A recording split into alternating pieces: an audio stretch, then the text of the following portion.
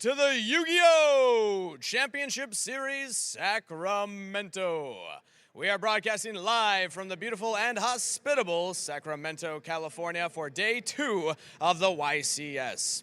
Yesterday saw 8 rounds of competition for our duelists in advanced constructed, along with our incredible public events, but the fun does not stop there as the competition continues. Day 2 will see more side events, 2 more rounds of Swiss into a top 32 bracket before crowning our eventual YCS Sacramento champion.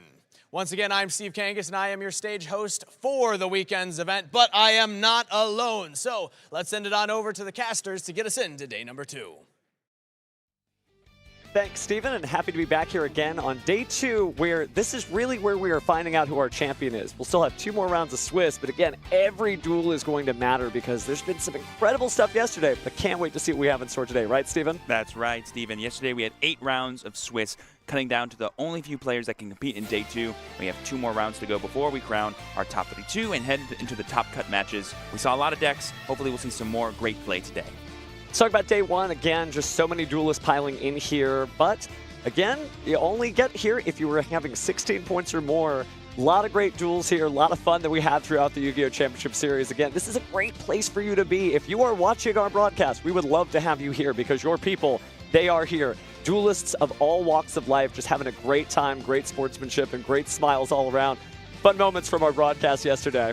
We saw everything from people that have been playing for a few months to tens of years, and it was a pleasure to have them all on the stage. That could be you someday as well. Let's take a look at the event format we have, right? Because we do still have rounds to go, right, Steven? That's right. Today is going to be a little different than A1. We only have 2 rounds of Swiss, 45 minutes, and then after that we're going to cut to top 32 and top 16. Those will each still be the best 2 out of 3 45-minute rounds, but then once we get into the top 8 and top 4, these are going to be 55-minute rounds. Something to keep in mind, too, is once we do get to top 32, it'll be single elimination. Once you lose, you're out. It's not going to be Swiss where you stay the entire time.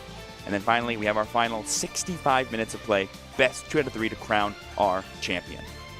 Certainly may need every minute there because we have had some grindy games. This has been a wonderful format of Yu-Gi-Oh! Because just some really cool stuff that these duelists have been competing for. And speaking of competition, would be a competition without prizes. Let's take a look at that first place prize pool for our champion. Yes, as I mentioned yesterday, we have a brand new Anotherverse Ultra Rare Championship card.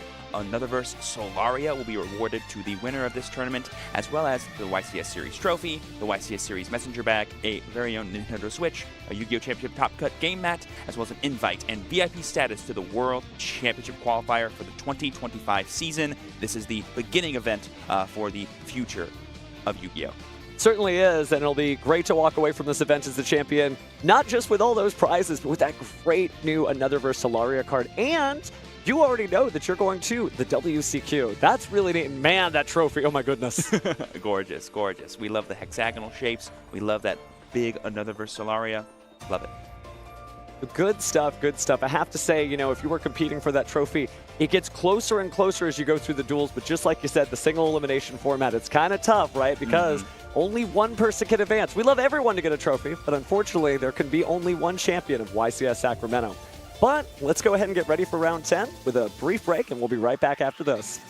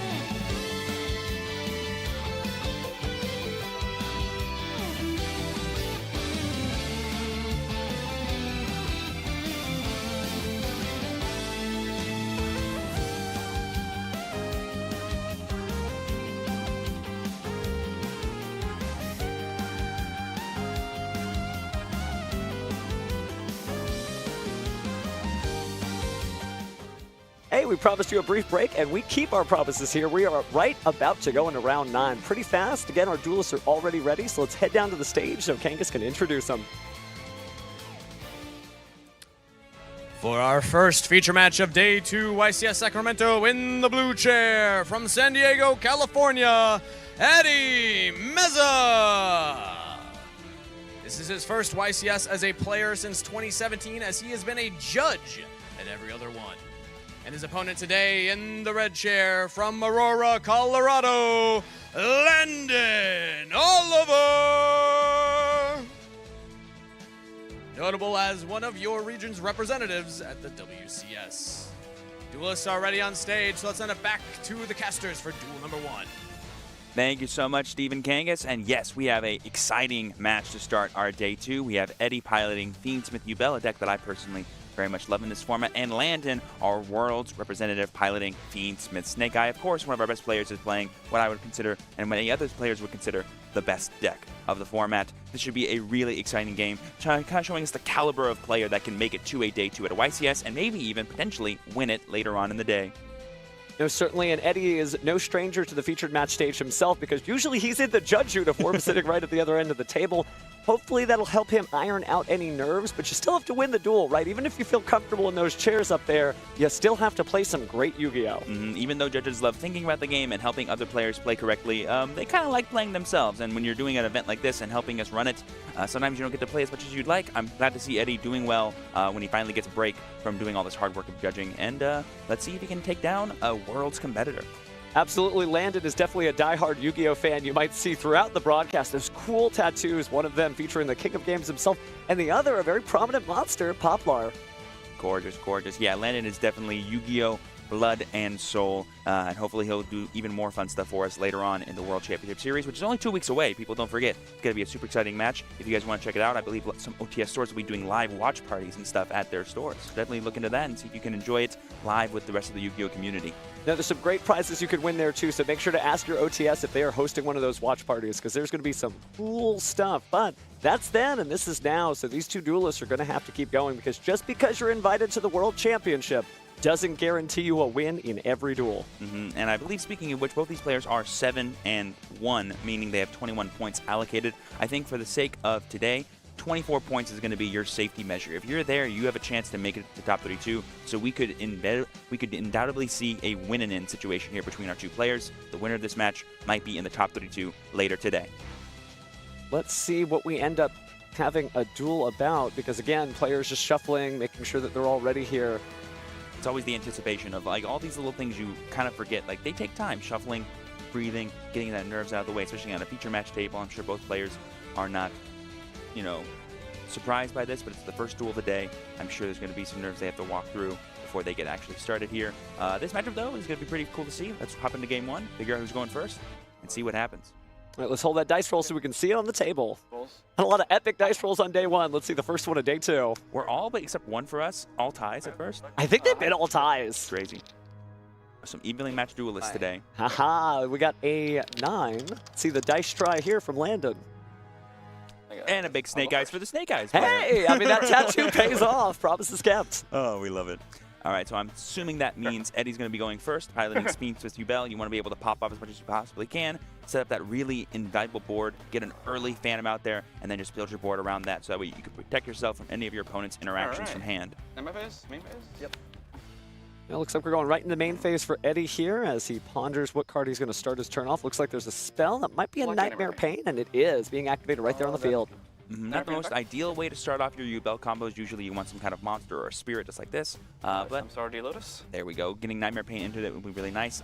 The reason why you don't always want to start with Nightmare Pain is usually it's the only card you have to search off a Spirit of Yubel. Most decks don't play Eternal Favorite, but who knows? Eddie might. We might see it come out. Eternal Favorite kind of goes in and out of Yubel deck lists. It's a very interesting card, but sometimes it just takes a little too long to get going, but we'll have to see what he ends up using. Right now we're seeing Yubel back on the field because of the Spirit of Yubel. The Infernal Gravescorper is going to go ahead and destroy Yubel after it summons itself to the field. Just trying to get as much advantage as he can before he commits to Samsara Lotus, maybe trying to insulate himself against some of the disruptions that Landon has access to. And there we see a nice Link 2 play. This is probably going to go into Unchained Soul of Yama. Yep, there it is. Unchained certainly giving a lot of bounce to the ounce for all these different Fiend decks, so it's a little bit of a Fiend hodgepodge, right? Little Fiendsmith, little Yubel, little Unchained, but it definitely gets it done. to go ahead and search through the deck here, and we are grabbing Sharvara. And I think here we're maybe going to try to go for a Phantom, so that way we can insulate ourselves on our 5th summon against cards like Nibiru, the Primal Being, or whatever else Landon could have. For the continuation of his combo here, now that he has access to his Unchained package. Landon considering his options here, but seems to let it go. Yep, and there we go, returning both Terror Incarnate, and I believe that's Spirit of Yubel? Think so. So it can. It looks like Spirit of Yubel is still in the graveyard, so it might have just been both the Yubel forms 1 and 2. Just get both of those engine requirements back into the deck so you can reuse them later with the other effects. Makes a lot of sense to me. And now we still have our normal summon for Eddie. We did all of this without requiring one. Certainly a powerful deck there. It seems strange, right, to the Untamed Duelist's eyes, but just having 0 attack gets it done when you've got Nightmare Pain ready to lure your opponents into attacking and taking the damage instead. So then we see the Graveyard Effect of Squirmer bringing back Spirit of Yubel from the graveyard. We're now going to Link Climb some more. This could be for regular Soul of Rage, or no, it's going to be for, of course, Moon of the Closed Heaven, so that way he can get into the Fiendsmith part of his Fiendsmith Yubel deck. That's right, we have 3 kind of different engines going on here, a mini little Unchained splash, but the main stuff is going to be Yubel and Fiendsmith. Definitely helps to have that Spirit of Yubel in the field because, again, all of these plays are insulated from something, well, that could just go wrong because instead you'd be destroying a Yubel card, and the opponent doesn't want that to happen. You know, with the Snake Eye deck, you also see this too. Usually Appaloosa appears on the board, and then they start popping off in a very imaginative way. But here, Spirit of Yubel can be added very quickly to the field and very easily, so now we're going to the Fiendsmith side. And now we're going to do our normal summon versus Armor D Lotus to just sort of restart that churn of our Yubel engine. Probably going to get another Spirit. Probably just, maybe we can just add this one to hand, I would assume, or we're going to try to directly summon it. Okay, great. This is going to be summoned here, and now we have access to Requiem. Requiem can bring back the Engraver. Oh no, we already went into the Requiem. Oh my gosh, I totally forgot already. Yeah, but it looks like we are going to return 2 materials here for another copy of Phantom of Yubel. Again, while its effect can only be used once per turn, its summoning condition is unlimited. So as long as you got the materials, here comes another one. Players have been opting for 2 or 3 copies of this card at minimum in almost all their decks because of how powerful it is at insulating you from your opponent's disruption. Again, it's like a really early Appaloosa you can play for most of their decks, but you can do it as early as, oh, I have 2 Yubel cards? Cool. Definitely helps, and being able to recycle those valuable one-ups like Yubel and Yubel Terror Incarnate really, really helps. And for those who are, anime fans, you might see a Nightmare, but I don't think there's any Ultimate Nightmare here. I think we're just going to go ahead and set the graveyard back down, proceed with play.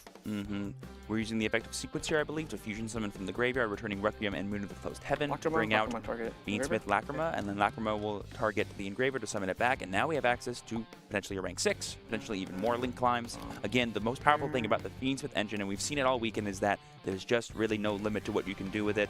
The way it starts is not always the way it finishes. You can go into whatever you need to, and here we're going to see a Highwing King Caesar. I believe that's the first time I've seen this all weekend. Yeah, it's not always a popular choice there, but when you're locked into Fiends, it definitely helps, and it's still really good because getting rid of those special summons, man, that is a strong effect for sure.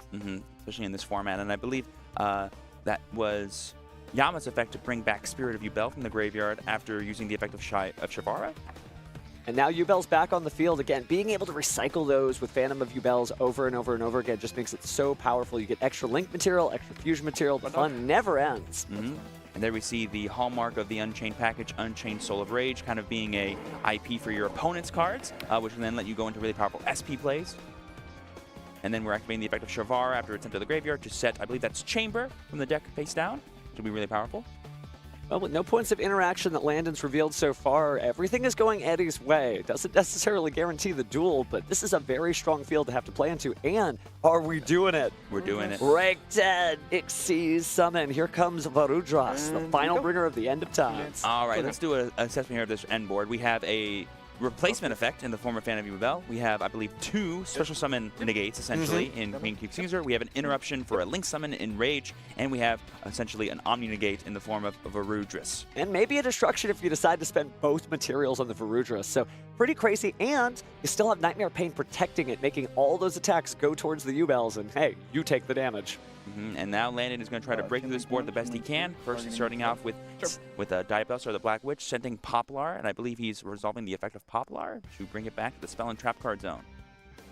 And he doesn't do anything with the Spirit of Yubel yet, trying to save that. And again, the Wave King High Caesar really lets you get stuff done. You can sit back, sort of choose what you're going to do, and We'll see what happens if the next card gets activated, if he actually decides to jump in the duel. Also, I just saw a peek from Eddie's hand. I saw Ghost Ogre and Snow Rabbit, which has been a very popular hand trap amongst players in this tournament. It really helps in so many different situations, whether you're fighting against Tenpai or maybe you're trying to stop a continuous spell card of some kind, but really good stuff. But we'll see if that actually pays off in this duel. The next card is a normal summon Snake Eye Ash. Gonna go ahead and use the effect, no stopping here. Yeah, exactly. And then I think the best interruption that you can do for the Caesar specifically might be on an original or a wanted that Landon tries to play. That could probably be the most powerful thing to stop, because I believe that would still send the card to the graveyard, and then they just won't summon. Yes, definitely a 2-for-1 there. It looks like that's what we're going to do against the Poplar effect. So now it just adds to hand, doesn't summon, correct? Or does it get destroyed by Wave King Caesar? I think it's going to be destroyed, yeah. So it is destroyed there. And then we use the effect of Lacrima, send back to our extra deck, and then we will deal 12 damage to Landon, bringing him down to 68. 1,200 off the top, certainly familiar for Sword Soul fans, but definitely can make an impact in these duels, because we've seen that this game format, as things get grinded out, right, as these duelists sort of break each other's boards, it does just get down to just like core Yu-Gi-Oh mechanics, right? I summon a monster, I attack. Your turn. When your opponent has so many ways to interact and sort of stymie you from doing what you want to do, oftentimes you have to revert to just basic fundamentals. Okay, how can I break this board with just attacks, or how can I break this board by just summoning monsters and dealing damage, without actually going balls to the wall with the advantage. This is certainly good practice for Landon as a World Championship representative for North America in just 2 weeks, getting to fight at the top tables here again on the featured match stage. So we're going to go ahead and link summon. Sent those 2 monsters to the grave, just picking out what's next, thinking about options, but it's going to be Nightmare Phoenix co-linked with the draw effect against that Unchained Soul of Rage. Interesting. Normally, when like your Snake Eye Ash and your Diabellstar sort of get stopped, the best play to go for is this Fiendsmith package to get you in. But I think he realizes that because of the Verugus in play, he needs to go for kind of worse effects, but still effects that can get him advantage, like this co-link Nightmare Phoenix to get rid of spell traps and draw a card. Because right now the biggest pain is the Nightmare Pain for Landon to deal with. Well, interesting to see the discarded DD Crow. Didn't catch to see if Landon just drew that for his 6-card per turn or already had it, but might have been holding off on monster interactions because he was worried about Triple Tactics talent. Does look like we are going to hit the Ghost Ogre and Snow Rabbit. And while those co-link monsters can't be destroyed by battle, Nightmare Cerberus would have to be on the field to just prevent that Ghost Ogre.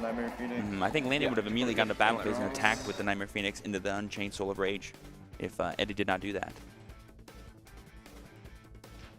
And he still has a lot of different things he can do. Hasn't even touched the Verugus yet.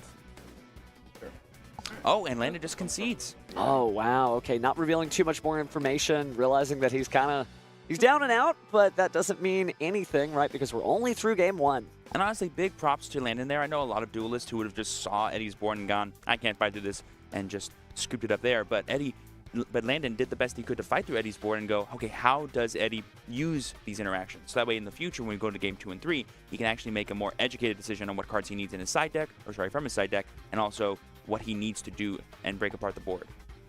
Now, Duelist going into the side deck now as Eddie takes game 1. Landon going ahead and losing that first game. Again, just some craziness there to see how powerful Yubel has become after all these years, right? It was 16 years in between great Yubel support, but between Phantom of Darkness now, it's a whole new ballgame. That's right, Steven. And in terms of this new ballgame, we have a new game 2 coming up with now a side deck included. And these are 2 of what I people would consider the best decks in the game. We have Fiendsmith Yubel and Fiendsmith Snake Eyes. I think both their main decks are already pretty teched out for this matchup. We saw that Landon was main decking DD Crow of all things, which is a card I haven't seen a lot. I know most people value things like Fist Shields and stuff like that because of how many Light and Darks are out there, but never underestimate the power of an always quick effect banished from the graveyard. That could be just as powerful. Now, the DD Crow definitely is a very interesting main deck tech there, and certainly as he thinks ahead to the World Championship, he'll have to come up with some creative ways to be able to best his opponent. Because just like you said, you can't just concede, you got to stick it out. Speaking of sticking it out, let's stick to the subject of side decks. What do you put in that's not really going to interrupt your own stuff? This is not a deck that could just pump in the Dimension Shifters and say, I've got you, because it too relies on the graveyard. I would say we could focus on, depending on what game we're at, right? Like if we're focusing on, oh, we're in a game 3 situation and I'm doing my best to survive so that way I can go into my turn, things like Dogwood to gain life points because of all these special summons that these decks do could be really powerful. But specifically because we're doing a game 2 and Landon is going first, I don't think Landon is going to be doing too much in the way of let's try to counter Eddie's deck. He's going to be doing how can I insulate myself against the counters that Eddie might have. So things like Crossout Designator could be really powerful. So that way you have your own interruption for your opponent's interruptions. And then in terms of Eddie, I don't know, just more cards. I think things like Drone Lockbird, Molcharmy Perulia, ways that you can sort of either stop your opponent or draw more cards for yourself. So that way you have more resources to break through your opponent's resources could be the best way to go. Again, these decks, like you said, can't just play the haymakers that just go, I'm going to turn off your board and then just do my own thing. You kind of have to kind of play through the game in order to actually win. You're absolutely right there. Looks like they have made some very quick decisions, so it seems like you were right on target. There's just a few minor changes maybe, but sticking with the essential game plan that got them this far in the tournament. Again, to make it to day 2, it's not just showing up. You had to qualify for this, so both these duelists worthy of being here in their own right. Something, too, that could be really interesting, and my favorite thing that's been happening all weekend long is because the extra deck space has never been more premium than it is for this tournament. It feels like people have been side decking many different extra deck monsters. We've seen people side deck Access Kotak, or we've seen people side deck, Gaga Cowboy, or various other things for whatever situations they know would be super useful for them, because that 15 is so precious, especially in these Fiendsmith decks. So I wouldn't be surprised if we see some extra deck monsters get side decked in these matchups either. Absolutely. We've seen how impactful it can be where an Access Code Talker just shows up out of nowhere. And it is true that if you're going first, you don't necessarily need to clean things out like that because maybe your opponent never gets to establish a game plan because you've got your own already in full swing. But it is interesting to see how many times we've seen players, pull out their extra deck, takes a card out of a sleeve, and then pop something into the side deck. Just really good looking out to see that, hey, you can fit more options in and expand what it means to have an extra deck. I always think there's 3 main resources. There's time, which Landon did a great job of conserving. There's interaction, which both players have. And then there's power, which, again, both players have no minus of that. Let's see what they can do in Game 2. Who will win between the judges and the world's competitors? Let's find out today. Cool. All right, good luck. Good luck. All right, Landon opted to go first here, so let's see what he's able to establish here. Let's see. I think I see Snake Eye Ash, which is more than enough to start off. And an Ash Blossom there, so a little bit of kickback as well. Draw phase.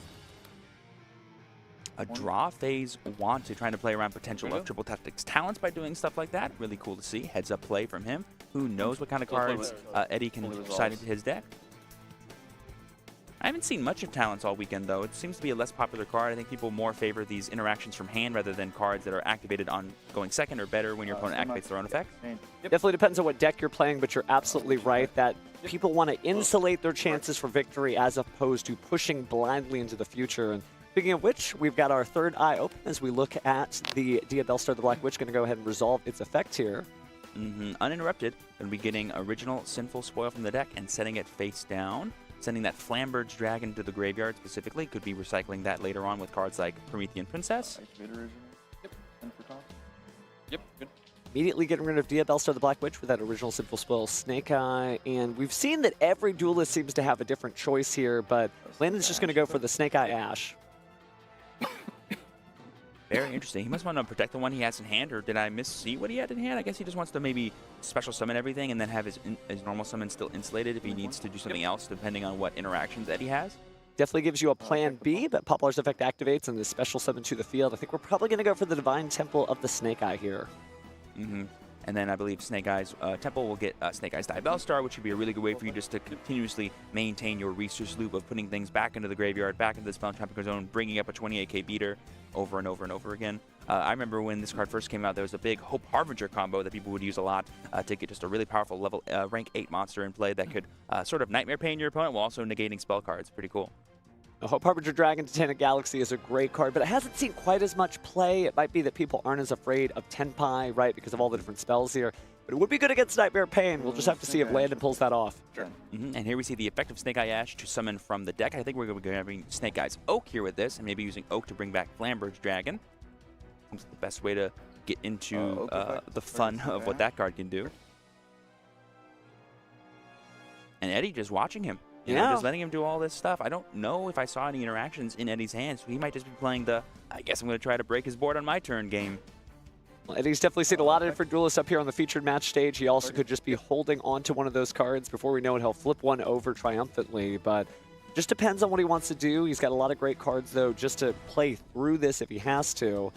But on Landon's side, we've just established a few level 1s. I think it's about time to get some Link summons going. And then we use the Wanted to return the original Sinful Spoils to get an extra card in hand, just to get as many resources as possible before we commit to our big Haymaker plays, is I think what Landon's going for. He's like, all right, let's get a vibe for what Eddie can do, and let's just go through the motions here. We're going to use, I believe, these 2 monsters. This could be a good time to go into Moon of the Closed Heaven, and there it is. Because now we can unlock the Fiendsmith portion of our deck. That's essentially what Moon of the Closed Heaven does in all extra decks. It just goes, oh, do I have 2 monsters? Great, now I have Fiendsmith cards. Definitely helps to get the combo going. There's a lot of great Light Fiends out there, but Moon of the Closed Heaven, certainly easy access for all players. They're a great common out of the Infinite Forbidden. But looks like that's going to immediately turn into the Fiendsmith Requiem, and you know where we're going from here. It's Engraver time. Engraver will potentially grab Tract. We'll get Flurry. We'll do all the fun stuff. Is that a quarter-century rare Engraver? I think it is. Really showing up here and representing his region proudly. Yep, this is, and again, this is, I've been saying this all weekend long, but what do you do after you summon an Engraver? You're just like, I can do, I think, anything I want. It's such a creative deck, you know. I think one of the first decks where you could just kind of go everywhere is Gladiator Beast, right? There's no like set way to play that deck, and Fiendsmith is the modern version of just, you know, choose your own adventure. You can go this way, you can go that way, and that's why it pairs with so many different decks, because you literally can alternate between the combo. You could be like a little Fiendsmith, a little Snake Eye, a little U-Bell, a little Fiendsmith. So back and forth, it's been a really fun format to watch. Yep, so there we go, going into the Fiendsmith sequence. Potentially going to be unlocking some fusion summons from here. I think did we draw another copy of Divelstar? I think so. Looks like we're going to use Oak and Flamberge to get us another Snake Eyes monster from the deck, it looks like. Just thinning that deck out more and more of all of his engine pieces. Bringing out a copy of Snake Eye Ash. I believe both effects of Ash have already been used this turn, so this is just another body for him to access, while putting Flamberge back in the graveyard, triggering its graveyard effect to summon out the 2 monsters. Really heads up play from Landon, waiting until he had his graveyard full of Snake Eyes monsters before he actually sent that Flamberge back, because he unfortunately drew it for turn. Certainly not a card you always want to draw, but we've seen some very cool combos with it so far. Still just a few level 1s of the Fiendsmith sequence. Haven't gone necessarily as hard as you could, just kind of establishing a board, maybe trying to feel out if there's something fishy going on in the hand there, but so far, nothing crazy. I feel like if you're Landon, you're like, okay, I think I'm good to go, so now it's showtime. We're bringing out the Lacrima. We're going to use Lacrima effect to, I believe, add Engraver. Sure. And then from here, we could probably use the effect of Engraver to go for a Tract, maybe, to get the extra body of Flurry. Yep, okay.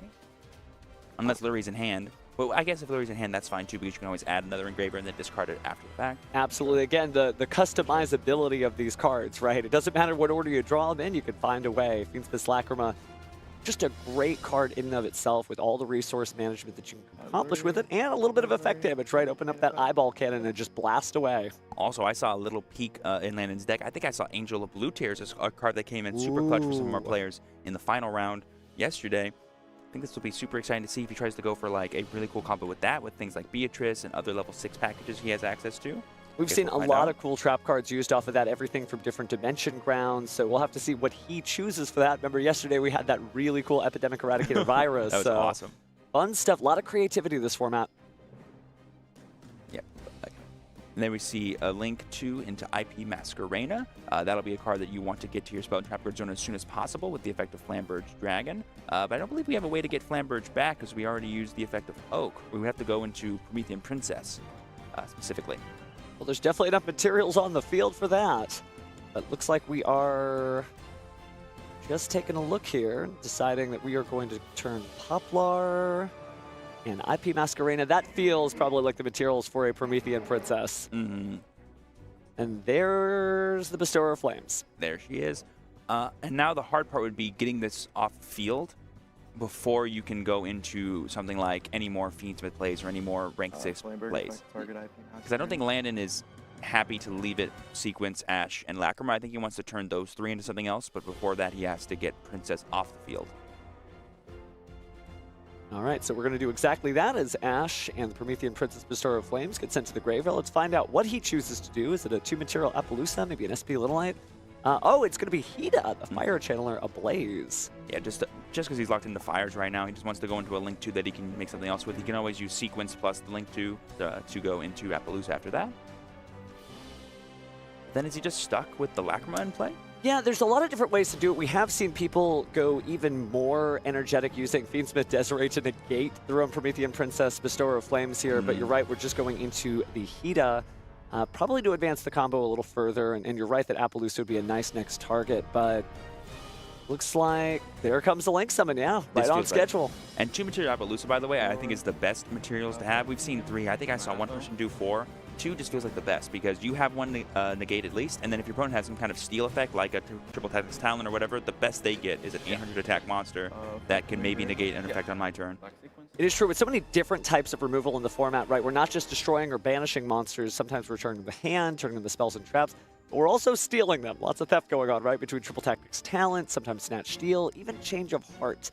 So with all that in mind, you kind of don't want to leave your worst nemesis on the field, because an Appaloosa that's good for you could be great for your opponent. And here, we're not going to be going for a rank. We're going to be going for another link. This link could be for that Nightmare Phoenix, co-linking with Appaloosa, something that you mentioned quite a bit, being able to get that extra draw and that protection for your Appaloosa, because even though it is 2 material, it's pretty weak. You want to make sure that it can't just be run over if we just skip the battle phase. And there's no safe spot now on the field to just go ahead and summon maybe even an 800 attack monster off that first negate and try to crash into it. That is not going to happen here with Nightmare Phoenix. A very powerful combination. Obviously, it's very expensive. That is 6 Link materials worth of monsters, but what you do get is a lot of insulation for your standard Snake Eye combo here, right? We've got all the pieces that you usually see. Divine Temple, the IP Masquerena, of course, the 2 material Appaloosa, and Flambird Dragon. So pass over back to Eddie. And never forget the Princess in Grave. That's essentially Wave King High Caesar, but it's a surprise. And then we see Dark Ruler no more. Ooh, now interesting. I'm going to go ahead and turn off all of those. Yeah, really powerful going second tool there for Eddie. It's actually neat to see that combination of things like going first interruptions as well as going second responses. And there we see Nightmare Throne, one of the best 1 cards in all of Yu-Gi-Oh! And there we see the Ash Blossom of Joyance being Windmill Slam. We cannot let Nightmare Throne resolve for the search. And here we see Engraver being discarded to search for Tract, just one after the other. Eddie's like, all right, I already knew how I'm going to play this turn. I'm just going to go through it. No matter what you do, Landon, I'm ready to go. Definitely executing its game plan, and certainly a Fiend enthusiast, even having Fiends on his spell card with Dark Ruler no more. But the great news is yeah, he won't be able to do any damage this turn, but you don't really need to in U-Belt. You're really setting up that Nightmare Pain. So let's go ahead and Fiendsmith Tract, discard Fabled Lurry, and see it back on the field in the flash. Activating the effect of Fiendsmith Lurry as Chain Link 1, seeing if Landon has a response. He does not. It gets summoned out. Landon has a response on summon, it looks like. Definitely cool to see some of the best cards in the Yu-Gi-Oh! Trading card game side by side, right? Nightmare Throne, Chain, Ash Blossom of Joyous Spring. Yes, we saw it in real time right there. Target Temple. Target IP Masquerena. You're good. The IP Masquerena is going to advance on the field, and maybe we're trying to stop the Fiendsmith Requiem right here. Thinking. The question I think Landon would have to ask himself is, does he have a card? I like the effect. Sure. Yeah, exactly. I think there's no reason not to go for that SP play right now. Using your Appaloosa. Maybe to co-link a different monster there. A lot of different options. Let's see what he picks. A co-linked SP could be pretty cool.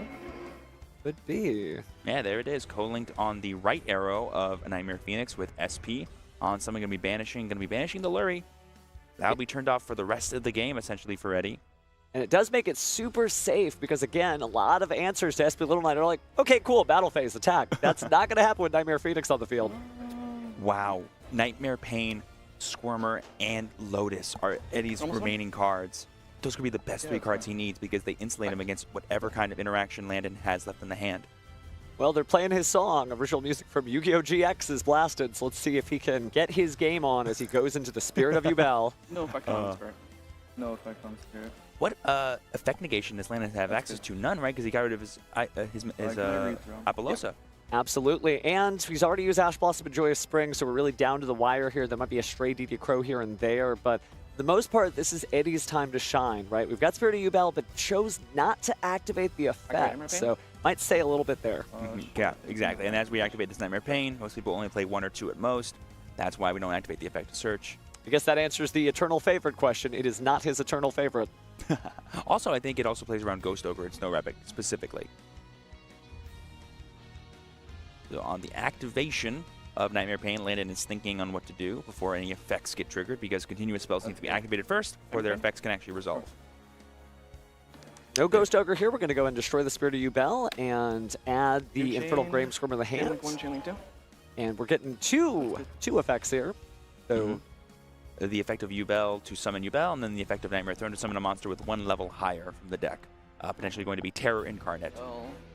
So probably going to recycle that Terror Terror Incarnate at some point, because you could also use it, that Yubel, to bring Terror Incarnate back and then have 2 sets of materials for Phantom of Yubel.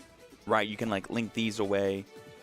Oh, you can summon the Squirmer. And you already triggered this, A correct? couple of different ways to do it. We'll have to see how Eddie ends up playing this out. Yeah, I think it would be Shuffle back Incarnate plus a Fiend from Grave to summon Phantom of Yubel. Then you summon Squirmer, destroy the Yubel you already have in play, bring back Terror. I think the way to do it, but you might want to get Squirmer and Grave sooner rather than later, so I'm not sure what Eddie's going to choose to opt for. Well, speaking of the graveyard here, we are seeing that Promethean Princess Bestower of Flames target the Flamberge Dragon, and I believe it was the standard Yubel. Yep, and here we're going to chain the Squirmer. Landon realizing that Eddie probably has some really powerful plays if he leaves his board as is, so he's going to try to interrupt it now with the effect of Princess. But luckily that Squirmer will be able to save the Yubel from being destroyed, and he'll destroy it on his own terms, essentially. Going out my way. We'll chain SP, targeting itself, and... Oh, but we're using SP Little Knight to target itself to banish. The monster's effect was activated. That's here Incarnate. So I think when all is said and done, Eddie will be left with a single copy of Squirmer. This, and then from roll choose at the top. So Now we're getting to the Promethean Princess. We are not destroying anything with the Infernal Grave Squirmer there, but Yubel will be destroyed nonetheless, and unfortunately that Yubel Terror No, it's Incarnate optional. commonly a one-of, so not going to see anything there. Yep, the effect to destroy when Grave Squirmer is summoned is optional. Almost always you want to do it Not because the it only- lets you get powerful cards in the graveyard and activate powerful effects. But in this case, he would be, destroying a monster that can't be destroyed because it's marked to go to the graveyard already. one in hand, yeah. Or because the effect is, wait, this Princess negates the summon of the Yubel, correct? I know Princess would be destroying both monsters on either Okay. side of the field, Okay, so okay. just kind of shows up and says, hey, let's get this party heating up. Promethean Princess Bestower of Flames, what a wonderful year this card has had, right? Starting in February, it's just been incredible the impact she's had on the game. But right now the game is still going, so Flamberge's Dragon's targets are going to be the Snake Eye Oak and the Snake Eye Poplar. Princess came out in Age of Overlord, correct? No, I don't think it came out until the second set of the year. Okay. So it was going to be in February. Yep. Good old Phantom Nightmare. Thank you. Yeah, that was the one. When the rest of the Smith cards really got to, the Snake Eye cards really got to pop off.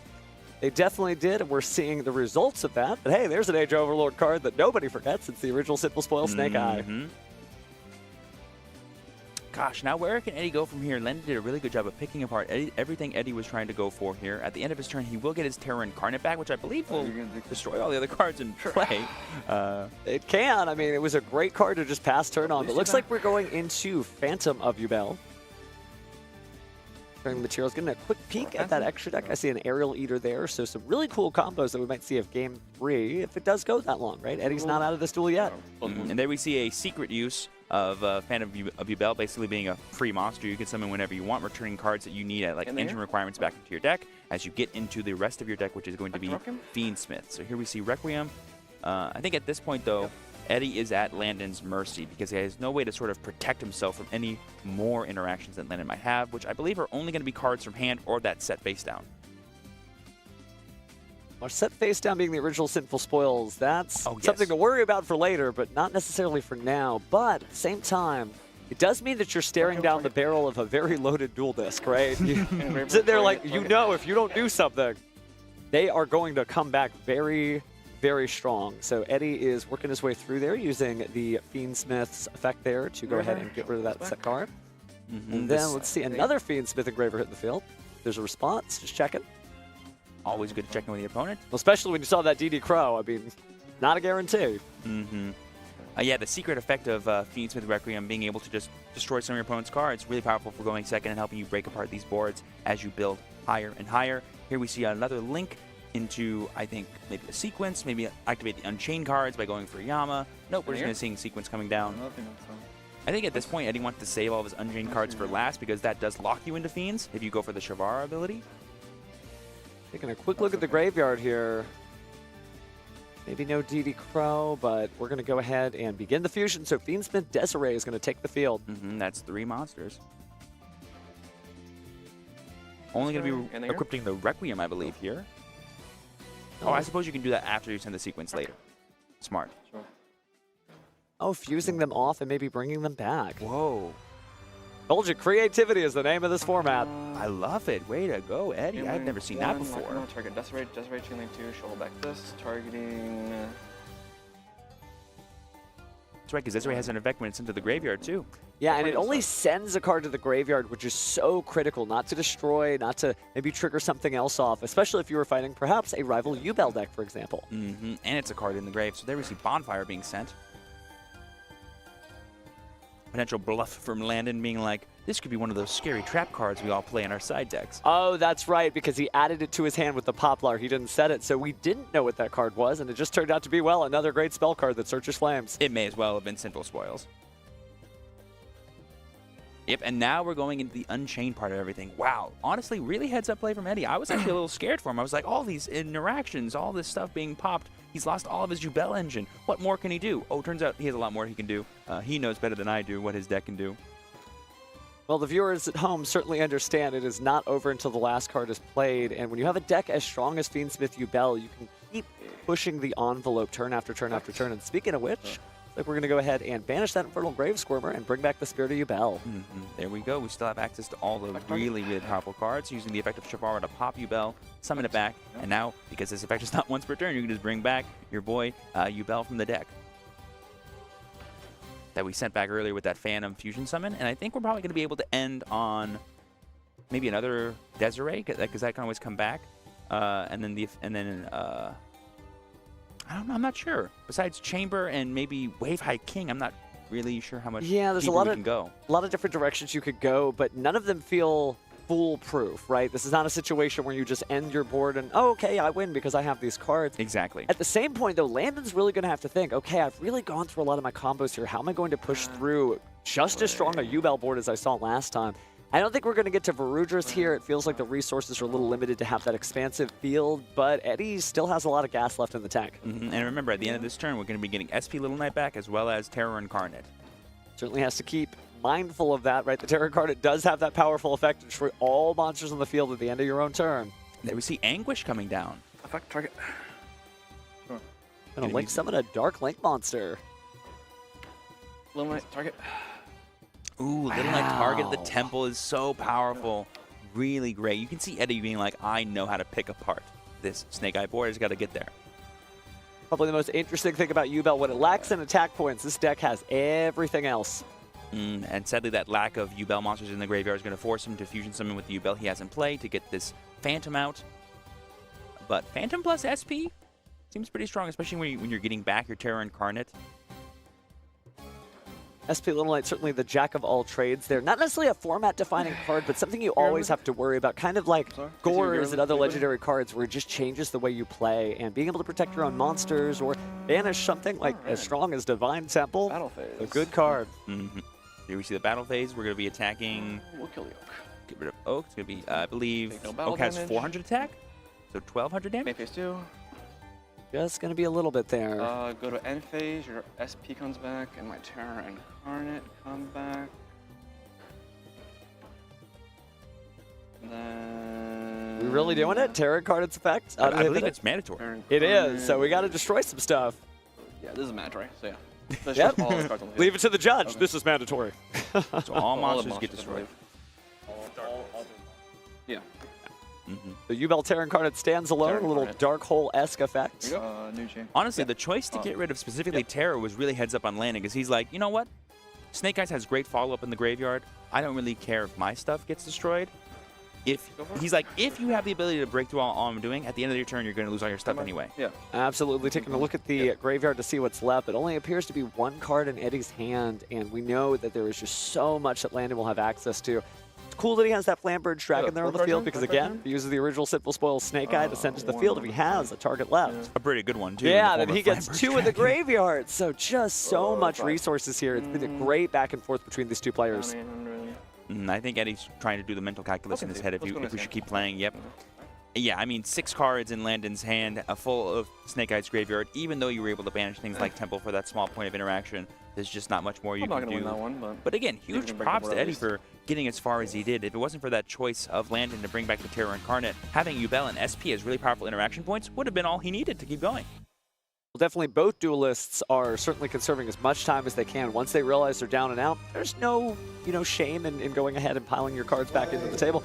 Because you do have to realize the clock is a resource too. You still have to be able to play a full game of Yu-Gi-Oh! And so to look up at that clock and be like, nah, this isn't happening, is something every great duelist should consider. Right? There's always 3 resources in every game. There's the actual cards you have, there's the time you have to use them, and then there's the power that those cards can create. Both these players are doing a great job of combining all 3 of those factors, and we're seeing some master gameplay going on. It's so funny how that one decision, I'm going to banish the Terror Incarnate, I think was able to clinch this game for Landon because it gave him a pseudo extra interaction from Eddie's own deck. Yeah, turns his monsters against him, which UL is well known for, right? So nothing like a little nightmare pain going your way. But it is true that Eddie never was going to get a chance to put a meaningful series of cards on the table because during the end phase, there comes back UL Terror Incarnate to clean his own board. I think like the best way to describe both of these decks here and the main differences between them is that Yubel, I would say, has the stronger board. Like, we saw how turn 1 Eddie was like, yeah, I don't think there's anything you can really do about this anymore, Landon. But Landon's board is always robust. It has so much follow-up. We saw every card Landon had got destroyed, and he had 6 cards at the beginning of his next turn. Certainly always able to swing back into action there, but we noticed as the camera panned over the top there was a lot of those go second cards that Eddie had, Dark Rulers No More, all kinds of great stuff. But that stuff likely is going to come out now because he's going to go first, and so you are going to have to retool your game plan. If you're Eddie, you're probably hoping just to have a repeat of Game 1 where you just get to do everything. But Landon likely has access his side deck and may get a couple of cards that slows all that down. Yes, exactly. This is this is always the problem. Like, when duels go on is, okay, I know what I'm doing because I lost the last game, but my opponent knows I know that. So what could they be doing to counter that kind of thing? Sometimes it's funny to be like, that's why I always really love decks that like to go second, like Tenpai Dragon, because people will overthink too much, and then out of nowhere you'd be like, actually, I'm going first, and they're like, what are you gonna do? I built my deck for going first. Oh no. Always great mind games, Eddie. Just smiling there, talking with Landon as they get ready to go ahead and shuffle and present their decks there. I think we had 14 minutes on the clock for them before we I began think it was shuffling? about 9, if I recall correctly, but still enough to have a good, solid duel. But this might come down to the wire if it becomes a grind game between these two players, if they're able to just answer all the questions they have for one another. Like, hey, what are you going to do about this? Oh, this is what I'm going to do. Eventually, we might get to a simplified game state, but we will see. These two duelists are in it to win it, so it's going to be a good final game. So far, we've seen some master play from both sides. I can't wait to see some more as we finish up shuffling and begin into this game 3. And I believe Eddie has just signaled that he is indeed going first for this game. When they draw their 5 cards, I imagine Eddie's going to look at it and go, we can do this. And if he goes, we can't do this, he'll certainly try. Time ticket by for the side deck, but it looks like it rested down about 6 minutes and 35 seconds by the time we jump back in the game, which is still enough time to get stuff done. But you kind of have to hope everything just opens your way, right? Landon, if Landon's going second, needs points of interaction in the hand just to stop or slow down the Yubel onslaught. But Eddie equally needs to draw some Yubel cards, so we'll see what happens here. All right, all the judges are just making sure everything is ready to go for them so they can monitor the game state as needed so they can track time. It looks like we got the go-ahead. Our head judge is letting them know that they can get started. All right, looks like it is time to duel. Let's go ahead and draw and see what happens. We're going to go ahead and get game 3 started. Eddie is already looking pretty confident, I think. He likes his hand. I definitely see an opening of the Spirit Gates already in there, which is very exciting. And we're leading off with the best card in the deck, Nightmare Throne. Ooh. And Very, very solid. No Ash Blossom this time. Now we can really see the fun stuff begin. So we are definitely seeing a difference here. Landon maybe has some answers, but just choosing not to use them yet. But Spirit of Yubel is going to go ahead and hit the graveyard there. Now we're going to go ahead and summon Yubel Classic Edition. Here? So cool to see all of Yubel's different forms hanging out and all the different card art, right? Nightmare Throne, just chilling. It's having fun in that scene. Actually, funny enough, she's sitting in a blue chair, Eddie's sitting in a blue chair. Wow. Couldn't be more planned. What's the name of the ultimate version of Yubel? It's like Phantom? It's Yubel the Ultimate Nightmare. Nightmare. Thank you. Gorgeous secret rare, but not commonly played. Remember that Yubel Terra Incarnate does have the ability to miss the timing on its effect because it is when. So it is difficult to get that extra damage. And Yubel players have kind of discovered that Nightmare Pain kind of does enough effect damage as it is. And here we see a card that's also really powerful in the Yubel cards. It's sort of Sacred Beast support and opening in the Spirit Gates as well as Dark Summoning Beast.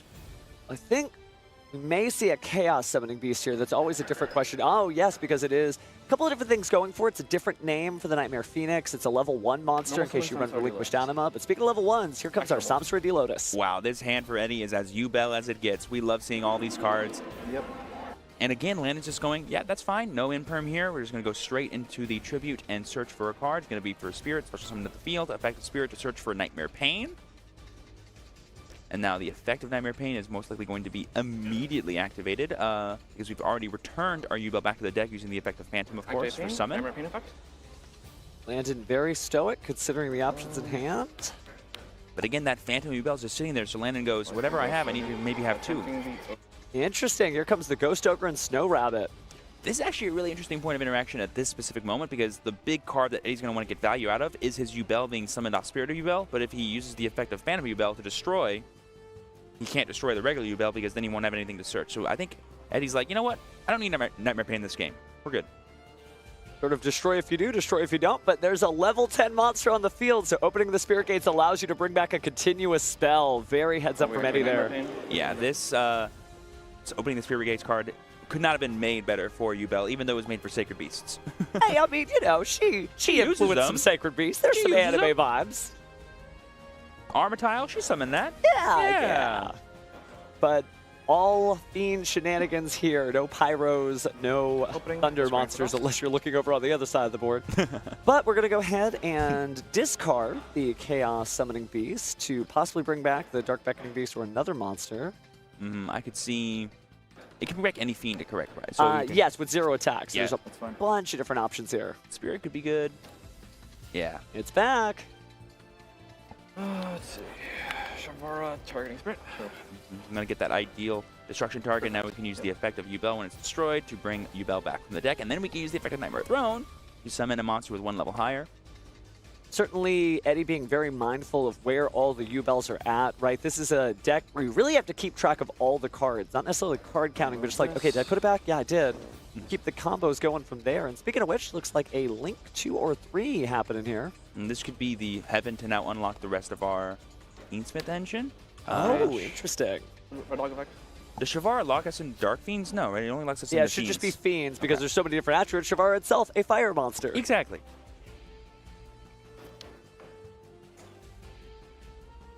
Honestly, that's my favorite part of the Phantom of Yubel is that it returns all these engine requirements that normally decks can only use once, maybe twice, as many times as you need to in a single turn, depending on how many Phantom Yubels you have. Kind of plays into Fiendsmith's inherent ability to recycle resources and put a very small package in an already cramped extra deck. Yubel's doing the same thing, right? And can even recycle some of the Fiendsmith resources. So these are just 2 great tastes that taste great together. Mm-hmm. Yep, and here we see Eddie just going through everything he needs to. Now we're entering the Fiendsmith side of his deck. We've seen the Yubel, the generic Fiends, the Summoning Beasts. All these fun engines working together for perfect Fiend synergy. We love it. There we see another Phantom coming out, essentially. We're turning the Dark Beckoning Beast and the Yubel. Summoning Phantom. Phantom. Gonna be using those for a Link 2, probably Sequence here. Yep, gonna act as that fusion summon part of his deck. And again, taking a second to consult the hand, but no, we are not responding. Honestly, that early Phantom of Yubel that Eddie played must have had Landon thinking over and over again, like, when's a good time to use any of these cards? Targeting the Engraver. And now it feels like there is no really good time because we're so far in. Any one of those could be a Phantom of Yubel Destruction change effect, and we haven't seen it yet, because we just let the Ghost Ogre resolve it. Also kind of tells you, this is one of those formats where maybe you just let something slide. You just let it go because you want to hold on to your resources and save that for later because you have so many cards, so many resources. You're like, you know what? I could lose this. I'll get it back. I think Eddie's now just going, how hard do we go? We're obviously going to be able to get the Lacrima 1200 damage effect this turn, which will allow us to get in the sort of power position in terms of time. Well, we haven't slowed down just yet, although the clock ticks down. I feel like this may be one of the situations where, you know, it's game 3. Maybe you do build up to a Fiendsmith Desiree eventually, right? There's a lot of different things you can do in between. But a Desiree would say, hey, you know, if you get the turn, you don't necessarily get to do much because I've got everything I need. Mm-hmm. And I think we saw a Spooky Dogwood sort of flash from Eddie's deck there, which is really powerful given that they are in a game 3 and they are in a time crunch. The extra life point gain could be pretty huge. We've seen that work even when there's infinite time on the clock because, again, life points do matter until they're 0. Can't make that.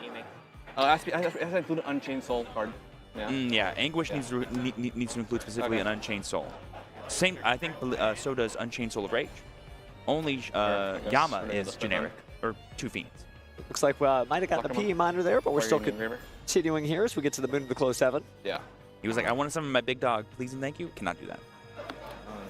But there we go back into the heaven that I believe we returned to the deck earlier. And the current end phase. Time was called in the middle of Eddie's main phase, and we were able to activate the effect of Lacrima to deal 1200 damage, and that's the game.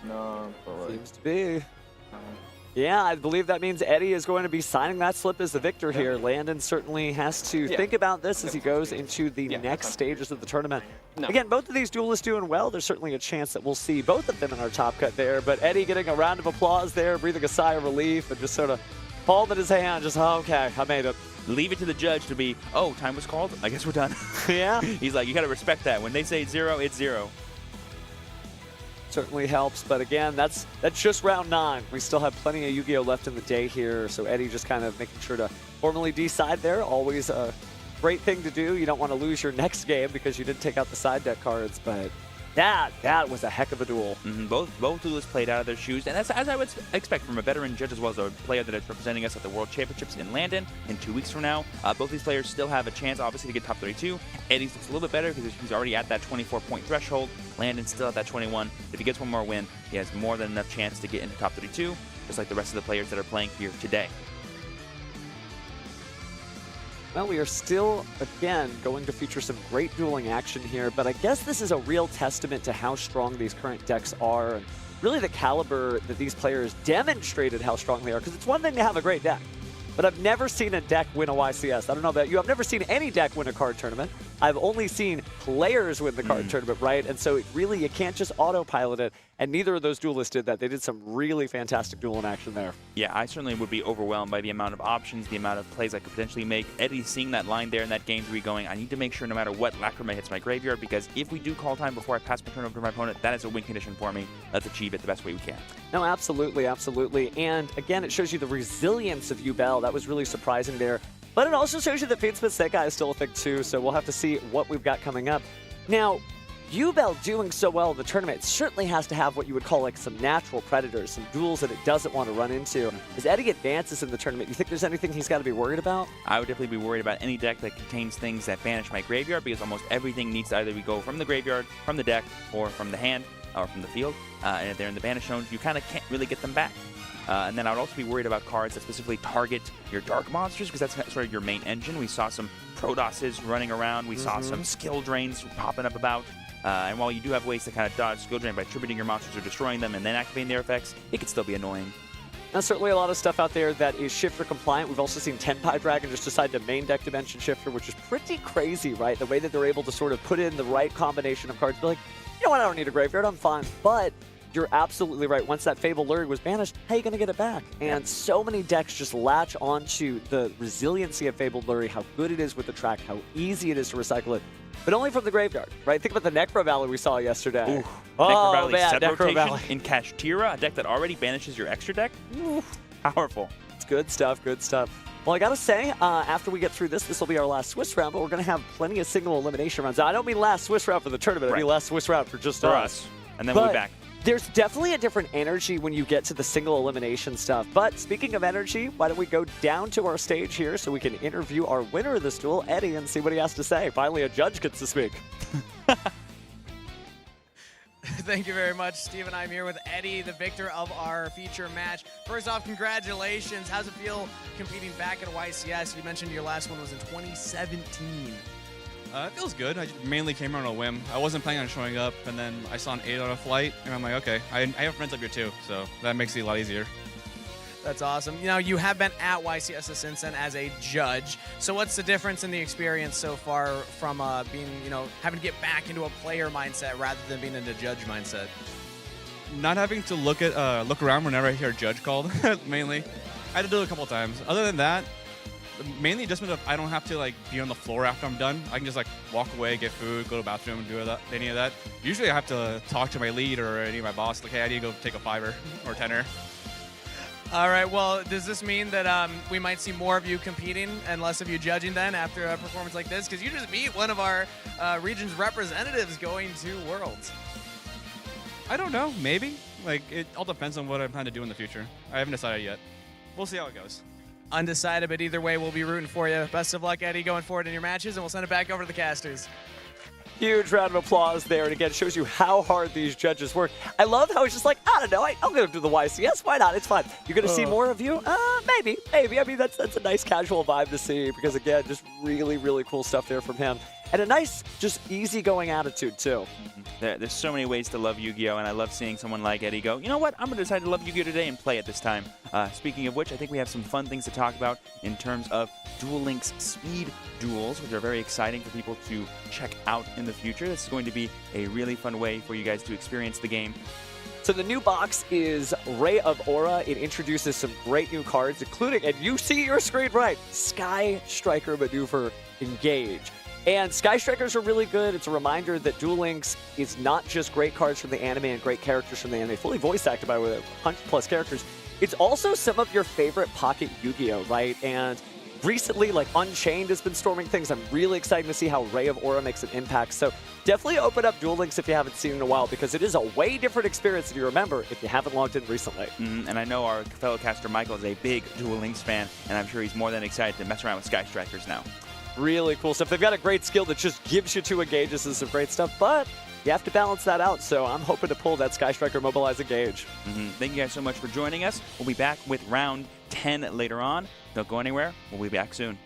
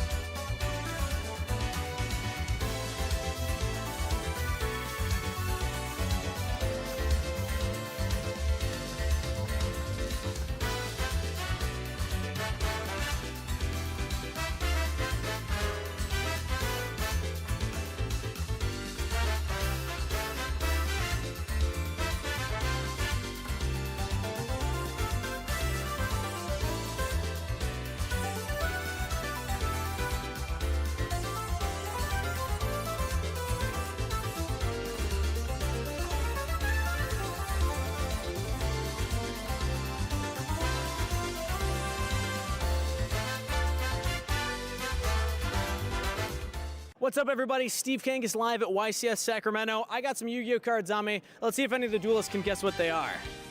I'm on the show floor with Eddie here. Eddie, you got 60 seconds. Guess the card. Monster. No. Spell. Yes. Meta. No. Is it from pre-2010s? Yes. Is it Delinquent Duo? No. Is it a normal spell? Yes. Is it used in GOAT format? Yes. Is it Pot of Greed? Yeah, it's pot of greed. Well done, Eddie. Well done.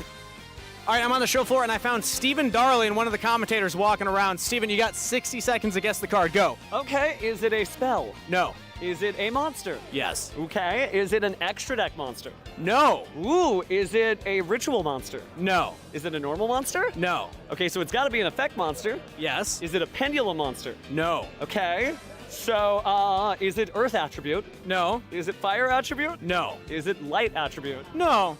Is it dark attribute? Yes. Okay, dark monster, that's most of the game. Is it Jinzo? Who's giving hints about these cards? Yes, it's Jinzo. It's Jinzo. That was just a guess. How did you do this? It's an anime card. Well done, Steven. Okay, well done. This is why he's a commentator and a judge. That was... I have no idea what to say. That was totally a guess. Well done. I'm live on the show floor with NAWCQ champion Aditya. You got 60 seconds. Guess the card. Go. Is it a... I can ask questions, right? Yeah. Is it a ritual monster? No. Effect monster? Yes. Was it released in info? No. Was it released in like the past 3 sets? No. Does it require tributes to summon? Yes. Is it a level 8? No. 7? No. 9? No. 5? No. 6? Yes. Is it an Unchained monster? No. Damn, I tried. Level 6, effect monsters. How much time? This is tough. Is it Fiend? No. No, I tried. I was thinking Engraver. Is it? Oh man, maybe I'm bad at this. Think old school. Old school. Oh, old school, old school. Dark Magician Girl? No. No, that's not. Wait, that is an effect monster. Effect monster. Level 6. Final guess.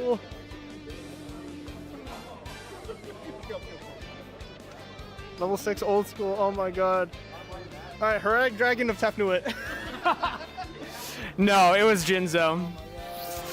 You might have won North American WCQ, but you didn't win the old school. This is for the old ones out there. Thank you so much. Dylan, you have 60 seconds. Guess the card. Is it a monster? Yes. Is it an extra deck monster? Yes. Is it a link monster? Yes. Is it link rating 1? No. Is it link rating 2? Yes. Is it a nightmare? No. Is it archetypal? No. Is it IP Masquerena? No. Is it a staple? Yes. I got Shunping nodding yes. I don't like the smile, but that's okay. Is it dark? No. Light? Yes. Is it a charmer? No. Is it Cyberse? No. A light? Is it a spellcaster? No. Oh my god. Think outside the box. What's the box? Was it released in 2024? Yes. Is it a fiend? No. I tried, man. Final question? No clue. No clue. Silhouette Rabbit. Silhouette Rabbit. That'd be a good one. I guess if the pros are saying it's a staple, it's a staple. No, so that makes sense. That makes sense. That makes sense. All right. Good stuff. I'm live on the show floor with Shunping. You got 60 seconds. Guess the card. Go. All right, cool. Is that a monster? Yes. Is that a level 4 or higher monster? Yes. Is that level 7 or higher monster? Yes. Is that level 9 or higher monster? Yes. Yes, okay. Is it one of the kaijus? No. Okay.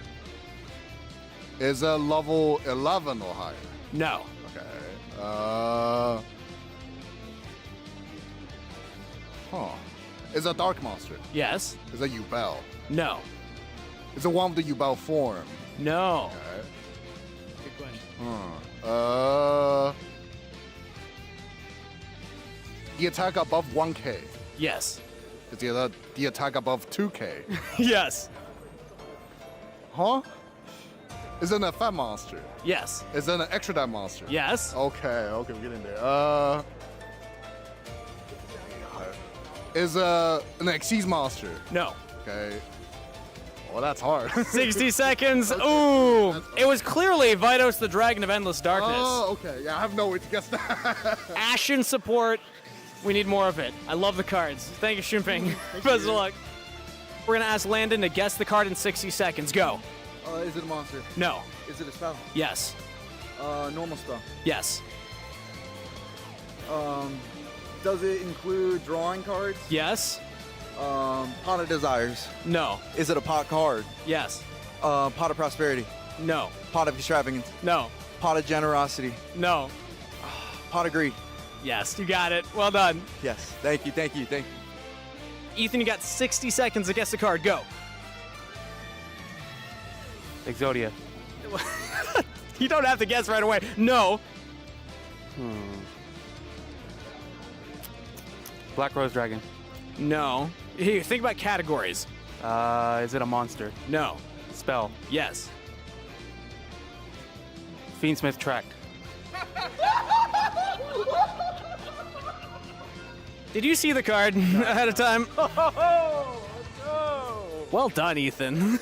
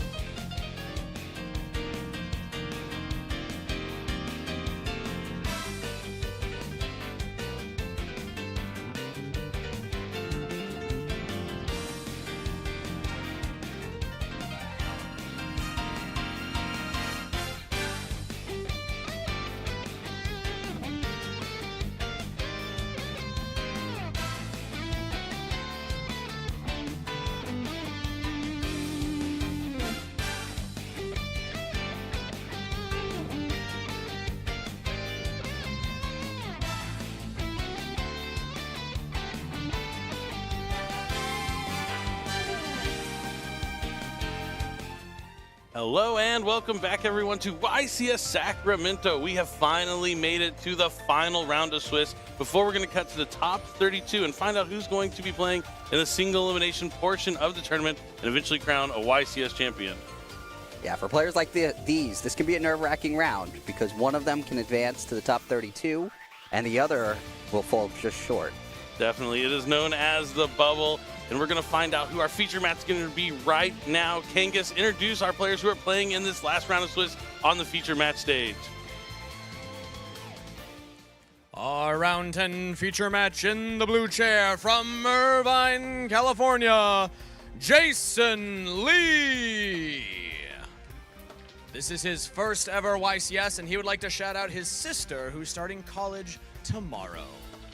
And his opponent today in the red chair, representing Mexico from San Luis Rio, Colorado, Edward Schum III. He topped the Mexican WCQ Nationals, and he would like to shout out San Luis and Tlaxcala. The duelists are ready, so let's send it back over to the casters for duel number 1. All right. Thank you, Kangas. That's right. We are here in the final round of Swiss. Both these players have 2 losses, 7 wins. That means the winner will put themselves in a good position to make that top 32. Not guaranteed how the tiebreakers are going to play out, but they need to win. A loss guarantees they will not be making it to that top 32 cutoff. And we see a deck we haven't seen, I don't believe, so far, and that is going to be the Cintura Ion strategy up against Labyrinth, which we got to see yesterday. Yeah, I'm hoping we see some more simultaneous equation cannons. That seems to be the way most players are playing Labyrinth this weekend. Yeah, they're really running those numbers to banish all those cards. Yeah, both of these players are doing very well with their decks. Fortunately for Edward, his O2 on his hat was not predictive of his performance. I did see that. And I love the poncho on Edward's side there. It looks really cool. And now they are getting shuffled up. This is going to be an interesting matchup. So Cintura Ion is going to be a strategy where there are tuners and non-tuners that place themselves in the spell and trap card zone as continuous trap cards that have the effect to special summon themselves during the main phase. So while not a trap strategy, still going to be using somewhat pseudo trap cards up against the Labyrinth, which is heavy on the trap lineup. I love how interesting the Centurion cards are because of their ability to sort of morph between the zones. Kind of reminiscent of Crystal Beasts. It kind of is, just a little bit, being able to transform themselves and monsters going back and forth between the main monster zone, the spell and trap card zone, placing themselves from the graveyard and the spell and trap card zone, finding ways to access the big synchros, the level 12 synchros. We've seen a lot of people using Crimson Dragon trying to go into the Calamity Lock. We're going to see if that is going to be the case here. There's also a lot of other really strong synchros, like Cosmic Blazar Dragon is a really good one you can summon out. One of the best level 12s that are out there. So lots of cool things you can do with Cintura Ion. Yeah, for a lot of decks, the Calamity Lock is sort of the end of it. For the opponent, but against Labyrinth, I'm not so sure. Oh, yes, because you can just set all your trap cards. You can set your cards. It doesn't always basically blank the turn or even make it any different than you otherwise wanted it to be. So that may not be the best strategy for Edward in this match, but we will see. That's when you can fall back on the Cosmic Blazar Dragon, which is probably pretty strong against Labyrinth, being able to negate anything. Yes. So he's going to have to adjust his game plan going into this round once he realizes what his opponent's on. It's going to be a USA versus Mexico matchup. And one of these players will be moving on to have a pretty solid chance of making top 32. As I said, this is notoriously known as the bubble. Will your bubble pop and you'll be eliminated from the tournament? Or will you bounce on into the top cut? This is, as you mentioned, the most nerve-wracking round, probably next to round 1 of the whole tournament. That's for sure. All right, and we are jumping in. This is game number 1. Now, I know it looks a little funny there, but this is game 1 here of our duel, and we are jumping into it. Looks like the die roll is going to start with Edward. Nope. It's tough for Edward because if he goes first, he's not going. If he doesn't know what Jason is playing, which he likely doesn't, yes, of course, he's not necessarily going to build the optimal field against Labyrinth. That is very true. An 8 here from Jason. 2. I will choose to go first. 2? Snake Eyes? Wait, there are no Snake Eyes here. No, not in this feature match, but at least the dice are still making an appearance, and it looks like Jason is going to go first. Likewise. All right, are we ready? Good to go? Draw face. Yeah. Stand by.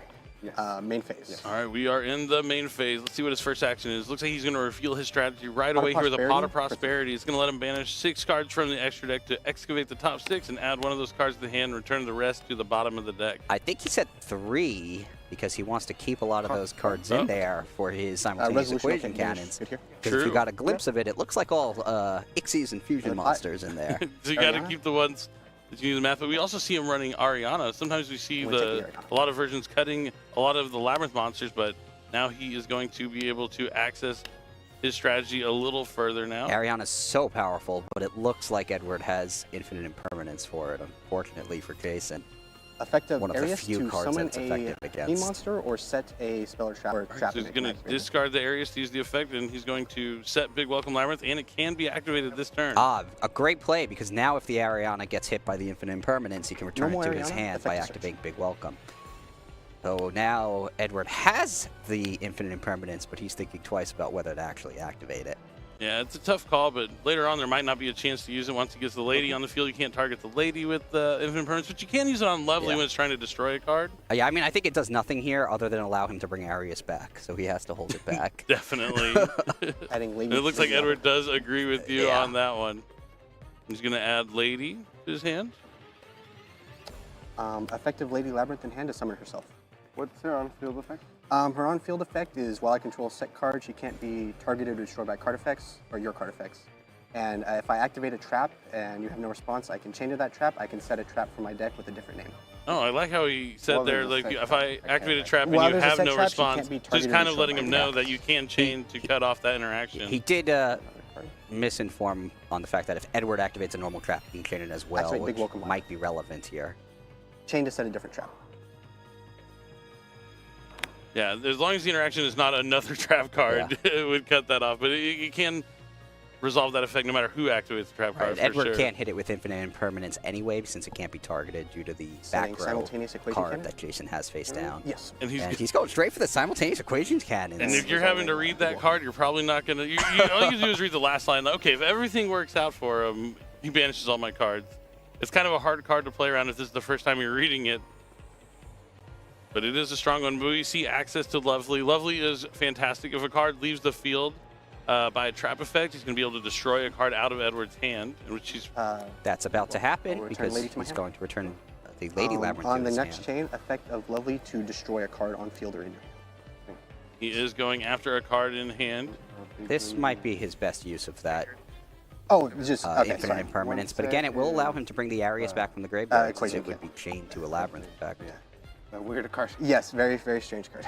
And the other one's unknown, right? This is unknown, yes. And I know only one in hand, right? Yes, the Lady that I returned to my hand. Okay. Will that be it? Yeah, so just this effect. Looks like Edward's trying to keep that card, but no, the Lovely needs to resolve. Edward thinking about chaining here. He could chain the infinite permanence, but that would not be a great idea. And 6 is a reroll. It depends what's in his hand and whether there's a card he really can't risk losing. I mean, ideally for Edward, he just hits the infinite impermanence. Okay, that's totally Nibiru basically does nothing against Labyrinth, so that would seem fine. New chain. Effective Lovely, targeting Big Welcome to set it back to my field. Now he's going to use the infinite impermanence. Yes. Interesting. Oh, yeah, he should have just used it on the destruction effect, so it would still be negated for the returning a trap. The condition to set the trap is a monster has to have left the field to turn by a trap effect to set the chain trap for your areas to summon graveyard. yourself back to the field. To set the trap? No, you can just activate the trap. Oh, okay. I mean, just set the trap. Just set the trap you have no to matter control what. a fiend to activate it. Ah, okay. Yeah. But now he's going to impermanent, and that allows him to bring Arius back since he changed it to a Labyrinth effect. Yes. If he was going to commit to using the infinite impermanence, he should have he just should done have it just right done away. it sooner. Not that the Nibiru has any value, really. All right, we see a normal summon of the main Centaur Ion Primera. To place, correct? To search. Primera can add any Centaur Ion card on summon. That is what Edward is going to do here. It's a good way to start. Going to go up with Stand Up Centaur Ion, the Can I field read spell. stand up? So it's discards and it places the spell and traps in, correct? Correct. Cannot be destroyed by trap. Yes. Jason got a great opening, though. This card is actually this turn. This is about where you want to be with Labyrinth, especially with the simultaneous equation sorry. cannon. That card's probably going to be pretty good against your Ion, because banishing all the cards on the field, pretty tough to dodge no matter whether you're on the main monster zone or in the spell and trap card zone.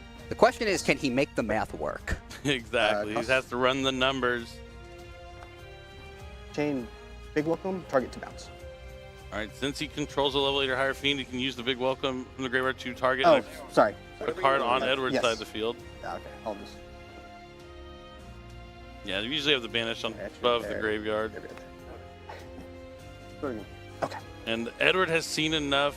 He knows he's not going to be able to go any further. This is definitely not the matchup he wanted to face. I mean, that's tough. Yeah. You're like on the bubble. You're going second. You look at your opening hand. You got Imperm. You got Nibiru. You're feeling pretty good. That's where you want to be. And then you find out your opponent's playing Labyrinth. It's especially unfortunate because he revealed his deck. Yeah, He summoned the Centurion, and now Jason knows what he's playing, even though he didn't actually force Jason to reveal any concealed cards. Right, yeah, it's a little tough there from Edward, but giving away that information might have a bit of an impact on cards he can side, and at least he knows like where his mind needs to be. Get in that state, like, oh, this is what I'm playing against, this is the options my opponent has. But definitely a little bit of information given there that may have been better concealed. But it's okay, they are going into game number 2, and it looks like Edward is thinking deep in the tank about what he wants to side deck, or he's just gonna rock it going into game 2. Not diving into the side deck here, it looks like. Maybe he's just prepared, like, this is the way I want my deck going first, and maybe most of his side deck cards are going to be cards for going second against strategies That like is this possible. one. Makes a lot of sense to dedicate your main deck to going first if when you're, for winning die rolls, you're choosing to go first, so majority of the time you're trying to, and then you keep your side deck cards for the going second card. Yeah, on average, you'll go first half the time if that's what you're going to choose. Plus, you'll have some Tempai players let you go first. So you might go first a little more than half of the time duels in the tournament. But yeah, it didn't look like he spent too much time. Yeah, he could have sided something real quick, and we just missed it there, but he's definitely deep in the tank thinking about what he can do to bounce back in this game. I mean, this is the best part about Yu-Gi-Oh! We play Swiss rounds, so if you lose a round, you're still in the tournament. Best of 3, you lose a game, you're still in the round. You can't get too down on yourself just for losing game number 1, but it definitely feels bad. I know that feeling when you have like the starter, a couple of those interactions like Imperm and Nibiru. Yeah. Tough. When you consider everything, the tournaments are actually quite forgiving because of the Swiss rounds and the best of 3. You are allowed several losses, and it really struck me because in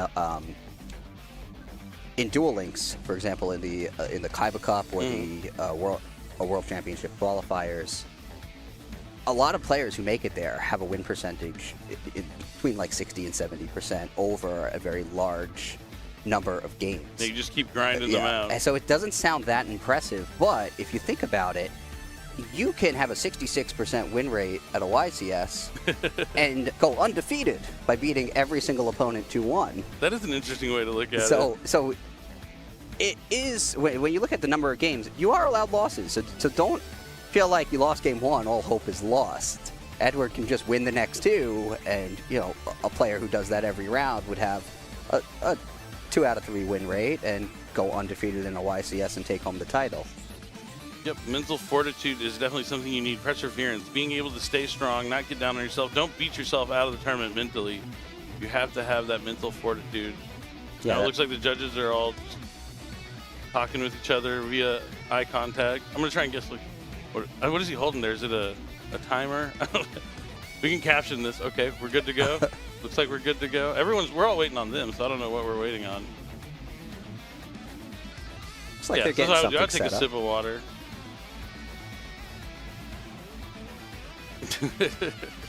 Labyrinth is not as strong going second. There's no doubt about that. True. So Edward... Talking about Arias, does Arias help going second a little bit? Arias could help, but it's when you're running Labyrinth, a lot of times you need 2 cards to make anything happen. And Arias, if you have a very well-timed Arias into a Daruma Cannon or something like that, that just puts everything face down to essentially end their turn, or even a simultaneous Equation Cannon, just banish everything before you even get a turn, it can win you the game, but it's not going to happen so consistently. Because you need to draw it in your opening hand paired with another card. True. And it has to be the right one. Yeah. But it's really cool when it happens. All right. Because the opponents don't really see it coming. Like, I'm not expecting you to activate a trap card on my first turn. So I love doing it, but don't always count on it. Yeah, not reliable. But Edward is going to start again. Now that he's going first, he's starting with that Primera. I'm going to let him add a Centurion card. Let's see if he goes for stand-up again. Nope, he's going to go for the trap, and that's going to be Centurion True Awakening. Spell trap card, monster effect. Basically can negate a spell trap or monster effect by sending a monster card from the spell and trap card zone to the graveyard. A la Infernity Barrier, a la Menotti Reframing. And it looks like Emblema Oath is being activated next. Looks like he got a pretty good start for what his deck wants to do. Yep, this will let him either get another spell or trap or place a monster, and he's going to go for the field spell Stand Up. Activate the Stand Up. This will let him get more pieces he is missing for his deck. It's all about building the right combination. He's going to discard a Super Polymerization. That's a pretty good card to discard, especially against Labyrinth. It's not the most effective card against Lab. Yeah, it's not, but at least gets the monsters off the field. Yeah, but if he has better options, I would definitely keep it. Now he's going to activate Wake Up Centurion. This will let him special summon a token that he can synchro with. One effect per turn or both effects? Can do both. And he can also banish it from the graveyard to send a Centurion from the deck to the graveyard. But I love it. He has his official token booth token. Oh, now he switched it to the Judge token. Well. So the token he summoned could either be level 4 or level 8. So he could either, I didn't hear what level it was, so he's either going for an 8 or a 12 synchro. Looks like it's going to be a 12. That is fine. And that's going to be Centurion Auxilia. This is a really cool card. You can. This also is a way you can like bridge Centurion from other strategies. Anytime you can access a level 12 synchro, you can go into the Centurion package with this card. It's a generic monster. Pretty cool. Yeah, the Sacred Monsters that can be summoned with any tuner and one or more non-tuners are nice for bridging those different archetypes into the same deck. Definitely. It looks like he added Centurion Bond, which is another card that'll get access to Centurion monsters from the deck. All right, so now he is using Trudea. He's going to place Emeth from the deck. Now he's going to banish the Wake Up, it looks like, to send a Centurion monster from his deck to the graveyard. That's one of the new ones. That's Centurion a tree.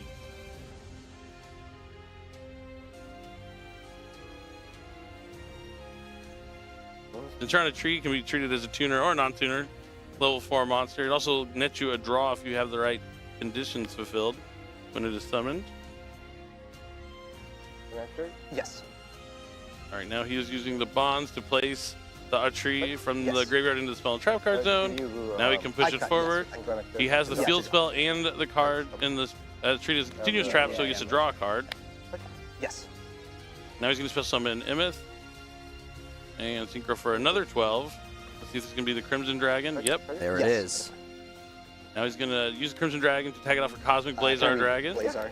So it's... This is definitely the strongest level 12 option against Labyrinth, so he does appear to be familiar with the matchup. Definitely. It is a really strong card, and it looks cool. End phase?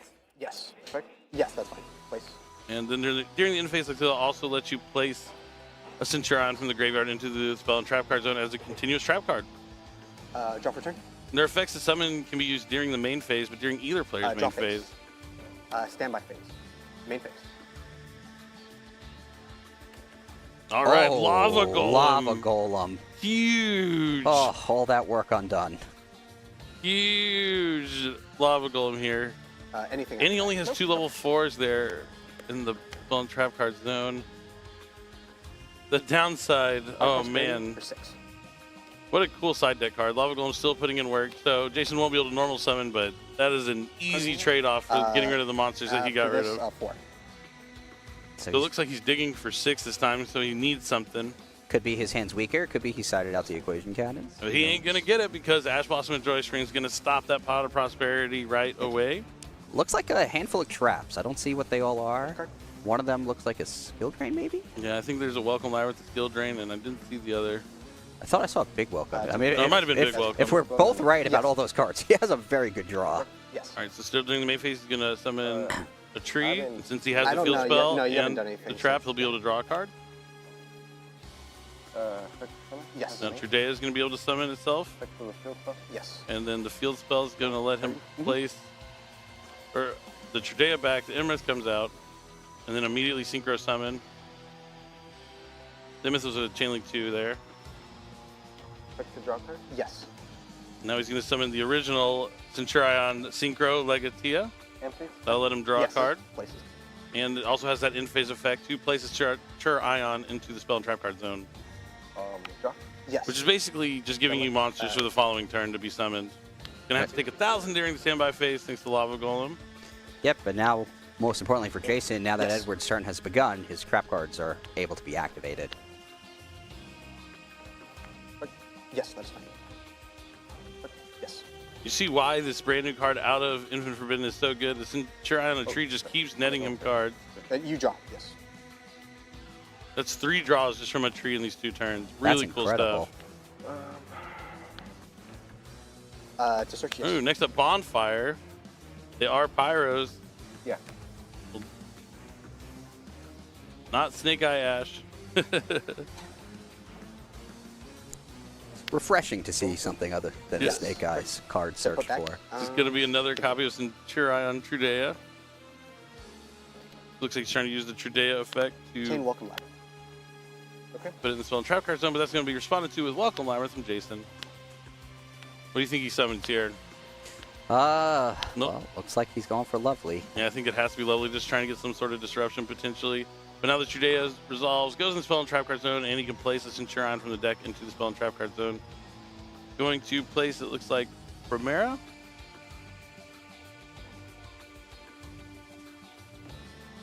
This is yours, right? Yeah, that's yours. Deck. I have seen decks get swapped that were using the same sleeves before on stream. You got to be careful with it. Yeah. Let's not make that mistake. What does that one do? You can't respond to my trap cards with monster effects, and then if a card leaves the field or a monster leaves the field by trap effect, she can destroy a card on field or in your hand. And on my turn, she can target a trap set to my field.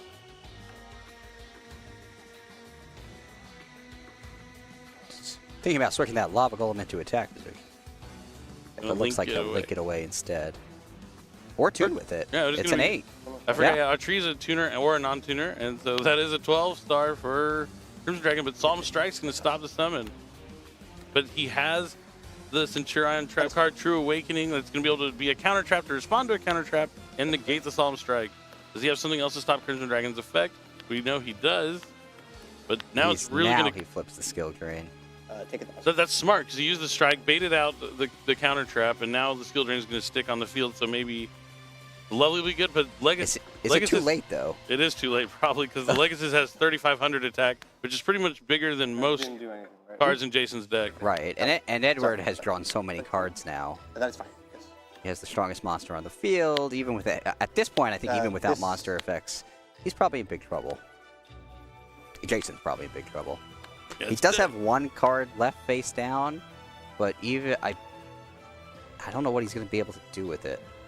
I guess if it's a big Welcome Labyrinth, whatever he searches for... It's tough. Yeah, I mean, I guess he could get a Lady Labyrinth, return it to his hand, special summon it at the end phase, and then be able to use the Big Welcome to return the Legatia to the extra deck by banishing the Big Welcome from his graveyard, and then he'll have the biggest monster on the field. But it seems so vulnerable. Yeah, and it's tough when the skill drain doesn't stop them from summoning from the spell and trap card zone either. And all their big synchros are just so big. So there's like advantages to both these decks in this matchup. It is a tough one. I think who goes first in this matchup really comes down to a lot of it. Right. Yeah, I think I saw that it was Big Welcome, but I could be wrong also. An attack over the Lovely for some damage, and then Primera is going to get in for a little bit more. Jason down to 3,400 life points. 1 card face down from Edward here.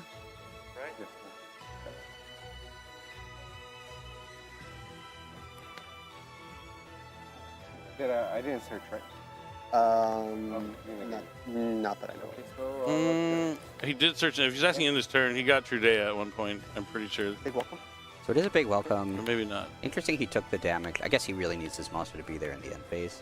So he didn't want to special summon it in the battle phase and give his opponent the opportunity to get rid of the Lady Labyrinth. Yeah, I think he is looking to do exactly what you were saying with the Big Welcome. Get it on the field, be able to Big Welcome out back the Legatea on his turn. Yeah, you need the level 8 Fiend out in order to be able to target your opponent's cards with the Big Welcome Labyrinth's effect in the graveyard, with its graveyard effect. So, I mean, if he can just keep the strongest monster on the field, he could turn this around, and that doesn't appear to be what's going to happen. I'm a big fan of Beast King Barbaros Skill Drain. That was one of my winning strategies back in the day. So happy to see a 2024 version of it here. Attempt to go to battle phase. Yeah. All right, so he goes to battle first. Going to probably target to bounce. Try and return the Legatea. Can't protect it. It's going back to the extra deck. Effect of Welcome Labyrinth to set itself back to the field. Okay, monster left the field by a trap effect, and he hasn't used a Welcome Labyrinth this turn. Declare attack. Let's get it back. Primera. Yeah. All right, so he's going to use the Emeth to return to the spell trap card zone to summon itself from the graveyard. The Emeth just keeps coming back, which is one of my favorites in Ion. Main phase 2. Attempt to go to end phase. Emeth has 3,000 defense points, so that might actually pose a problem for Jason. Yeah, it is. This is Skill Drain not as impactful against the Centurion deck as it is against some of the other strategies like Snake Eyes when all their monsters are just so tiny. Yeah, we're seeing firsthand that the Centurion deck does have monsters with high stats. And card effects that activate from the back row. Yeah, it is. It is not a great matchup. There's other. Yeah, it's really. I think this is a really cool dynamic matchup between these two decks. There's really not a blatant one that's better than the other. It could be anyone's game. Yeah, I've played this matchup as the Labyrinth player, and I've always had very close games. I do appreciate the pace of play that both these players are playing with. You can tell that they know what they're doing and playing with purpose. Yeah, he's going to go back into Legacia, I think, because that's going to allow him to have the strongest monster once again. And Jason sees the writing on the wall. He realizes he's not going to be able to stop the Centurion marathon of synchro monsters coming out from that extra deck, and we are going to a game number 3, the most important game 3 for these players in this tournament, because the winner will put themselves in a good position to make top 32, while the other one will go check out public events. Yeah. We have some great public events, though. Talk about pace of play, though. Do you think he conceded a little too quickly? Was there no top... Like, I think he would have survived the turn with the Welcome Labyrinth face down. Was there no top deck that could have saved him? I mean, it would have been tough, because I think he would just been able... If he just keeps returning the Legata, he would just keep making it over and over, because the Emeth just keep coming back from the graveyard to place and then pushing it forward. You'll constantly be able to have that level 12 synchro over and over again. I mean, if he topped like a simultaneous equation cannon with the right numbers, he might have been able to banish it and get rid of it for good. There might have been something there, yeah, just to wait one more turn, but especially with so much time on the clock. But I do appreciate the concession, just because not enough people concede when they need to nowadays. Well, I guess he also doesn't want to end up in that nightmare scenario of them going to time where the Labyrinth decks don't naturally contain cards that inflict damage or gain life points, whereas the Centurion decks typically use that Red Dragon Archfiend that deals 500 damage. Scarlight? Yeah, Scarlight Red Dragon Archfiend. So I have lost to that before. So maybe he just wanted to get that next game started. I do not blame him, and I appreciate it greatly.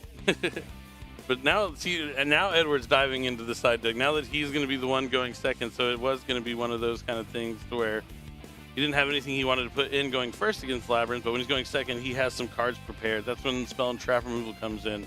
You're going to probably be looking at stuff like Cosmic Cyclone, Evenly Matched, Harpy's Feather Duster, the usual suspects. Yeah, in the modern day, a lot of duelists are using their side deck to adjust their decks. Primarily for when they're going first when they're going second. Because there are so many cards that are so much more powerful in one circumstance rather than the other. But in the years past, that was much less common. I think a lot of players really used cards for specific matchups regardless of whether they were going first or second. Yeah, it has evolved a little bit over the years. Yeah. I see the original music from Yu-Gi-Oh's Exil's playing. I want to know, I can't hear it, we can't hear it on our ears, but I want to know, is it, which theme song is it? Together as one, because divided we're none. Ready to go, we feel the flow. And now it's going to be the other one now that I said that. So is that Take Your Chance? Take a chance and take it all the way. Take a chance. And I'm probably way off on wherever it is actually playing on the song. I love that song, but I will spare the audience my singing. Sorry, I did not. I love all the theme songs for Yu-Gi-Oh! Not you, though, Billy. You have the voice of an angel. No, thank you. I appreciate that. But now, jokes aside, music aside, we are getting ready to get into Game 3. You see the focus, the determination. You got to be locked in. Don't let any of the outside noise bother you. You were just playing a game of Yu-Gi-Oh! At the end of the day, it's just like playing at home, playing at your local OTS. You're just playing the game that you've practiced for. Even though there's a lot of pressure on the line, you got to keep calm, cool, and collected. Yeah, playing at the local OTS is the best way to practice because the rule set's the same as it is for the YCS. You have the same time limit, same advanced format for limited list, so it's great training, and that's really all this is. And both of these players know how to play their deck, it appears, and also both of them have been able to display what their deck is capable of doing. Set 1? Yeah. All right, setting some trap cards as Labyrinth does. Set 4? Yeah. Activate the effect of... He has Lord of the Heavenly Prison. And I didn't see all the cards, but I believe I saw 2 Big Welcome Labyrinths and a Skill Drain. Sorry. So the Lord of the Heavenly Prison will stay revealed, and while it's revealed, neither player can destroy spell and trap cards. All right, we're starting with Primera again. Primera stays in Edward's hand. There's the Skill Drain. Does Edward have anything to stop it so he can resolve his monster's effect? Not looking like it.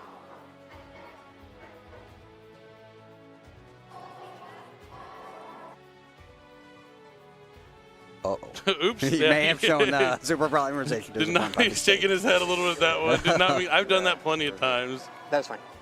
Did not mean to play super poly in the field spell zone. No, that's okay. He saw. I've done that as well. It's happened to me in the finals of YCS before. Yeah. I put down the wrong card and was like, that is not what I meant to put down. Target to send to graveyard. Tears of the Overroot. Yes. I think you were the first person to show me this, actually, Mike, in the Labyrinth deck, being able to swap out. Or no, maybe it was Johnny, but either way, it was in one of the Labyrinth strategies, being able to swap out a card from the graveyard to the card in the field. It feels like you're not doing anything, but it's actually pretty useful.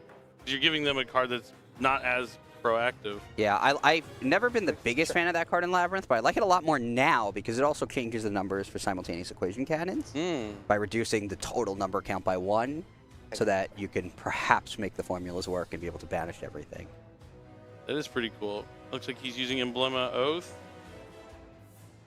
I believe. Yep. He's going to place the Emeth into the spell and trap card zone. You always want to have access to that because it's the gift that keeps on giving while it's in the graveyard.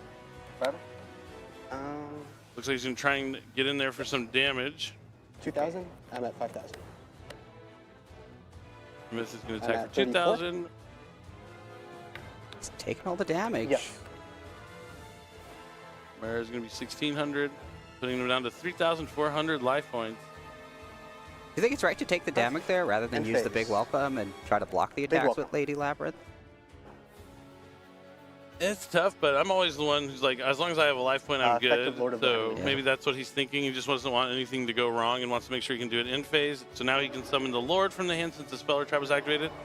And that's going to let him set a Speller Trap from the deck to the field that he can't use this turn, but it's Edward's turn. He'll be able to use it on the following turn. So he's going to grab Welcome Labyrinth as well. So this is a pivotal turn. He got his deck up and running. We saw Skill Drain not be the most impactful in game number 2. We're going to have to see if he can carry him here in game number 3.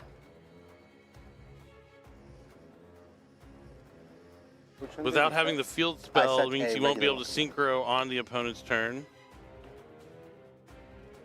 So the Tears of the Overroot might be coming in pretty clutch. Yeah, draw for turn. Draw standby main phase. We're in the main phase. We know he has the Welcome Labyrinth. Let's see if that's what he leads with. Welcome Labyrinth. Looks like it is. Looks like it. I'd like to clear the field if you can. Maybe slow down some synchro summons that would allow Edward to have the strongest monsters. He's definitely going to have to clean up a little bit here. It definitely seems like Emeth is one of the better cards against the Labyrinth strategy. Being able to constantly come out of the graveyard. Yeah, it's 3,000 defense points. It's just also really hard to get past. Because Labyrinth, typically your strongest monster is Lady Labyrinth. If you're accessing the extra deck, you might be able to summon Chaos Angel or something like that. But if he's using simultaneous equation cannons, his extra deck is probably just all fusions and Xyz monsters. Now we're doing the Arc 5 theme. That's the Can You Feel the Power? I love that one. Redeclare. All right, so Lovely's going to take down face down Trudea that got swapped in there. The Emeth is just sitting there with that big defense. Main phase 2.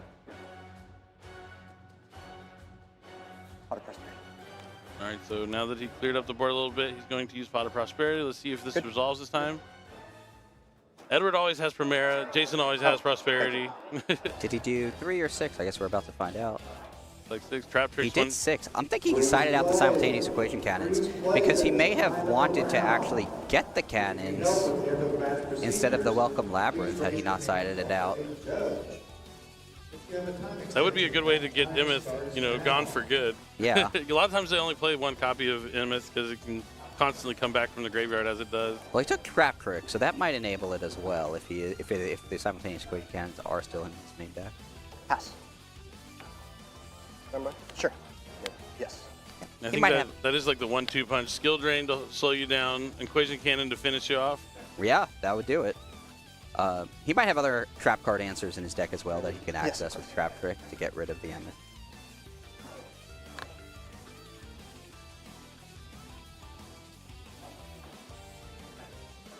And we're checking out Big Welcome Labyrinth's Graveyard Effect, which is really strong, so... Yeah, you want to know what that condition is for sure, but Super Poly, as I was saying, it seems like it can come in pretty clutch. They're dark. They're Getting both rid of 2 darks. Darks in different types. Fiend. So it's going to be Mud Dragon of the Swamp. Alright, so he put it to good use there. He did have to discard a card, but that allows him to have the strongest monster right now. We know that Jason has a Welcome Labyrinth, though, right? Or did he activate it? Is that in the graveyard now? No. Not sure if he reset it. He definitely activated it. But well, you can't reset it the same turn you activate it. Okay, so it's definitely probably not reset. The Centurion, the tree's coming down. Not going to get to draw a card. Thanks to Skill Drain, and there is no stand-up Centurion in the field spell zone. You could reset a different copy the turn you activate it, but that's good to know. I think we've only seen one. Yes. All right, so now he's going to use Primera to summon itself as a continuous trap back to a monster. Imith is going to attack mode. He's looking to try and end the game right here, right now. But will it work? I don't know what Jason has face down, and neither does Edward. Oh, it's the trap trick that he got up front. Oh, he does. So I'm confident there is a trap in his deck that will save him from this onslaught of monsters. How quickly I forgot. That's what Jason's counting on, his opponent's forgetting. Yeah. It looked like Jason kind of forgot about the Super Poly as well. Oh, so he has a big welcome, so he can also just summon Lady Labyrinth. Oh, he already has the Lady Labyrinth in his hand. So he's going to special summon the Lady. Use Big Welcome to summon Lovely from the grave, and then return the Lady to his hand. Effective regular Welcome Labyrinth to set it to my field. He hasn't used that Welcome Labyrinth this turn, so now he can set it. He does have the strongest monster now. So he hasn't even had to resort to Trap Trick yet. Yes. We talked about simultaneous equation cannon being good against high-level monsters. Emmett's level 8, so I think there's probably a combination at some point in this turn that he would be able to do it with. He'd be able to make the calculations work. Looks like Edward is going to synchro summon. There's Legatia. But that's in main phase 2. Phase? Trap trick? Yeah. Alright, let's see. Does he get the equation cannon? Are the numbers there? Does the math check out? Did he side it out? These are the questions we're asking. Okay, he's going for Terrors of the Overroot. Not too bad. Good way to get that giant monster off the field. I have to imagine he sided out the equation cannons. It's looking like I already it. have one. Hope he can't use it because he only Can't plays do 2. No. Maybe now go the equation My cannon. apologies. I'm sorry, Billy. I don't think it's in there. I want to see it. I really don't. Okay. The Ruma Cannon. Not as useful I'll against the sure Ion strategy. It's really good at clearing links, but Synchros, it just puts them face down to be dealt with later on. Not ideal.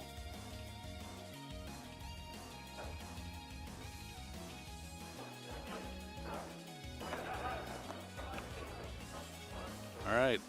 Another turn here for Jason. Seems weird to side out the equation cannons Draw, against a standby deck with so many matrix. high-level monsters. And after dedicating your entire extra deck to the strategy. Activate Welcome Labyrinth. Next up, Welcome Labyrinth's going to summon another copy of Lady from the deck. This is not great for Jason. He's kind of out of stuff. I think that's... the lady in his hand, Time right? to go to battle phase. Declare. All right, going to attack over the Legatea because it has 2,000 defense. Declare over Definitely Mud want to clear that. Want to clear the Mud Dragon. The Mid targeting phase 2. protection would come up if Skill Drain Set. wasn't on the field. End phase, effective special. So he does have one Pass. trap card. I don't know if you saw it, but I didn't, so I don't know Yes. what it is. But he will summon the Lady Labyrinth. He has a bunch of monsters with 3,000 attack points. The ladies, 2,900 attack points with Lovely. But if Summon Edward can make Primera. another level 12 Synchro, Edward will probably have the strongest monster once again. Yeah, he has the Emeth, so he can use Emeth potentially, End but phase. nope. Gonna see what Jason does in the end phase. Banish the Big Welcome to return the set card back to the hand. Edward with a return. shake of a head, not happy Draw about the standby situation. name. He's in here. Big target. Banish another big welcome, get He's gonna rid be of able to it. chain the But Emeth here. Emeth will chain. It has 3,000 defense points. Yeah, but he doesn't have the field spell, so he's not gonna be able to synchro during Jason's turn. But how is Jason getting over the 3,000 defense points? Pass. You're right. He's not. Wall Draw up. phase. Anti-spell. Anti-spell fragrance. Okay. I Adding mean, on the this duel's pressure. going so slowly. I don't know how I mean, impactful making Edward set a card for one turn will be. Edward relying on Labyrinth Wall right now to stay in this game. I was always more of a Millennium Shield person. Yes. Yeah. Millennium Shield is much nicer. Love the new one too. The new actual Millennium Shield. And Yeah. Infinite Forbidden, I love the way it looks. Pass. Somewhere. Yeah. Ooh, 3,000 defense points is just too strong for Jason. This is giving Edward a time to amass cards back into this game. Pass, pass, pass. We are building our boards. We have a bunch of spell and trap cards set. I This haven't is what run I the like to numbers. see. I haven't run the numbers, but I can guarantee at some point in this duel, he had a combination that would have allowed him to activate simultaneous equation cannons, had it been in his deck. Maybe he's been like not doing the numbers so great throughout the tournament, so now he's just like, okay, I can't ever get the draw math standby right. I'm just name. going to side him out every game. Could be. I don't Time know. to go to battle. Battle, does he have something? Ice Ice Dragon's Dragon's Prison. That's huge. See, Emeth, they're all. He's an Earth machine. So he needs a machine in the graveyard? Is there a machine in Is his Legatea a graveyard? machine? It is. Legatea is a machine. So you can do both of those. Okay, that might be exactly what he needed to break through. Oh, he chose not to banish, it looks like. No, he has to banish. Okay. Yeah. You could just attack over it. But it's way better to get it banished No, so it get won't rid be of it coming for back from the good. graveyard. And then effect of Lord to summon himself.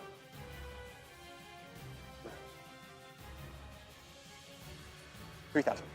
He's going to attack, 3,000. attack, attack for game. And that's going to be it. Jason in his Labyrinth deck is going to move on with an 8-2 record and put himself in prime position to make it to top 32, while Edward's going to come just short with his Ensure Ion strategy. That Ice Dragon Prison was exactly what he needed.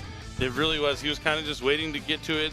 I mean, Edward was on borrowed time, just trying to stall out with that Labyrinth Wall, maybe draw into a combination of cards that could get him back into that game. But Jason was the one who got to those key cards a little bit quicker there. Yeah, Emeth's 3,000 defense points really slowed down the duel, but a lot of times when a duel is slowed down, it's in Labyrinth's favor. Because the more time they have, the more they're able to draw their trap cards, activate high impact trap cards, and start using some of the strengths of the deck, which is really just the recurring cards and the ability for Welcome Labyrinth to return, Big Welcome Labyrinth to banish, Lovely Labyrinth to bring traps back from the graveyard, although not in that duel since Skill Drain is negating it. And also, with Skill Drain face up, Labyrinth has more relevant cards that it can draw from the deck than a deck like Centurion, which does rely on monster effects, like most decks. Yeah, it is definitely an interesting strategy, but I agree with you that, yeah, once you get into the slower pace of the game, you're both just drawing one card per turn, it probably goes to the Labyrinth side, favored a little bit more. Oh, there are the equation cannons. He's It's like putting they them back in from his putting them side back deck. into his main deck where they were. We wanted them in the main deck. I wanted some excitement. It's strange. Maybe he forgot to side them back in, but I feel like when you're going first, you just want that card in your deck. But Yeah, I agree that it seems like something maybe would want to side out when you're going second, but maybe put back when you're able to choose to go first. But he showed us he didn't need it. definitely did not need it, and now he is moving on with prime chance to make it to top 32. And we'll have to see any other Labyrinth decks made. He's not the only one on Labyrinth. We had a feature match yesterday as well. They won. They also won their round. Yeah, using the equation cannons. And it's interesting to see that ever since we saw the simultaneous equation cannon see some success, more and more players are beginning to adopt it in their Labyrinth strategy. Yeah, it definitely seems to be a key point in being able to win. I mean, being able to activate it pretty much at any time as long as your opponent has the right monster and then math adds up and banish their entire field, it doesn't really get much better than that. That's why the payoff is just so big. Banish everything. It doesn't destroy all the cards. It banishes them. And that's so effective right now. It really is. And then also, like, when you're going into a tournament where there's like a dominant strategy that everyone's prepared for, like Fiendsmith Snake Eye, you know everyone's going to be targeting down that deck. The cards that counter that deck don't counter Labyrinth as well. So you get those options and being able to catch people off guard maybe when you come into a deck, to a tournament with a deck like Labyrinth. I know other players that are well-known, Ultimate Duelist Series champions, also are playing in Labyrinth. I won't give away who it is yet, but some of the top players also brought this strategy to the tournament this weekend. It is definitely one of the contenders of this format. Maybe we'll see it win. Maybe it'll make top 4. We're going to have to wait and find out. But before we cut to our top 32, Kangas is standing by with our Labyrinth winner for this round with an interview. So go ahead and take it away, Kangas.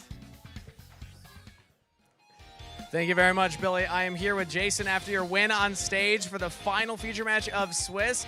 Your first YCS, congratulations on that. How do you feel about your performance so far at the tournament? Man, I'm sweating. It's crazy that I've been here. I didn't expect to go this far in my first YCS, so yeah, it's all up from here, I guess. And you're playing a very fun deck as well, the Labyrinth deck. Extremely fun. I was testing a bunch of other decks before. I was trying Sprite for a little bit. I tried White Forest. That was a lot of fun, but you know, I'm a trap player at heart, so I settled on Labyrinth as my comfort pick. I want to ask you about some of the siding decisions in that last duel. You took out the simultaneous equation cannons, it seemed like, from the perspective of Stream. So talking through your decision making in that last duel. Yes, so I took out equation cannon because once I see a prosp, I'd always rather prosp over it, and then all the math goes out the window. So I'd rather not have to deal with that. And I felt like it'd be better just to try and control him out with like Skill Drain and other floodgatey cards in order to, I wouldn't let him build the board in the first place. So that was my idea. Okay, cool. Well, I always love to hear from the duelists themselves why they're making those decisions. But you had mentioned before coming up on stage, you gave a shout out to your sister who's going to be going to college tomorrow, or attending college for the first time tomorrow. So any advice you want to give to her? Have fun, Kai. Make a lot of friends, and go Sooners. Thank you so much, Jason. Congratulations. Best of luck going forward. We'll send it back to the casters. All right. Thank you, Kangas. Good to hear from the tried out a lot of different decks. Found the one that he felt the most comfortable with. That's important. You don't always just want to play the best deck. If you don't know their combos or don't know what you're doing, you're not going to do well no matter how good the deck is. You want to play with what you know and what you're comfortable with. I love that. He's really enjoying himself. He's a trap player at heart. He picked the trap-based deck. And with his 0-2 hat, he's now 7-2 with 8-2 with great prospects of a top 32 finish. So I'd love to see that. And we're going to have to wait and see if he makes it. But before we toss to a break before top 32, we want to talk to you about something really exciting. Mike, I know you're really big into Duel Links. Tell me about what's going on right now. There is a new Rush Duel mini box in the game. It is actually a super mini box, Transcendence Miragius. And you're able, it's a smaller box than most of the boxes, making it easier to get the cards contained within it. There's a lot of awesome stuff, including new Monarch cards specifically for Rush Duels, the Illusion Strike Dragon Miragius, which is really powerful. And if you want to play Rush Duels, you can download Duel Links, get cards from these packs, get cards from this box, and start building a deck. It's a lot of fun. Ever since there was a second game mode added to Duel Links in the form of Rush Duels, it's been twice as exciting, and I've really been enjoying Rush Duels as well as Speed Duels, and as cards get added to the card pool, I have found that it has only gotten increasingly more exciting. Yeah, it's really cool, and it's a perfect fit for Rush Duel. You get to play really quick and go through your games, but we're going to be right back for our top 32 announcements. Don't go anywhere.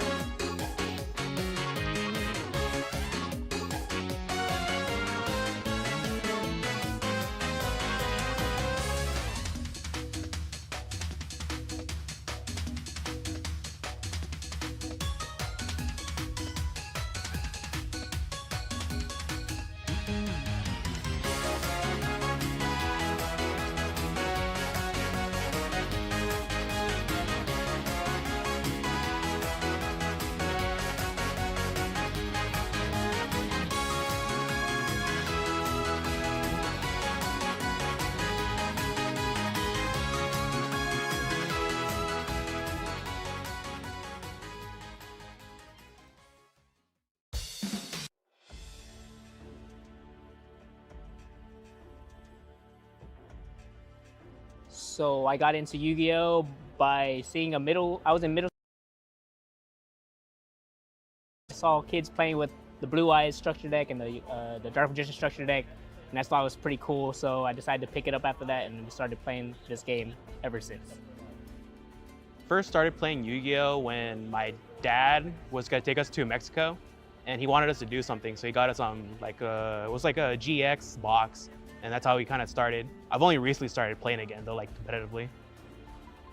How I got into Yu-Gi-Oh was actually my friend introduced me to the show on Sunday Mass Church, and ever since then I guess I got hooked into it. Anime, the card game, everything about it. Been involved. I first got into Yu-Gi-Oh from a YouTuber, Simo, and I watched all of his progression series videos, and it really got me invested into the card game, and eventually, you know, his history of Yu-Gi-Oh videos got me into the legacy formats a little bit and more modern Yu-Gi-Oh, and it just kind of spiraled outward from there. I got into Yu-Gi-Oh back with the original anime, and then I started picking up the cards and playing with friends, and then found out about local tournaments and just kept growing from there. How did I get into Yu-Gi-Oh? Honestly, it was the anime. I saw it one morning as a kid, got hooked ever since. I got into Yu-Gi-Oh with like my brothers, seeing them play. I'll see them play, and the cards were so unique to themselves. Like, it wasn't like any other card game. Other card games had different art styles or like different wording, different text. But then like seeing how it was with the art styles and how the game played out, I was really intrigued. And in elementary school, my brother showed me how to play, and then eventually a year and a half ago, we started going to Master Duel came out, and then because of Master Duel, we started going to locals and other competitive scenes, and got with the community there. I got into Yu-Gi-Oh when I was a kid. I was 9, me and my brother got the structure decks. And then I kind of took a really long break until I was about 14. Found myself at SJC San Francisco and walked into the convention, and I was like, I remember this game, and it stuck with me ever since.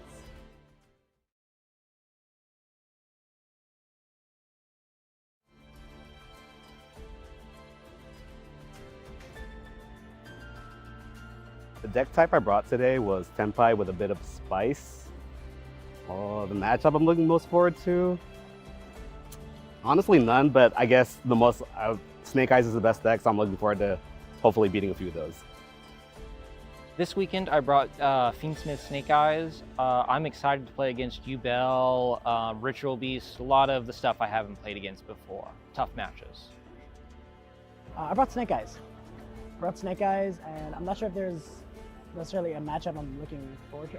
No, that's a lie. I'm looking forward to play against Yubel, because I think it's cool to see a deck from the anime have so much popularity and be able to compete on a competitive level with other decks. It kind of like makes you think about like, you know, like when I was little, seeing those cards on the show and then now seeing them on the board, like actually doing stuff. It's cool. The deck I brought today is Infernoid Snake Eye Fiendsmith. Not really looking too much into a particular matchup, but I'm really hopeful that I don't play against Ritual Beast. My matchup with Ritual Beast is really hard. Their boss monster, their Link Force, says monsters can't be tributed, and my entire deck just tributes monsters. So the worst thing I could probably run into. Plus the shifter really hurts. The deck that I brought to this event was my Runic Stun strategy. And I feel like I have a really good matchup versus the meta decks right now, the Fiendsmith Snake Eye decks and the Yubel Fiendsmith decks. Have a good matchup versus both of them. I brought Tenpai Dragon to this YCS. I'm looking forward to playing Snake Eyes. I think the deck has a pretty decent matchup.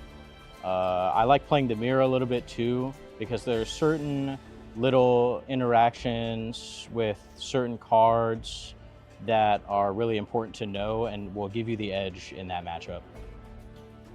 So I brought Rescue Ace Fiendsmith for this event. I think it's a pretty strong pick. As for any matchups that I would care about, probably Snake Eyes is the most I'm prepared for, because it's probably going to be the most popular deck in the room. Today I brought Yubel for the YCS. You know, I kind of don't want to see Ritual Beast just because Protos is kind of annoying. This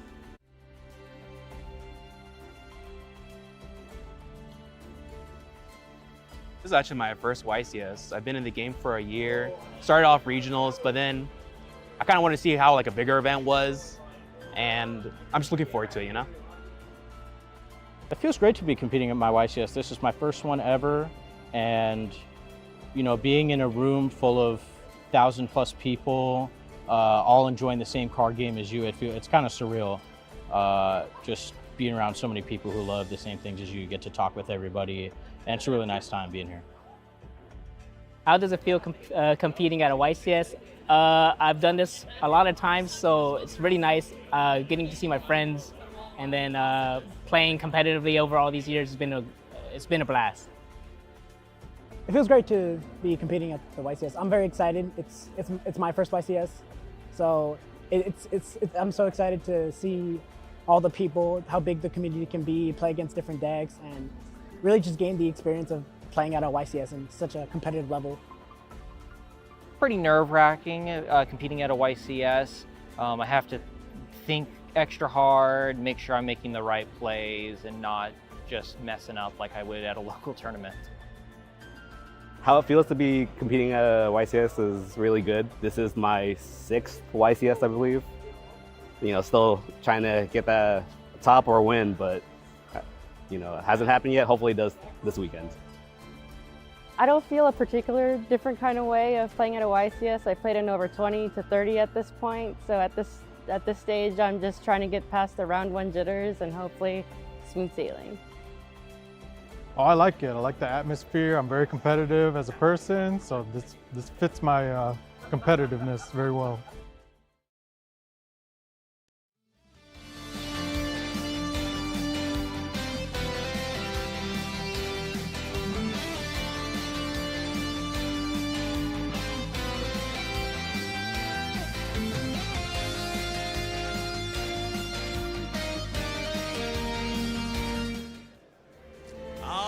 Everybody, 10 rounds of Swiss have concluded at YCS Sacramento, which means there's one more thing to do.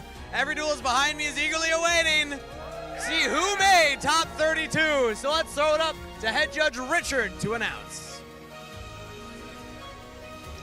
Okay, I have the standings for the top 32 of YCS Sacramento 2024. In first place with 30 points, Edwin Strom.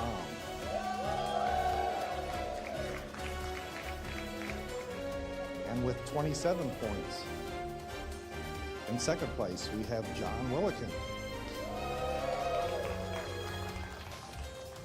In third place, we have Ibra Ismaila Wang.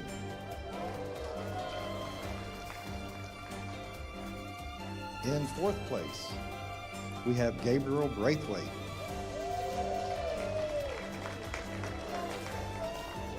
In fifth place, we have Andre Henry Joseph Delury.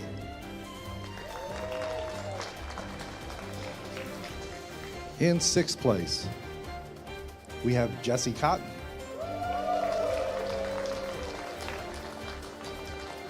In seventh place, we have Carlos Torres.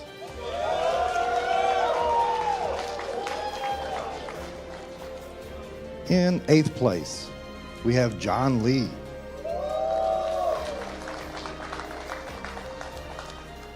And with 25 points, in ninth place, we have Eddie Mesa Jr. In 10th place, we have Craig Shun Hayashi.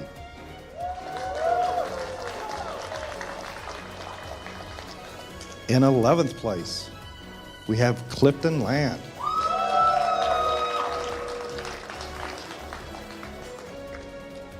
In 12th place, we have Junlong Wu.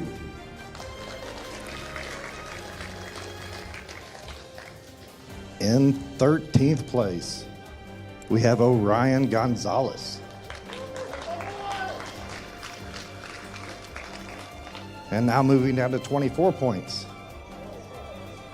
In 14th place, we have George Sacco.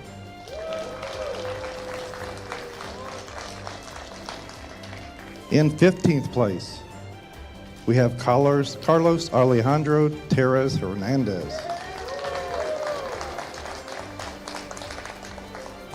In 16th place, we have Zachary Rodriguez.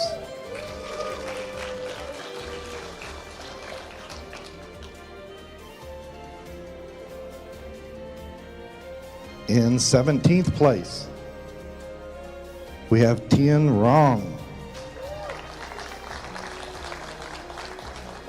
In 18th place, we have William Russell Candia.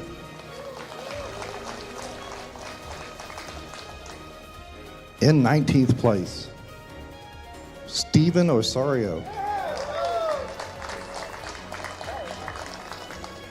In 20th place, we have Alex Bergeron. 21st place is Shuping Zhu.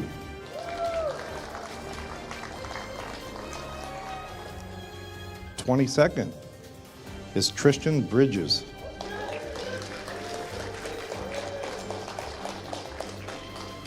In 23rd place, we have Jose Francisco Guerrero Ariellana.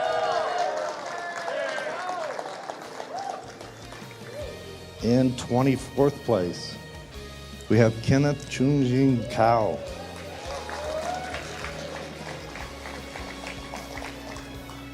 In 25th place, we have Adon Salas.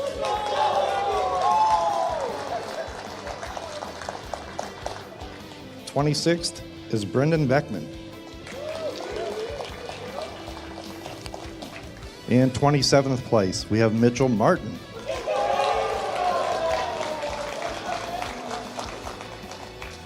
In 28th place, we have Adam Belorodsky.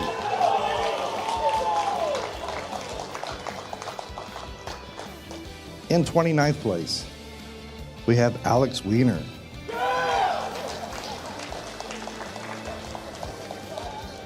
In 30th place, we have Jose Carlo Carrillo Toscano.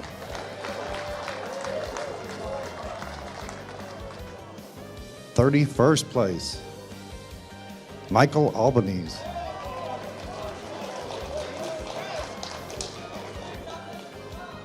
And the last place for YCS Sacramento 2024, in 32nd place also with 24 points,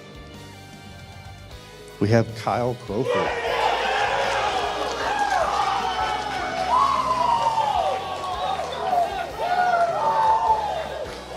Hey, the judges will post standings.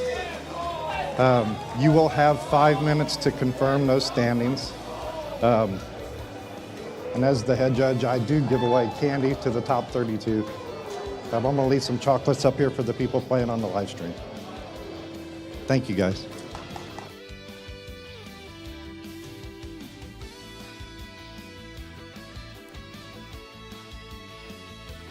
All right, Mike, that is an incredible top 32. Definitely a plenty of names I recognize. I know Clifton Land we saw in a feature match didn't do so hot, but bounced back from that early loss and was able to make it to the top 32. There's plenty of stars in this top cut. Am I right, Mike? Lots of stars and lots of new faces, too, which is nice to see. Yeah, definitely.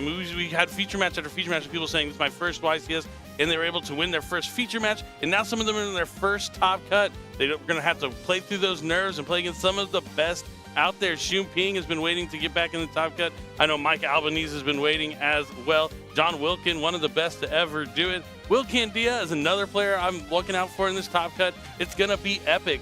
I can't wait to see all the different deck types that made it to that final top 32. Yeah, we know there are several.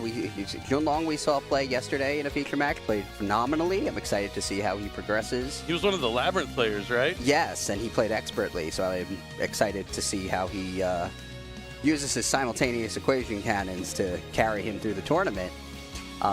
Jesse Cotton made the top cut as well, so that's always exciting to watch.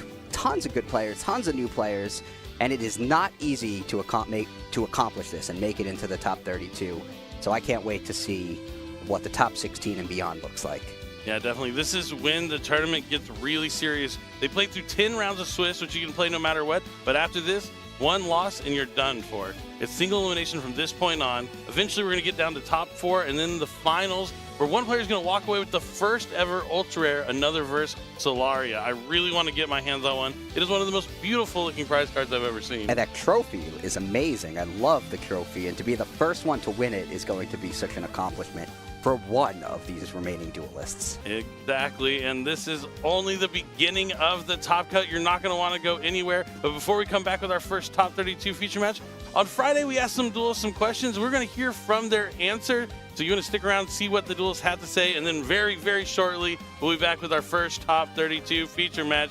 Don't go anywhere. It's time to duel.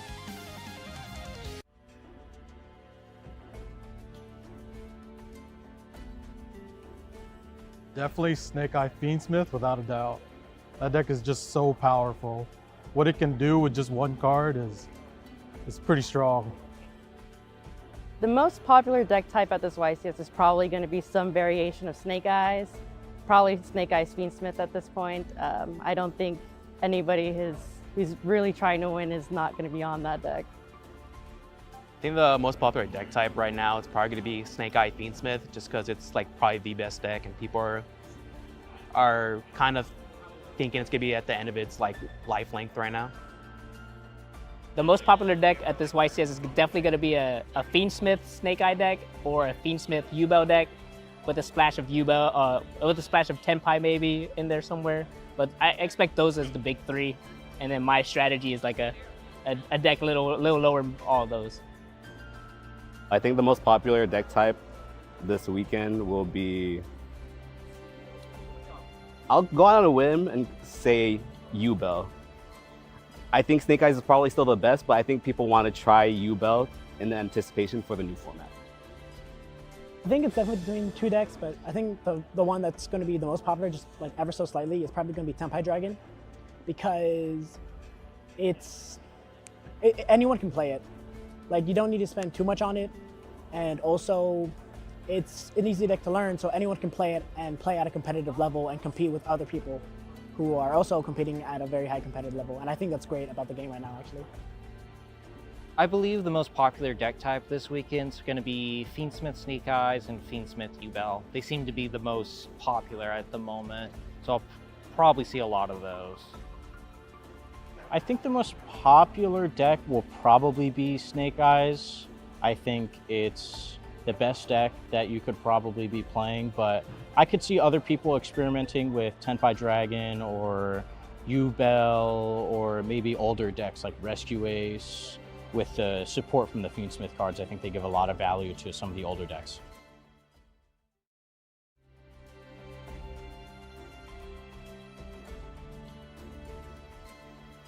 If I'm believing in the heart of the cards, I think the one card I would need to top deck would be maybe a Tenpai Dragon Hydra, or a Sangen Kaiman, or any of those one-card combo starters that will get my plays going.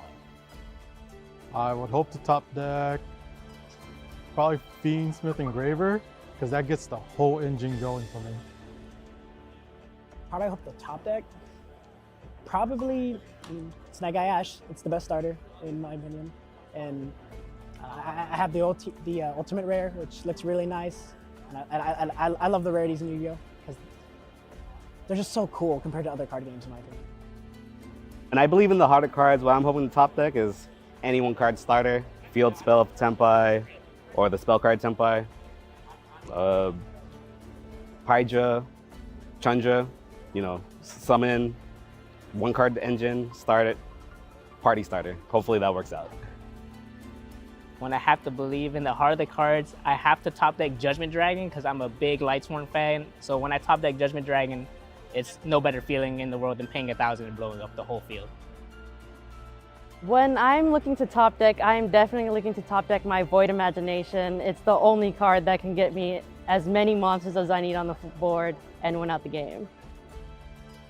To believe in the heart of the cards, top deck, best one would probably be Nightmare Throne, because it's your starter. It gets you into a 1-card Phantom. It's just nice. If I have to believe in the heart of the cards, ooh, I would hope for Snake Eyes, Ash, or Bonfire. Can't beat those.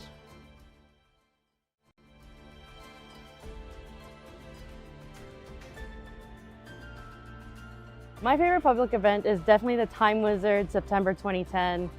Definitely takes me back to when I was a kid, and this is perfect time. My favorite thing about the September 2010 deck is that I just probably was the time I was playing the most with my friends. Definitely, we were all just always hanging out at that time, so it really just brings back old memories. I would have to say my favorite public event is Time Wizard. I played this game for a really long time, like back in 2004, on off here and there. But I really like going back and playing older formats. It gives me a different pace from modern Yu-Gi-Oh! And plus, I was pretty good back in that time. I'm not as good as I used to be, but it gives me a chance to be good again. My favorite public event is Time Wizard. There's so many formats you can go back and revisit. You can play Edison format, Go format are the two most popular, but there's a lot of other ones. Hat format is a really popular one that I like. Toss format is also a really fun format as well. Just if you want to revisit a more modern style of Yu-Gi-Oh, I think it's a really good format to revisit. So since it's my first YCS, I haven't done a public event, but I'm looking forward to win a giant card. I think the Jinzo one looks pretty cool, so that'd be cool to have. My favorite public event actually would be the Time Wizard 2010 format. I haven't yet participated in it, but I thoroughly do enjoy that format actually. I think hopefully one of these days I'll be able to play in them. My favorite public event is the 2010 Time Wizard event. Probably the old Time Wizard formats, because obviously I didn't play during those times. Some of those times I wasn't even born yet. So it's cool to see those formats and see how decks played then, how the game played then, how mechanics were then. Experiencing that in a modern day just is so cool. And it's fun to play these old cards that wouldn't be playable today. My favorite public event would be Attack of the Giant cards. It's pretty cool that you can have the potential to win one of those giant cards and just hang it up on a wall.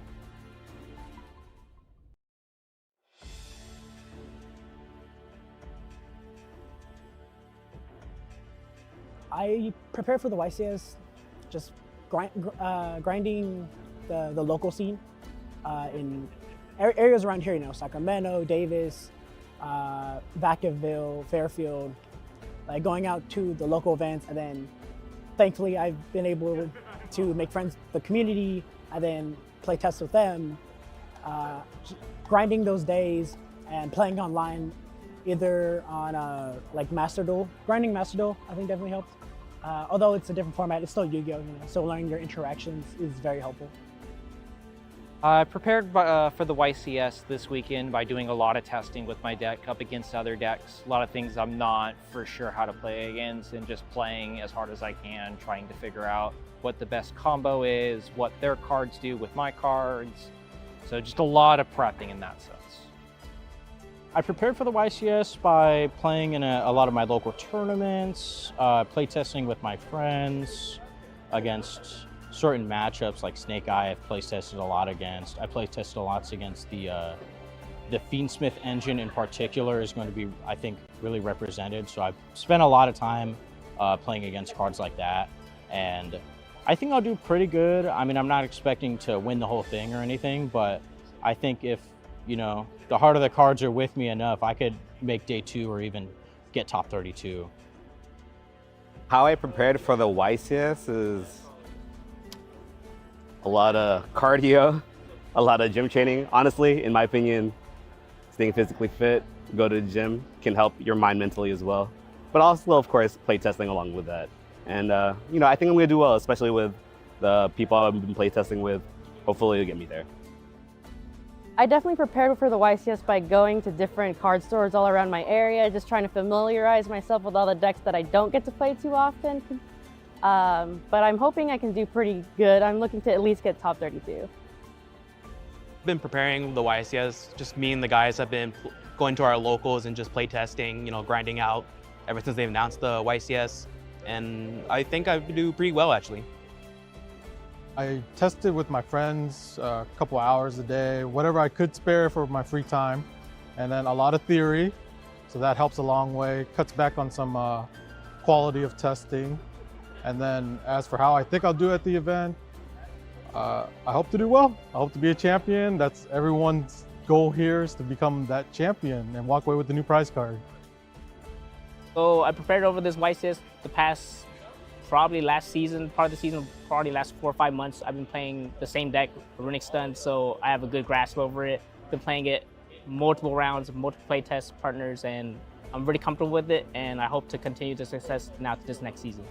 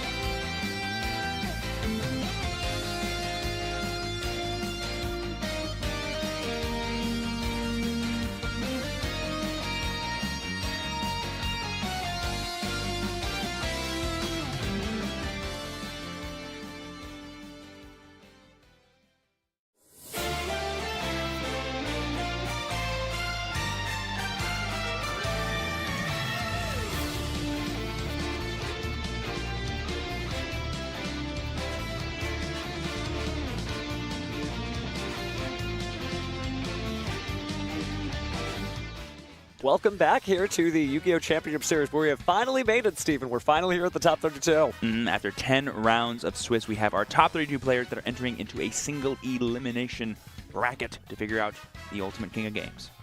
Going to be pretty incredible here. Again, we've seen some great dueling so far, but this is going to be different, right? Single elimination means a lot more pressure. You can't just win it back, and we're going to have different rules if we hit the end of match procedure. But seems like we are ready to hit the stage. Are you ready to cast the first match of the top 32?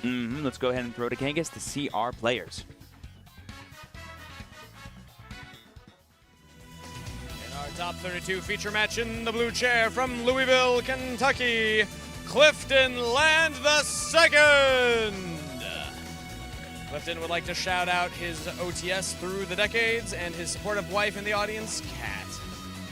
And in the red chair, his opponent from Brush Prairie, Washington, Tristan Bridges. This is his second ever YCS stop, and he would like to shout out his mom and dad. Duelists are ready, so let's send it back over to the casters for duel number 1. Yes, we have Clifton returning to the feature match from yesterday. We saw him piloting his Fiendsmith Memento deck earlier, but sadly he lost on feature. But from there, he went on to win 6 more rounds of Swiss and make it to the top 32, so I figured it was time to showcase this awesome deck once again, and he'll be fighting against Tristan, piloting, of course, Fiendsmith Ubel, a deck that I am personally very fond of in this format, and as we've seen all weekend, has been doing gangbusters for our players. True that we didn't get to see Clifton necessarily use all the cool Memento cards in the book. However, it obviously is a strong deck, or it would have brought him right back here to the featured match stage.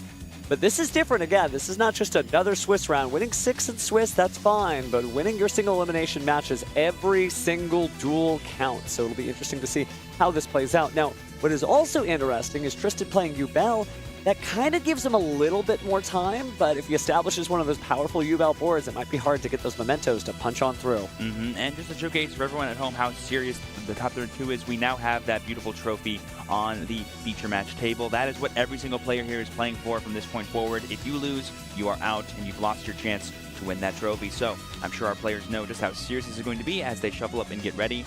Specifically, I'm really excited to see if Clifton can show us the cool combos that are unlocked from the Memento strategy, thanks to the new inclusion of cards from the Infinite Forbidden. Definitely a lot of great new tools there, so that maybe Memento does clinch the win and take that beautiful Solaria trophy. I know some people say that they get nerves on the featured match stage. I think I'd have nerves just playing next to the trophy. I don't want to knock it over or anything like that. I can definitely be a wild player when I'm like, all right, draw for turn. You can't see me right now, but I'm very elegantly drawing my entire deck. It can definitely knock something over. Definitely some anime moves there, but these two duelists are locked in and ready to go. Tristan smiling, certainly comfortable on the stage, and Clifton making his return appearance, maybe smiling to himself. Hopefully Memento does what it's supposed to do this time. But hey, it's been treating him well, otherwise he wouldn't be here like you said, and I'm sure a veteran player like him is going to more than happily show off his deck when given the chance. This is going to be an interesting matchup because, again, each of the Memento pieces really builds up that ultimate board state that they're looking for with either the Creation King or Combined Creation and some of their spell and trap cards. But the individual pieces don't necessarily do a whole lot, but at the same time, Ubel also shares that in common, right? You know, a Grave Squirmer or Samsara D Lotus is good, but by itself isn't really going to get the duel done. Yeah, you definitely want that critical mass of all these different names, all these different cards throughout play. Let's go ahead and see him get them for game 1 as we decide who's going first. Carol? Yep. So again, we are starting off with a 10. Are we going to see another table tie? No. Oh, sorry, man. All right, man. Good luck. Clifton immediately decides to go first. He wants to show off what his deck can do as quickly as possible. Let's see if Tristan can draw any disruptions from hand to try to stop him. Well, Memento has a lot of different cards it can use to start their combo. In fact, some redundant. You could go from one to the other and back and forth, but it looks like we've got a handful of something. We're going to start with Darkblade, usually the ideal starter here for your first Memento name. Yep, that's going to go ahead and destroy itself to go search for a spell trap, I believe. Actually, it special summons a level 3 monster. We're going to have our Memantotlan Anguish, who's basically a Stratos, right? She's going to go ahead and add to the hand that Memantotlan. Ooh, practice this one. Tatsuno Otoshigo. Try saying that a few times fast. I could never. But here we're going to activate his effect to destroy, and this is the one that can Foolish depending on the amount of levels you have in play. So I believe this will be able to dump up to 2 cards, unless we have multiple level 1s in the deck. It looks like we're going to pick good combination, Mace, Goblin. And Gaddock. Those are the 3. Oh, sorry. No, it's Gaddock. You got it. That's level 2, so that's 4 total, so you must have targeted Darkblade then for the level. So it doesn't have to be the exact level, so you could go ahead and pass on 4. It's a really fascinating deck with a lot of wiggle room. So we're going to use Gaddock to go ahead and special summon back the Mace. Mace is going to destroy itself, and let's search for a Memento card. But it depends on what we're going to grab here. There's a lot of different options. We're going for Memento Fusion. That powerful fusion spell can allow you to, I believe, fusion summon once, and then once again when it's in the graveyard. Really good stuff. Looks like we're going to go ahead and shuffle back some names here, and that can set you back for Combined Creation, but that is the overall goal. Go ahead and use those fusion spells. So here comes our Twin Dragon. And Twin Dragon's a really powerful card. Basically, when it gets into the graveyard, you can add any 2 Memento cards from your deck to your hand. I don't even think it's restricted to monsters. I think you can just grab anything. Monsters with different names, actually. Okay, great. But I mean, here's the cool thing. It does allow you to destroy itself, so immediately getting more bounce to the ounce, immediately getting those names, and a beautiful quarter-century secret rare, Mementotlin Tekutlika, right, the Combined Creation there. Everything good? Yes. And that requires you to have the 5 different names in play. It does, it does. Sort of a rainbow dragon-like effect of assembling all these different colored crystals, but looks like we're doing Cross Sheep first. Any deck that can use a lot of fusion summons really values Cross Sheep for that ability to reuse cards from your graveyard. Well, and speaking of sheep, here comes Sleepy. Just 2 sheeps hanging out. Oh, we're definitely going for the Creation King, aren't we? Yep, this is a brand new card from the Infinite Forbidden that adds the Memento strategy. This will allow him to take even more cards from his deck and place them into the graveyard. But first, he's going to bring back that Sleepy using the effect of Cross Sheep because a fusion monster was summoned to an arrow that this card points to. And now we're using the effect of, I think, Creation King to send. Yeah. What's crazy about the Creation King is it can send from both the extra deck and the deck, which allows you to maybe add in different names. So it's going to send 3. Looks like we're going to have our Seahorse here, as he's colloquially calling it. Ooh, and sending the Cranium Burst to the graveyard. So for those unfamiliar, when that continuous trap card is face-up on the field, not only does it make your opponent attack the highest attack memento, but it also works with the Combined Creation to reduce its attacks, similar to Appaloosa, and negate a monster effect. You can do it up to 5 times with that 5,000 attack. And then here we see the Memento field spell Memento Ticklon coming into play. And yes, that Cranium Burst is now in Clifton's hand. His ultimate goal is to get Creation King in play with that card as well to sort of force Tristan to kind of deal with the Creation King. Otherwise, he won't be able to do anything else. A lot of different effects that you're stacking up here, and really that's what this deck is trying to do, is kind of create this board where every single card has some bigger piece of the puzzle. Right? Individually, cards don't do a whole much, and that's what we saw in Clifton's last featured match. But on this one, it seems like everything is going his way, including getting his powerful field spell. Yep, so here he's using the effect of the Fusion, I believe, to get another Fusion spell by sending Sleepy to the graveyard. So I believe what it does is you're going to banish it to destroy a card and then search. And the card we're searching, thought about Anguish, but looks like we're going to go ahead and send, we're sending an Anguish. Now this is really heads-up play, because if you have all those names and you're sending them back, you want to keep something in the graveyard because the Combined Creation, when your opponent activates the effect during their turn, lets you special summon something. And so Anguish is perfect to let you search out even more cards. And then Anguish is the one that lets him get Goblin in play because it was sent, correct? Correct. Oh, but now we're going into Moon of the Close Heaven. It's Fiendsmith time. Yeah, that's a really cool thing. You just get to be able to put out all these bodies, and then all you need is 2 of them. You can go into your Fiendsmith cards and then have even more insulation. I think with this setup, Clifton's going to more than end on the Combined Creation. He might also end on potentially, depending on what's in his extra deck, things like Desiree and maybe even things like IPSP. We've seen a lot of different ways going here, but it looks like we're going to go start up the Bone Party, so it's party time. We're going to destroy that Mace and special summon another copy of Mementotlin Tatsuno Toshiko. And then that's just going to be a good link into, I believe, the sequence here. Just shows you how powerful these decks are together. And there are actually plenty of Fiends in this deck, so... Randomly, yeah. Yeah, Memento Goblin, good stuff. And Gaddock as well, I believe. And then here we're going to go for the link 4, potentially Appaloosa here. A nice little 2 material. We have Desiree and Appaloosa right now that we're in the top 32. Clifton isn't pulling any punches, showing all the things he can do.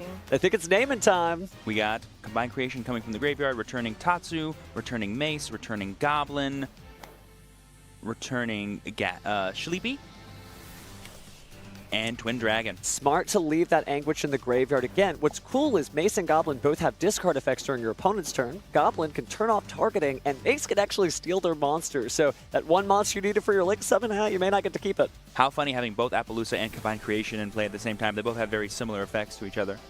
And with that Cranium being in the graveyard, the Memento Mictlan can actually set it during the end of the turn. Yeah, that should have been in the grave. And then you read it, and I think I put it in my hand. Yeah, it's okay. So that should, it's going to get settled in the field, but we're getting a little ahead of ourselves. But the good news is, that could be At max, 9 monster negates, but here just 7. Yeah, just 7. Yeah, just for clarifying at home, basically when Tristan read the card and gave it back to Clifton, Clifton just put it in his hand. It was supposed to be put in the graveyard. But thanks to the field spell, he could set it at the end of his turn. Certainly been a long weekend, but again, judges are there to make sure things are fair, and yeah, it's set back to the field. All right, and here we go. Tristan's beginning his turn, starting with that Dark Beckoning Beast, Chain, Cranium Burst. So it loses 1,000 and you negate it? Yeah. Okay. Is it cool if I put a dice on it or no? Come on, spice. Okay.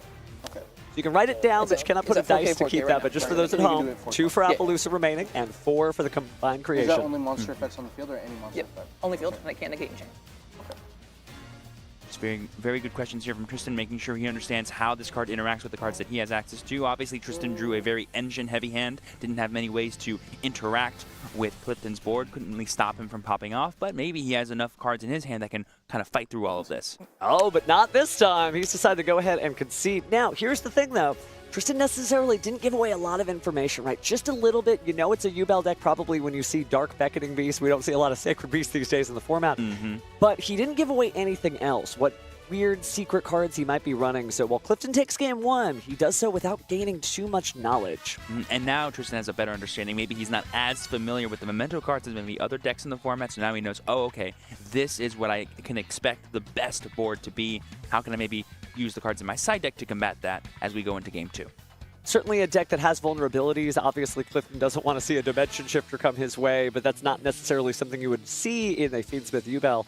But it's true that, like, you gain this knowledge, you learn about this deck, right? We're all getting a little Memento class here.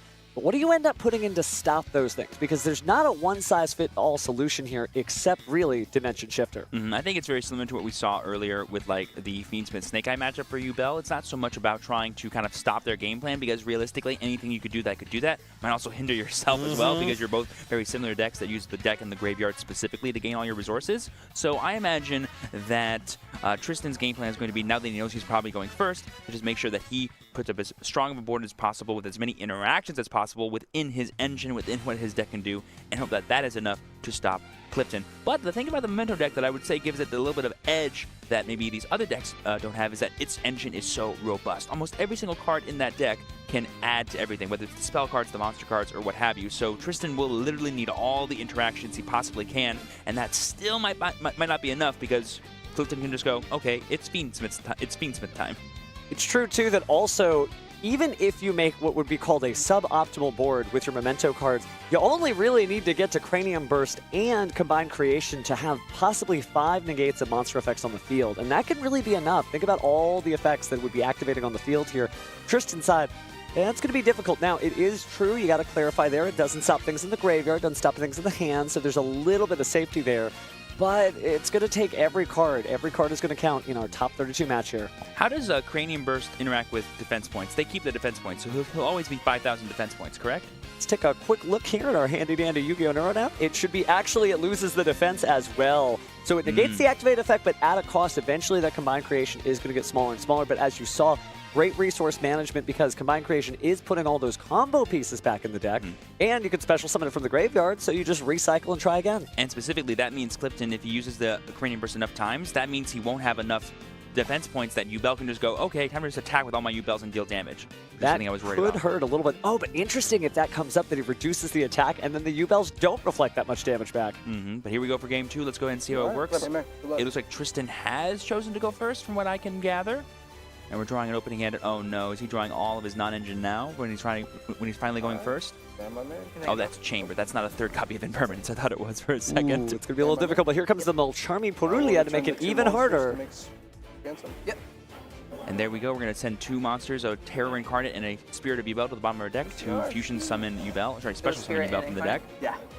The Phantom of Yubel, they're just gorgeous in Quarter Century Secret Rare out of Battles of Legend Terminal Revenge. I think that might be the first Yubel player we've seen flex one of those on the board. But other than that, just 2 set cards, and that's a pass turn. Heads up play from Clifton to automatically shotgun that Purulia as well. Can't leave anything at the table. There is no follow-up match after this if you do not clinch it. I think both these players just drew a lot of their non-engine here.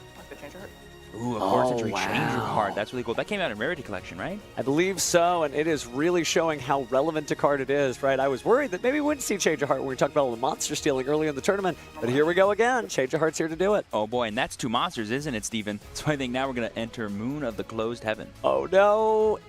Oh yes. Here it comes. You're right. Moon of the Closed Heaven here to show that, yeah, your monster is just as good a material for mine as long as it's effect monster. So here we go again. Yeah, these Snatch Steal effects have so much value against the Yuba deck specifically because Phantom only interacts with monsters, not with spell cards. And being able just to steal it and go, this is mine now, I'm not going to use it for all my Fiend cards or whatever else is going to be super powerful. Now, Change of Heart absolutely making Phantom Yubel switch from the red side to the blue side and immediately going back to the red side here as we go ahead and bring out Fiendsmith Requiem, which is going to go ahead and call in the Fiendsmith Engraver. Now, here's the question I have for Clifton that I'm really wondering about the Memento cards, is that can you Fiendsmith into your Memento engine, or is he stuck just going with like a more basic Fiendsmith combo?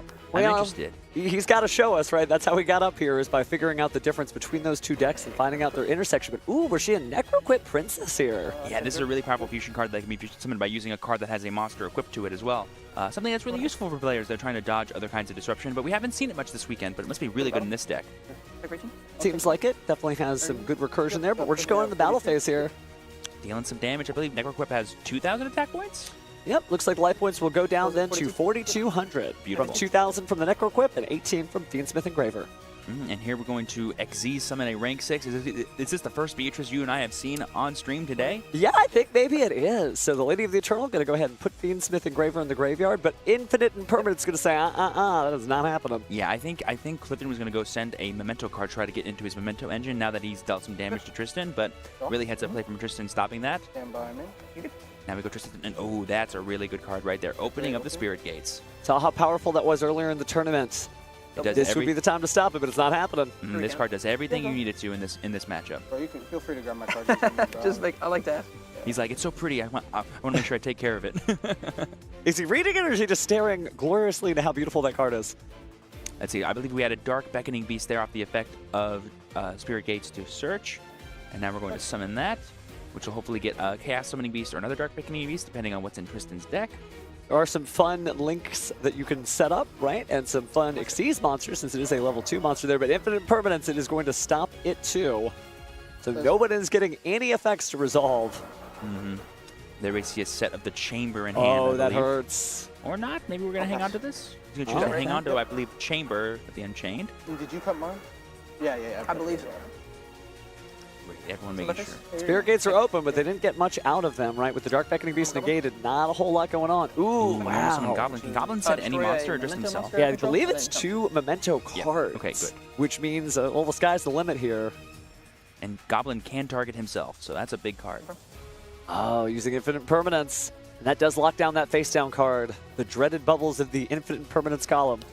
Tristan is kind of reading that. Clifton, while he does have Beatrice, does not really have ready access to his Memento cards, which if Tristan gives him, he knows how strong those can be. Oh, but we're still going to try it. We're going to detach the Necroquip Princess, take a quick look at the graveyard to see what names we have in there. Gaddock works when it's sent, right? Yeah, but it looks like instead we're going to go Mementaltland Fusion, banish it to go ahead and destroy a card. So goodbye, Beatrice, Lady of the Eternal. We'll use that to grab another Memento card. This time it's going to be Memento Bone Party. And that'll get him that should get him into Dark Blade, which should get him into Tatsu, which should then get him into plenty of names to start popping off. Well, get out your party hats, because we're going back in the deck here. And our next Mementaltland will be Dark Blade. And this is where the combo really gets started, but he could discard a card to get rid of the opening of Spirit Gates, but it looks like he's going to pass on that. So, Dark Blade destroys itself, then we'll see Anguish with its Stratos-like effect to grab another Memento here. Looks like we're grabbing... Oh, okay, Seahorse time. It's Tatsu no Otoshigo. Nice. And then we're going to be sending Sleepy. Tristan's heart beating, just a sigh of relief. Oh no, Mementos. This is new and different. I think all of Clifton's level 1s have already been sent to the graveyard. That's why he's stuck only sending Gaddock and Sleepy. But hey, getting Gaddock to summon is pretty nice. Yeah. Lets you add something back to the hand. I think we might be trying to set up the Creation King here, or excuse me, Combined Creation. Anything else? Sleepy. Sleepy again there. Remember, its quick effect is, well, either player's turn. Now we can Fusion Summon. Or we're Link Summoning. Oh, I think we might be doing the Fusion Summon between Anguish and Gaddock for the Twin Dragon. Curious to see if we destroy something, though. Yeah, Twin Dragon would just destroy itself, right? Well, it can choose, but it often destroys itself because it has that powerful in-graveyard effect. Exactly, to get any two monsters with different names. Definitely getting a Duel Academy lesson here in all things Mementoland. Yeah, like basically every single card is in itself a starter and then also an enabler, so it's like really interesting to see like the best lines to go for. Clifton is clearly showcasing a masterclass here of how to do the most with the least. Recently was added to Master Duel there, so hopefully combo players are getting a little bit more practice with the deck so they can see how cool it is, just like Clifton is. Looks like we're going to grab our Memento Mace and Mementoland. Oh, Mementol, Tekutlika, Combined Creation. Man, Steven, you are a master at saying those names. I would be fumbling about. Well, it helps that I play Memento at home. Yes, of course. But it's such a fun deck, and again, just another thing. And we've seen some great tournament success. In fact, I think the last 3 major Yu-Gi-Oh! Tournaments, there's always been one Memento in the top cut. We had one in the NAWCQ, one in the EUWCQ, and this is the first event since then. And look, here we go again. Is Clifton the currently highest placing one at top 32? I think he might be the only Memento player here in the top 32. That's correct. So yeah, this is a real treat to see, and hopefully we get to see more of these fine duelists in the future. But looks like Combined Creation is here. We're going to be returning a Sleepy, a Tatsu, a Dark Blade, a Goblin, and then I think we're going to maybe put back Gaddock?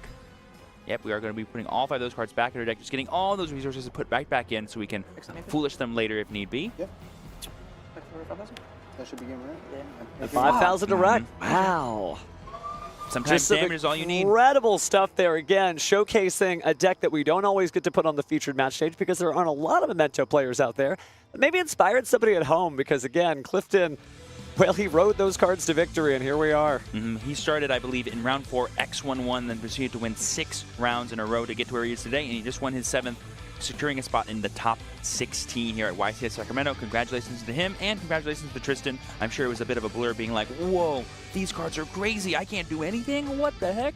No, but still a great showing from Tristan there. Again, making top 32 is really on the to-do list of a lot of duelists. Now, every champion wants to be number 1, but you still have to sit there and say, no, you know what? I entered, I made it, and I'll get them next time. So thank you so much, Tristan, for your performance today. You definitely earned it. And Clifton, best of luck in top 16. I'm sure we'll be getting to an interview with him so we can talk more about this beautiful Memento deck. But I'm really excited to see that like someone playing a deck that I think is a bit roguelike, but has all the elements of a great Yu-Gi-Oh deck in this format, really showing what they can do. Yeah, I have to say, when I first picked up the deck, it was interesting to get, Combined Creation, all the cool access. We got to see Fracture Dance the last time Clifton was on the stage, too. It has so much flexibility. It is very creative. There are some difficulties in the deck, right? Sometimes it can kink up where you don't get to see all of your names. You don't get to bring out all of your cards. But obviously, it's a resilient deck because think about it. Clifton has won every single match of Yu-Gi-Oh! He has played since we featured him on the stage last with this very deck. And he might go on to win some more. We'll see. We'll see. This might be the actually, now that I think about it, he is the first Memento duelist to advance in the top cut. Yeah, so this is top thinking, 32, and before it was top 64, so those are functionally different. But he's the first Memento duelist in recent memory to get to the top cut of a Yu-Gi-Oh! Major tournament and then win that game. So it shows you that the deck has a lot of life left in it. Very exciting. I'm sure he has a lot to say about that once we get to his interview. While they get ready for that, are there any other exciting things you're seeing in the top 32 now that we know maybe what to expect from other players? So I believe there is a White Forest Runic deck or a toy White Forest deck that might be out there. Not going to say which player it is, but there's certainly one that was around. There might be a Millennium deck there using all the cool monsters. They're great extenders. I don't know if you're familiar with the Millennium cards, like Golem that guards the Millennium Treasures, Sengenjin wakes for Millennium. And I tried to tell people to say, oh yeah, Millennium Shield, but here's the thing. Those monsters are not restricted to being in a Millennium deck. They're just free bodies, right? And you pay 2,000 life points. 2,000 life points is fine, right? We pay even half for Solemn. And it gives you interesting monsters with interesting levels and some cool protection effects, like that shield you mentioned. Pretty much immune to spell and trap destruction. Pretty good. So you get that body, you don't lose it, and then you get to do something cool with it. So there's a lot of neat stuff out there for sure. Very exciting. And it looks like we are ready to be going to the winner's interview, talking to Clifton on the stage. Let's go ahead and head over there to see what he has to say about his win. Thank you very much, Steven. I have Clifton live on stage after a redemption in your feature match, picking up a win right now with the Memento Land deck. Talk to me about why you wanted to play that deck at this event. It's probably one of the better rogue decks right now. It's just like Snake Eye. It has a bunch of good one-card starters. It can play the Fiendsmith engine, which is really good, and it has room for a lot of non-engine. But where it excels more than Snake Eye is it's really good against the rogue decks because it has a bunch of quirky little cards that can give you the extra matchup and like against Labyrinth and Tempai and like Runic Stun and stuff like that. So yeah, and nobody knows what the cards do. We saw a lot of really creative plays in this last duel. What was your favorite moment from the duel up on stage? Favorite moment? Probably that game 2 whenever I top decked the Memento Goblin. Like, I really needed a Memento monster. And then, yeah, so I drew Memento, and then, yeah, the Beatrice was able to secure me the victory. Yeah, that was an interesting back and forth because you were just stopping each other from getting your plays going at the very beginning. What were nerves like being up on stage for the second time? I mean, you're already up 1-0 in the series, so maybe comfortable, but how do you handle those nerves as a competitor? You just got to lock in. I mean, yeah, just lock in. It got even worse whenever I looked at my opening hand and saw no playable cards. I was like, oh no. But thankfully, his hand also wasn't as strong, so I was able to capitalize on it because neither of us saw too much engine. All right, perfect. Well, thank you so much for the interview. Best of luck going forward in the tournament, and we're going to throw it back on over to the casters. Some really good stuff. It's almost like he heard the broadcast just saying all the same great points. And I love that. Sometimes you just got to lock in. Sometimes you just got to be putting all your focus into the game and not worry about anything else. I can tell how he got that 2017 World Championship jersey. He earned it. Well, actually, it had somebody else's name on there, so I think he was borrowed it from a friend. But it's still cool, though. It shows you that he is well connected and knows some really good duelists. Like, I think Chester or something on that. Shout-outs to Chester. Obviously, a great World Championship competitor there. But there's so many cool decks to play there, so it's really neat to see that he picked one that matches up good against everything. And speaking of matching up, I think we have a really cool thing to talk about for all the people watching at home for any of your OTS store tournaments. I'm sure you're getting a big itch to start playing. We have a cool winter holiday event going on starting in September in Canada and going from October to November in the United States, and of course in Latin America from December 7th to December 22nd. It's a really cool charity event celebrating at your local game stores. If all this Yu-Gi-Oh! Is getting you excited, definitely be sure to ask about them and check them out whenever you can. Dueling for a great cause is really important because there are a lot of different charities that Yu-Gi-Oh! Has sponsored or been able to partner up with, and it's just nice to see that all this dueling, all this fun that we get to have, does something meaningful for society. So keep up the great duels, everyone, and keep up the great charity work, too. And I believe we actually have an update for you for the bracket. I think we still have some games going on, but we can give you guys some clues as to what other names you might be seeing as we continue. Here we see Kyle C. and Edwin's match was a finish of 2-0 in Kyle's favor. We still have the matches of Zachary and Tion going on, where Zachary is currently in the lead. We have Aiden and John currently 1-1 in a gripping Game 3. We have Kenneth and Eddie going for a win in Eddie's favor. We have Gabriel and Alex, each 1-1 going to that gripping Game 3. We have Alex and Orion, both still 0-0 in their Game 1. It sounds like a pretty grindy one to me. We have Adam and Andre, with Andre currently in the lead. And we have Shunping versus Junglong, currently 1-1 for each of them. So pretty exciting. We're kind of getting down the wire. That top 16 will be updated soon. Let's take a look at the other half of the bracket. Carlos has advanced over William. Michael and John are still going at it. He is 1 up. We've also got Brendan versus Carlos tied at 1 apiece. Craig is still fighting with Jose, and that's going to be 1 up to Craig. Ibra is fighting Jose, but they haven't even finished their first game. Steven is fighting against George. George is up by 1. Jesse Cotton advances 2-0 over Mitchell, and he'll be fighting against Clifton, who moved in our featured match above Tristan 2-0. That'll definitely be a good match. Can't wait to see who wins that one. Looks like we might actually have a bonus feature match that we're going to be covering here. So the good news is you don't have to go anywhere. There's more dueling action pretty much now. Could be some fun stuff. So what's so cool about the top 16 is it's this ever-advancing tournament. There's all these things going around, basically episode of our Battle City in Sacramento.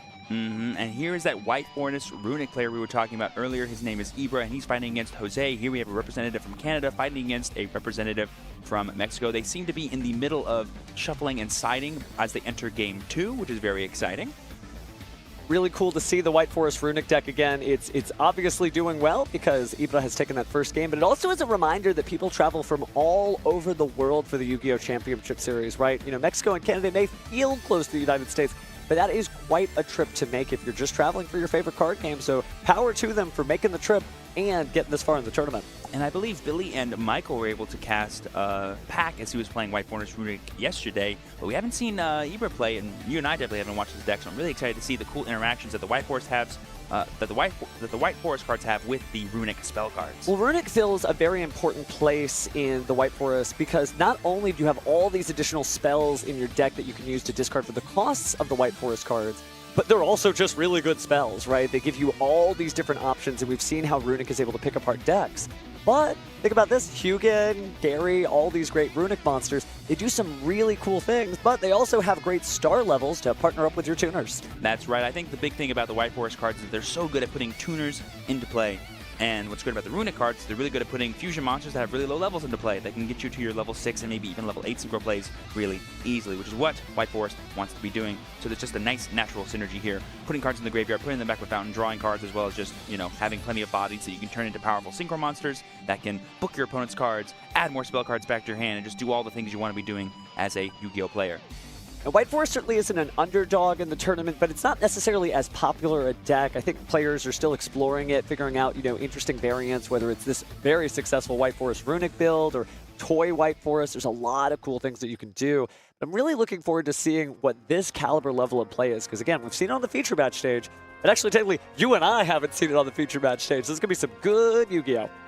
It's definitely striking me as a very grindy deck, one that can get way more advantage than the other decks, but it's way less explosive. It's not like these Fiendsmith Snake Eye combo decks that can just do all the stuff and summon a board that is unbreakable. It's like, no, I'm just going to plus a lot. The longer the game goes on, the better I am, and eventually you'll lose. Well, we've seen these long games between these very powerful decks like Fiendsmith Snake Eye, where eventually they just run out of resources or targets in the deck to search with all their powerful effects. So they just kind of run out of gas, whereas White Forest is like, no, this is solar powered. I'm going to rejuvenate. I am performing photosynthesis as my spell cards set themselves back on the field for discard, or they're just great fodder for a bunch of different things. And that great Diabell Synchro monster allowing you to add the spells back, that is insane. And I know we're talking a lot about White Forest Runic, but let's again not sleep on Fiendsmith Snake Eye. It is the best deck for a reason. But we already know what makes it so strong. All these powerful cards, all this powerful follow-up. Can't wait to see the specific interactions between these two decks as these players go. Depending on who won the first game, it looks like Ibra did, so I imagine Jose is going to be choosing to go first here and give himself the best foot forward. Usually what that ends up looking like is then we're going to use a lot of Runic spells, maybe even things like Cheng Ying in the extra deck to try to break apart that board and banish all those key pieces, and then go into our big game plan from there, as I imagine what Ibra is thinking. But again, the cards will tell us, and the players will use them to the best of their abilities to play this game out. I think they're just getting notified that they are now on the feature table, and they're just letting you know before they get started that everything should be good to go. You can't see them on the stream, but there is definitely judges and staff, just like any of our other featured matches here, so it's going to be a nice, fair game. But again, it takes a little bit of setup here. Looks like we've got 18 minutes left on the clock, so we're just pausing to get the go-ahead from our staff here, and then we can jump into this very exciting matchup. And once again, I want to remind everyone at home, this is a single elimination tournament from now on. The winner of this match gets to move on. The loser will unfortunately have to go home, but they deserve to be here. Ibra won 9 rounds. Jose won 8 rounds. Let's see who can take down this one as they draw their cards to get started. Ooh, I see a lot of really powerful cards in Jose's hand that he is more than happy to draw here, and he's beginning with Snake Eyes Ash. I'm not seeing a lot of cards that can interact during your opponent's turn in Ibra's hand, so I imagine Jose is free to do whatever he would like. That is true that the White Forest Runic deck list that we've been seeing typically forego a lot of those interaction points from the hand that are monster effects, because they have so many spells that can do the same job, and once you get that Runic Fountain on the field, they might as well feel like they're points of interaction with the hand that are monsters, because you're just slinging those spells like nobody's business. So speaking of slinging cards, looks like we're going into full Snake Eye Town here. So we are going to go ahead and now use this newly summoned Ash and Poplar to go ahead and bring out the Moon of the Closed Heaven. I know it felt like we were going full Snake Eye, but no, we're going to take a nice little stop at Fiendsmith Junction and then get right back into it later. It's very, just alternating, right? I'm going to use my Snake Eye Poplar to bring out the Diabell Star, but now I'm going to use the Moon of the Closed Heaven to bring out the Fiendsmith Requiem, and I'll use that to bring out a Fiendsmith. Left, right, right? Classic. And again, the real skill will come in how you utilize all these extra resources that are generated for you, what your end board looks like, what you're doing in between things. Now that you know your matchup in that it's Runic, what specifically are you guaranteeing yourself to end on? What interactions do you need, not need, so on and so forth. Well, he's definitely entering the code here as he link summons into his next monster. It's just going to be the Fiendsmith sequence. Probably just want to get those fusion summons online, return those really precious cards back to the extra deck. And here we come, Lacrima. Lacrima will now bring back the Engraver. Engraver will most likely just be summoned to the field here. And here we see a XZ summon. Now, a couple of notes about the duel. Think about it. There was 30 minutes gone off this clock, so obviously the first game was pretty grindy. That means that Jose has a little bit of knowledge already of what his opponent is playing and what it's not playing, because Ibra likely didn't use a lot of points of interaction from the hand that were monster effects right now. So Jose kind of feeling confident to just go in, not necessarily worrying about maybe Nibiru or anything like that. So we are just seeing summon after summon here. Promethean Princess Bestower of Flames hits the field, and Snake Eye Flamberge picks out some targets. And something I want to make note of for everyone watching at home is that we have another Beatrice coming down from a Fiendsmith combo, and it sent Angel of Blue Tears from the deck to the graveyard, which is a card we saw yesterday. It's very, very powerful and very interactive, and let's see how it can specifically handle the White Forest Runic board. Here we linked off the Promethean Princess and another monster to summon Hida. We're now bringing back Sequence and Engraver. Yeah, sorry, we're returning the Sequence to the extra deck to summon the Engraver, and then we're going to link these two off into IP Masquerena. All right, so we're going to return Fiendsmith Engraver, banishing. Wow, the Angel Blue Tears. And I think we're going to go find out what our special trap, because we didn't quite see that. Yeah, I think it was Magic Deflector? Oh, it is Magic Deflector. Which specific, to my understanding, it does it negate the spell card and you use the effect, or no? That's that anime card that I can't remember. Well, for the rest of this turn, you're going to negate all equip, field, continuous, and quick play spell card effects. That's pretty much everything that Runic and White Forest want to do, except for those normal spells. Wow, I didn't even know that card existed, but it gets rid of all quick play spells and field spells. That's Fountain, and that's all the Runic cards. Yeah, it can effectively just shut down your opponent's turn to be like, hey, I need a moment to breathe. Do you mind if I win this duel? Let's do a quick look here at what cards Ibra now can use in his deck. And Very it's a counter few. trap card, right? Or is it? No, it's just a normal trap card there, which is why it's able to be set by the Angel of Blue Tears. But that's enough, right? That certainly can change the tempo of this duel, and we might be going to a game 3. Right, because if Ibra just doesn't have a turn, essentially, given how much Jose's already set up, he can just go into game mode by just attacking from that point. And it's very difficult, because once you get to that draw phase, the most you might be able to do is activate some of the quick play Runic spells from your hand. But after that, that's it. And what Runic does best is not just activate a chain of quick play spells, but continue to recycle them, use them over and over. So this is not looking good if you're a fan of Ibra. Also, I loved how we looked away for 1 second, and now we have an Appaloosa in play. The IP Masquerena has now been moved to the spell and trap card zone due to the Flamberge, and we have a Diabellstar in play. Certainly a strong board here, and having the Appaloosa is going to basically insulate the same way the Magic Deflector is. So we're deflecting magic, negating monster effects.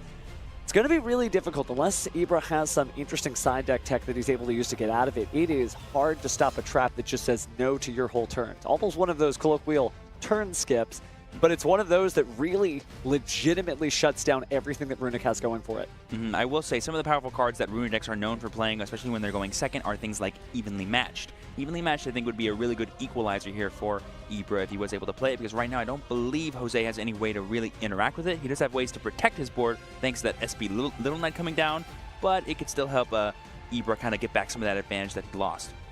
Well, let's see, taking a quick look at his hand. I do see some trap cards, but none of them seem to look like evenly matched, unfortunately. I definitely see Skill Drain, and I actually think I do see evenly matched there. Or is that Woes of the White Forest? I think it might be Woes of the White Forest if we could just... If you could only hear us and lean forward a little.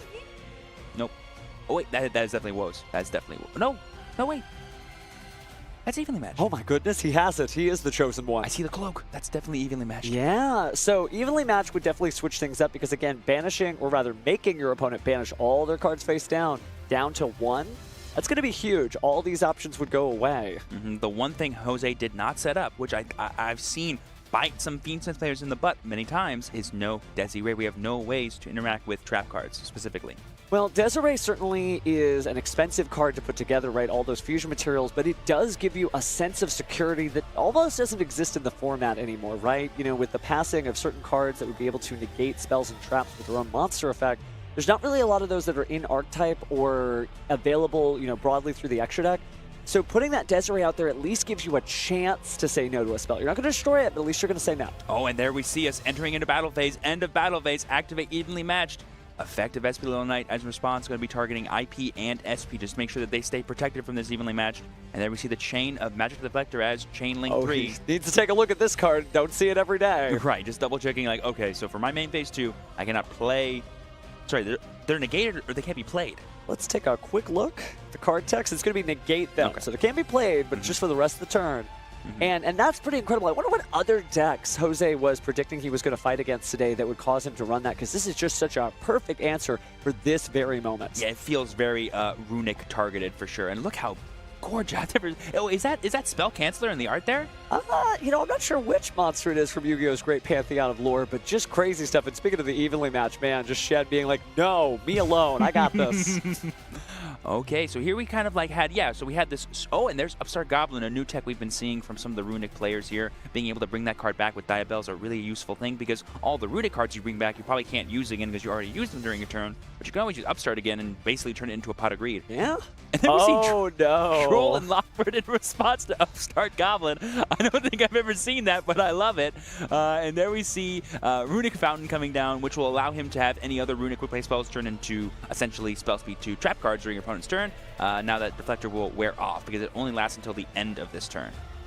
So certainly a heads up on Ibra's side, setting those cards, possibly Runic spells again, because you don't know if you're going to keep that Fountain. Fountain's most important part is allowing you to draw new cards and being able to activate those newly drawn Runic spells from the hand.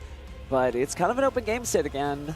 Taking a look at the Flamberge Dragon for a second, Jose looks at the graveyard, checks to see, oh, do I have our level 1 fires? Yes, I've got plenty. That's what this deck is all about, but this is a really cool match to see all the tech. And you're right, you don't usually see anything happen after an Upstart Goblin. This is a new school of Yu-Gi-Oh! That was pretty awesome, because I bet you Jose was like, he could probably activate that again. So let's not give him 2 cards, let's just give him 1. So there we see Flamberge and I believe the IP turning into Moon of the Close Heaven, getting back those 2 monsters using the effect of Flamberge. And yep, now we're just going to probably go into our Fiendsmith engine as quickly as we can. By the way, big shout out to both these players, by the way. Like, it looked like Ibra was so far behind an advantage because of that powerful magic deflector going down, but he was like, no, let me equalize this right now. And then props to Jose for not, being so shell-shocked by, oh yeah, evenly matched, making sure he himself had enough resources to work with on his following turn. I think now we're going to get into like a proper grindy sort of how do we out-resource each other match. And here we see Ibra flipping that skill drain and going, all those cards, they're really pretty. They're not doing anything. Well, and that's what we talked about, that, grind games, that is what White Forest is trying to reduce the game down to. And Runic also does a very successful thing. And for those who are maybe new to the stream, grinding just means, these sort of long game states where you're just kind of going back and forth, card for card, card for card, until you sort of grind out that match until it finalizes into the end of the duel. Because most of these players are really expecting to just activate card effect after card effect, but that is not what they've done. They are, again, evenly matched. So we're going to see who comes out on top here. And it specifically references like the amount of resources they have. Like, oh, I am grinding not necessarily to beat you, but to get more than you have. Because in my mind, I can't beat you right now, but what I can do is get myself enough protection that over time it'll snowball into enough advantage that I will then use to win the game. That's what Runic loves doing. These are the kind of game states that Runic fiends on. And whether or not Jose can kind of fight through it, I think now is going to be the ultimate question. And there we see Axis Codecocker coming down, being made with 2 Link 2s, 4,300 attack points. Lots of attributes. Speaking of Snowball, and this duel may go a different direction fast. But remember, the skill drain's there, so we've really just got a 2,300 hitter. But looks like we're going to activate that Runic tip just to grab something else, and it might just be something to get rid of a special summon monster here. Ooh, and that is Flashing Fire right there. That will definitely do it. And again, Runic usually wins these trades because it's not just trying to get rid of a single card of yours, it is also banishing options from your deck. And with deck space so tight as it is, you might lose one of those sacred one-ofs or even just a follow-up card. So it looks like we'll lose Effect Failure and Bonfire. Not the worst banishes we've seen, but hey, could be bad. Jose has another Bonfire in hand but didn't activate it, so there might be something that he's holding on to. And there we see the draw 2 on Fountain by returning 2 back to the deck. All right, so it's Bonfire time. Let's see what we can grab out of the deck here. It's just going to be a single Poplar. We have not resolved Poplar's effect to summon from the hand after being added, so we're going to go ahead and do that now and bring it into the play. Its effect will not activate when summoned because of skill drain. And there we see a normal summon Fabled Lurie. We've already used the effect of Flashing Fire by the Runic players, so we're not going to be able to actually destroy any more monsters. We're going to go ahead and make Fiendsmith Requiem here. A Fiendsmith Requiem does tribute itself for the effect, so because it's no longer face up on the field, it still works, even under skill drain. So here comes Fiendsmith Engraver. For anyone confused, cards resolve where they are. So if it's in the graveyard when its effect will resolve, that's where it resolves. Skill drain only affects the field. Now we've got our Fiendsmith sequence here. And we are advancing. Oh, so maybe we've got a game plan here. Just big monsters. 2,800 is insane when you're under skill drain. Shades of Kashtira to a degree. And by the way, the reason why you can use the Diabell Star effect is that it's a continuous spell card when it's in the spell and trap card zone, and skill drain specifically targets monsters. Just great sequencing here from Jose getting his game on. But looks like we're going to see another Fiendsmith there. Unless there's...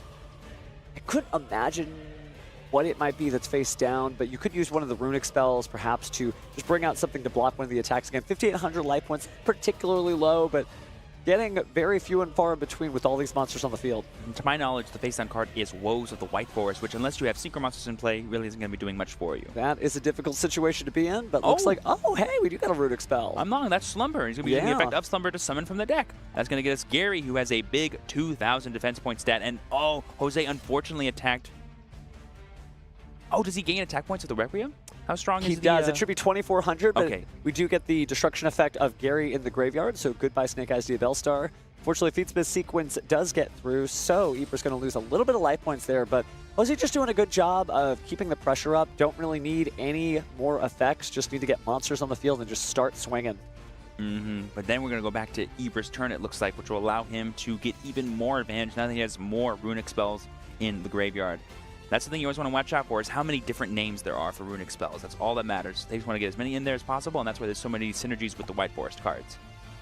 Definitely a really cool deck in its own right. Basically, two cool decks that happen to be stacked on top of each other. But hey, that's the same thing on Fiendsmith, Snake Eye. Love the creativity of Duelist, right? But looks like that's enough. I think Ibra went ahead and conceded that game. And yeah, Jose has won the second duel. So we got ourselves a match with about 4 minutes left on the clock. I think Ibra only had 2 trap cards and no runic spells at hand. That's why he was like, I feel like I'm not going to be enough if he actually goes into a Desiree here or something. Actually, you know, what was Jose about to do, actually?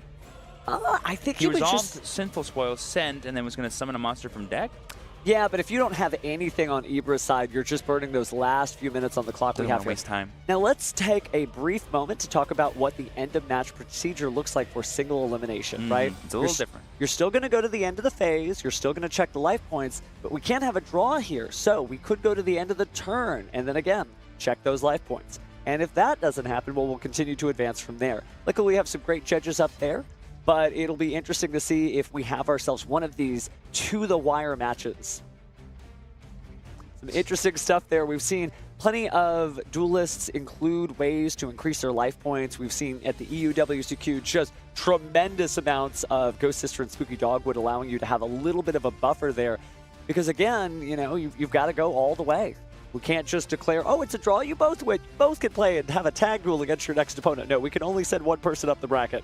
And as we're heading into this Game 3, I imagine Ibra feels really confident that he'll be able to sort of solidify enough advantage to give him enough time to maybe get access to some of the specific side deck cards that you're talking about that allow you to win in situations just like this, where the first 2 games maybe took a little too long. You don't have as much time as you would normally like, especially as a runic player, to actually get the win you deserve, because sometimes runic will win by actually decking out their opponent and not by actually dealing damage. Certainly helps. We've seen in the past a lot of stun runic decks here. This is a little bit more aggro, if you will. Just certainly putting on the pressure with the White Forest monsters, but we didn't really get to see a whole lot of White Forest stuff yet. So whatever happens in this duel, man, I'd love to see some synchros. Yeah, just like the Sprite runic deck we saw yesterday, like they're very tight engines. It's like maybe 8-9 cards, if anything, of all the White Forests, and only the White Forest cards can get the White Forest cards. So you're really hoping to either use your runic, survive a little bit until you get into those cards, use your runic, summon monsters, and start synchroing, and then have really cool interactions that can then lead you on the following turn to go for game with things like Cheng-Ying and whatnot. What an era we're in. You know, we saw Droll and Lockbird against Upstart Goblin. When are we going to see the day of DD Crow against Upstart Goblin? You can't have that back. Don't draw. I don't need those life points. Oh, man, that'd be so funny. Let's see, what's the most... Or Ash Blossom on, like... Ash Blossom on Upstart Goblin would be hilarious. It would. There's some decks where that's relevant. Can you imagine you're playing against Gold Pride, and you're like, I can't let their life points change. I can't let them go down and me go up. I'm going to Ash Blossom that. So there are so many different combinations, such undiscovered gameplay, right? When you think about it, there's more than 13,000 Yu-Gi-Oh cards as far as I know, and there are cards that may have never been played against each other, just ever. So get to the lab, duelists at home. We'd love to see some interesting stuff we haven't seen before. I actually do love this new sort of tech that the runic players have been doing with things like specifically Upstart Goblin. Like, yeah, you never want to return runic cards to your hand. You want to return other spell and trap cards. And so being able to have Upside Down come back and use it again in a deck that doesn't really care about giving your opponents life points is really nice. I do imagine, however, for the game 3, given how close we are to time, those cards are coming out because you don't want to give your opponent some more life points. Oh, can you when that might imagine? matter. He's like, well, what if I plan on attacking, though? He's like, well, all right, good luck to you on that one. You better get to that phase. Looks like we are just about done side decking on Ibra's side. Jose just patiently waiting there for his opponent to go ahead and wrap things up. I think Jose was very happy with what his game 2 game plan was. That tech of Magical Deflector came out of nowhere for me, and I imagine it came out of nowhere for Ibra too. But again, both players did a really good job of navigating that and getting back to sort of a even game state. You certainly have to keep that in mind on Ibra's side, that at any point you see a face down, maybe your turn just isn't going to happen because Magic Deflector, I mean, it's in the name, right? It does so much to stop those runic spells. It feels so specific, like, oh my gosh, this was made to defeat runic, but it's probably like a really old card too. It is, but that would be like somebody showing up with a Fiendsmith deck that had Invader of Darkness, right? Because it's a Fiend, you're like, yeah, I got some Fiends for you. For those in the know, in the chat, maybe you don't know, Invader of Darkness, a very old secret rare card. 7-star Fiend monster that says quick play spell cards could not be activated and their effects are negated. I believe it's been a while. I think it's like 2,600 attack points too. Like it's a number that's big, but like, for the effect it already has, it's like, huh, interesting. I wonder why they thought they had to make this card. Yeah, there were some great quick play spell cards, and there still have been, as we know, which is why there are cards to counter them, right? It's supposed to be a game that's fair. You pick your options, your opponent picks theirs. It looks like we may actually have already hit time, so with that in mind, it looks like we're going to be using the end-of-round match procedure here. And that's it's going to be fun, so we're just going to slowly do this bit by bit by bit. Right. I believe it's the first change in life points, sorry, no, at the end of whatever the phase or the turn, and then higher life points will just win. Now it's a question of Ibra is starting off. We did some fun options that he might have access to that could help him win in this situation. See, it looks like I think they're all just clarifying with each other about what would happen. Yeah. Okay, so we are going to start off with Runic Slumber here. I imagine that's going to be for a special summon since there's no monsters on the field. Probably Hugin of the Runic Wings. There she is. Could have been Moonin of the Runic Rings too, but I don't think that's going to be super surfing for him right now. He wants to get that fountain access as quickly as possible. Now remember, Moonin does have a life point gaining effect too, though. Oh yeah, it does. Yeah, during the end phase. So there is some really interesting stuff where Runic could just, activate that and be able to insulate themselves. But right now, with this game state, we're going to start off with Hugin and pull out that Runic Fountain so we can get things going. I think because they began the game in time, that would mean we go until the end of this turn. That is then we correct. check, and then the end of the and then it'd be the end of the next turn. And I think the judge is just explaining that to them again, and they're clarifying with each other what that means. So that way they can play using all the information they have. Like, you want to make sure you know what kind of winning conditions you have before you actually commit to any plays. You could always ask your judge. A lot of, I've heard folks after a match are like, yeah, something happened. I wanted to call the judge. I just didn't want to be that guy. Hey, the judge is there to ensure the integrity of the game. Be that duelist. Raise your hand, call the judge. The worst that can happen is the judge is like, yeah, that's fine. That's fine. And there we see Sylvie of the White Forest coming down. This is probably one of the most powerful cards specifically in the Runic White Forest deck, being able to constantly reuse that monster and get powerful synchro monsters in play. I think here we're probably going to go into either Coral Dragon or Rushila. And there's the Rushila here for the White Forest. This will allow you to, I believe, search your deck for some more White Forest, even though we were drolled this turn. So I don't think we actually resolve any of the effects of this card. But it is a Tuner Synchro monster, so that's important to keep note of. That is half the battle for this deck against. It's so cool to see Tuner Synchro monsters and the fact that you get access to the other Tuner Synchro monsters out there, just like you said, Coral Dragon. Having that Tuner effect commonly used, throughout Yu-Gi-Oh! History is just a part of a big Synchro monster, but now actually getting to shred its stuff on its own terms. And here we see in the end phase, Ibra activating Flashing Fire to summon, I believe. This could get out Gary, who is a level 4. It could also get out another... Oh my gosh, and there it is. There's the Moonin you were talking about. I think in the end phase, we're going to be activating the effect to gain life points. 1,000 life points. That's going to put him at a solid advantage of 9,000. Oh, I think Ibra is shaking the hand because he thinks he just did the skill to win. And I think Jose is asking for a clarification on whether or not he gets a turn. And I don't believe he does. I believe because this turn has now ended, Ibra's just waiting right here to get the clarification himself. Just confirming.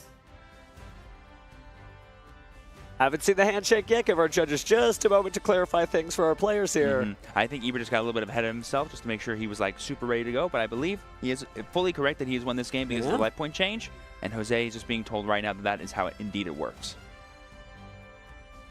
Oh, and he did draw the Magic Deflector actually in his opening hand. Oh, how powerful that would have been, but a reminder that Rudik has it. You know, there was a moment where I'm like, I wonder if he knows that. But no, he wouldn't be up here this far in the tournament if he didn't know it. And he definitely rode those wings to victory. Just good job looking out and using every piece of the tournament policy guidelines to your advantage. Because again, as long as you're doing fair play, fair game, you are good to duel. And I think we saw right there one of the cards that I was mentioning about that Ibra has emergency provisions in his deck to increase his life points out of nowhere. Emergency provisions. That is such a cool thing. However, could you imagine a situation where he used the emergency provisions and then that Magic Deflector stopped it? Right, because it would just be like, actually, that doesn't work. So yeah, I think, again, Jose's just getting all clarification, but Ibra is confirmed our winner for that round, advancing to top 16. Congratulations to both players. Very exciting. Really cool stuff. Again, we wanted to make sure that we got to show you all the cool decks of the tournament. Man, Memento back-to-back with White Forest. Good Yu-Gi-Oh! And both advancing to the top 16. Exactly. Now, all the other duelists who are in the tournament, too, who are not advancing, they're still great champions in their own right, so we want to applaud them. You know, for those about to duel, we salute you. Actually, is Ibra the highest placing White Forest Runic deck that we've seen ever since those cards came out? I think we only had one White Forest in this top 32, and I'm not familiar if we had any White Forest that made it into the top 64 of the other events. So yeah, he might be our new White Forest hero, though. So if you're a White Forest duelist, you might want to cheer on your champion. Awesome. Can't wait to go ahead and actually talk more about top 16 later. But for now, I think we'll go ahead and throw over to our boy Kangas and talk more about how we can go about these rounds. So just some incredible stuff. What's up, everybody? I'm Steve Kangas, live at YCS Sacramento. We got a lot of duelists waiting to compete, so let's get to know some of them. All right, I am here at the booths with Chris. Chris, how's your weekend going? It's going pretty great. I've just showed up. I checked in my hotel a couple hours ago, so now I'm here. Finally, we've got the line through pre-registration, so it's pretty nice. Hotel right to the venue. Where were you coming in from? I'm from Reno, Nevada, actually. So it's only like a 3-hour drive. Not terrible. Nice. How many YCSs have you competed at before? This would be my third YCS. I've competed at the Las Vegas one like a couple months ago, and the 250th in LA. How'd those two go, and how confident are you in your ability to perform at this YCS? I scrubbed out both of them pretty much, but this one I'm actually playing the meta deck right now, so I'm hopefully gonna do better. Last time I did kind of a couple road picks, and I kind of regret it, but it is what it is. Does that mean you say meta is that Fiend Smith Snake Eye? Yeah, that's what I'm playing today, Fiend Smith Snake Eye. Okay, cool. I got a fun question for you. What do you think right now in the meta is the most underrated card that everyone's sleeping on? Ooh. Either Regeki or Darkhold. Both of those pretty much are the same effect, but I think Darkhold's a little bit better just because you can use your own field as well. So sometimes it's a little more situational because sometimes if you man Lightning Storm or whatever, it's nice to have like a backup plan if they do give you like a monster or something. All right, I'm here on the show floor with Landon, who just qualified for WCS a few weeks ago. How's your YCS weekend starting off? So far, so good. Cali, it's great. And everyone here, all my friends, yeah, it's great. How confident are you in your ability to perform at this event? I'm feeling good. I get to play my deck again, Snake Eye, Fiendsmith, obviously. Yeah, but the deck's really good. That's all I can really say. It's the best deck. I've been asking everybody this question. What do you think is the most underrated card right now? Maybe it's something that's meta or something that's not meta that should be played. What do you think should be played more? I actually think the Whitewood cards are like really good. They're in the Runic deck. As you can see, most of the lists are playing. But I think the toy cards are good as well. The Bestials, obviously. Everyone up the count of them. But I also think DD Crow is good because your opponent doesn't have to have any monsters for you to activate it. Yeah. So I think that could be good. Yeah, I mean, those are all the cards that I think are good. I'm getting all the strats from you. This is incredible. You heard it here first, everybody. Marquise, first off, how's your weekend going? It's going pretty good. Yeah? Is this your first YCS, or how many have you been to? I've been to close to 8. So a little bit of a veteran. How confident are you this time around? And what's the best YCS that you've had? The last YCS that was like the best for me was YCS Indy. I was 5-0. I had a little issue, so I had to leave, but I was undefeated, playing the best deck, obviously. For this event, I feel really confident. I'm playing a very unique deck. It's a lot of engines in it. It should be very easy to like sweep through the floor if I do what I'm supposed to do. But overall, I think I could do it. Top 4. Top 4, and repping the team as well. How much practice were you and the team putting in leading up to this event? Everybody's busy. If everybody knows, the DC of Dark just won the NDA's WCQ. So I've been taking pointers from them, trying to learn how to maneuver around with my deck. But I'm going to be here and try to make everybody proud. Now, there's a lot of esteemed players at events like this. Do you have any players that you look up to? Any of the pros that you think, like, that's the guy to beat, that's who I want to match up and have a match against? They're not here. Not here to, so you don't see any competition out there? I see competition, but it's just like, you know, the people I look up to, they're on my team because they got me where I am. Fair enough. Last question. Everyone's got their own favorite card that they think is underrated. What card do you think right now in the meta is underrated and underplayed? It's not in the meta, but my underrated card would be Nephthybis. Yeah, the Prince. That's a good one. All right, thank you very much, Marquise. Best of luck in the event. I'm live on the show floor with On. First off, fantastic hat. Second of all, how's your YCS weekend going? It's going pretty well so far. Anything in particular that you're excited about this weekend? Anybody you want to duel or any decks you want to go against? I'm just excited that I'm here playing VIP, I guess, for the first time, and hope I don't go X2 after like the third round or fourth round. I mean, where are you traveling in from? I'm from Orange County. Okay, so California local then. Yeah. How was the trip for you? It was surprisingly a lot faster than I thought it would be. Yeah, it was like 7 hours or so like that. Okay, nice. You feeling rested, feeling ready for the weekend? Yeah, I didn't sleep much last night, but that's what happens every YCS, so I'm used to it now. All right, well, I've been asking everybody this question. What do you think is the most underrated card right now? Something that people should be playing, but they're not? Honestly, I think that Mo Charmy is kind of underrated. Because, like, I know that a lot of the top players are playing it, but, like, not everyone's, like, on the same page. Also, Dogwood. Dogwood's underrated. Okay, well, I wouldn't endorse that one, but if you want to. Final question. I hear that you have a good anime impression. Let's hear your best Kaiba. You're a third-rate duelist with a fourth-rate deck. Darn right. Thank you, On. Best of luck. I'm live on the show floor with Enzo. You're going to be going to WCS through Master Duel, but you're at YCS weekend. How's your weekend starting off? Good so far. Ready registered, ready to play tomorrow. How confident are you in the deck choice that you picked for this weekend?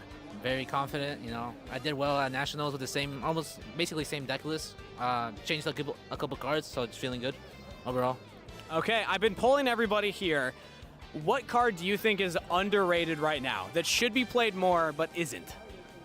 Mo Chummy. How come? Some people don't play it because, you know, they're scared of it getting Ash Blossom, but the card's just crazy. Like, you know, sometimes, you know, if they have the out, but if not, like, you're just getting free cards in your hand. Okay, so have you got your play set? Do you recommend everyone else pick it up? Yeah, I would recommend everyone pick it up. It should be in everyone's deck list. All right, now there's a lot of esteemed players here at this event. Is there anybody that you're looking forward to dueling against, and why? No, not really. I'm morely like, I just don't want to play my friends.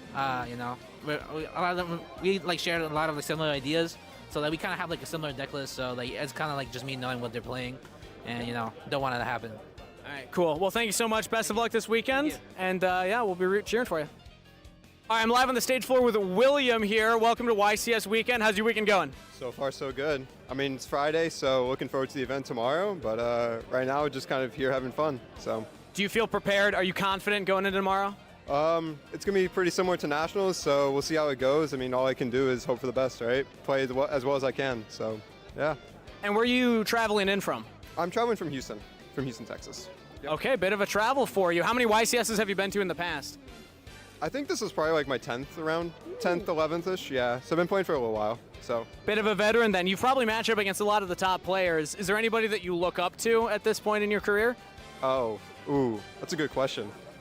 I look up to all the players who like were really good, you know, like in the past, like 2019, 2018, who have like a lot of tops now and are still playing. Definitely them, they're very good players, so. Probably just generically, everyone who has a lot of tops and a lot of experience, probably more than me, so. Any specific names that come to mind of those players, or even like any of your teammates or friends that help you prepare that you want to shout out? I don't know, I guess I want to shout out to like all my friends who I played for like over the years, so like Eddie, Enzo, John, Ryan, and then just everyone that I play with over the years. I've just known like more people as I keep playing this game, so just everyone that I meet along the way, of course. Ed, welcome to YCS weekend. How's it starting off for you? Starting off great. I love California, so I'm here. How confident are you in your deck choice and your ability to play it this weekend? I'm not very confident in myself, but I'm very confident in my deck because like Calamity is a broken card. Nice. Wait, what deck are you playing then? Millennium Eye Centurion. Well, that's going to be fun to watch how you do. How much practice have you put into this deck leading up to this weekend? So I've been practicing like U-Bell for like the past 2 weeks, but it's like super duper complicated. So then I was just like, I want to play a deck where if I resolve my combo, I'm going to win. So I just pulled out my calculator and just run the numbers and try to do a combo that is super resilient. All right, fair enough. And where are you coming in from? Where's your hometown? My hometown's originally Carson, California, like LA area, but then I'm from Las Vegas currently. Okay, anybody you want to shout out from the Vegas area? Either maybe practice friends that help you prepare for these events or anybody else? Yeah, I want to shout out the People's Card Shop. That's the shop that my local OTS shop. And then shout outs to like John and Cody, like they help me practice Yu-Gi-Oh! And Christian, they help me practice like games and stuff like that. So. Now, your friends that I talked to earlier said that you're great at anime impressions. Could you give us an anime character impression right now? I'm not very. Come on, who comes to mind? Joey Wheeler? Okay. Oh. So one time when I was like a little kid, I topped 8 at a regional, and every single time I actually topped a YCS with the same thing. Every single time I would summon Stardust Dragon Assault Mode, I would go, "The skies blacken, the seas roar, tear the earth asunder, Stardust Dragon Assault Mode." But I would say that all the time. I'm pumped now. Thank you so much, Ed, and best of luck this weekend.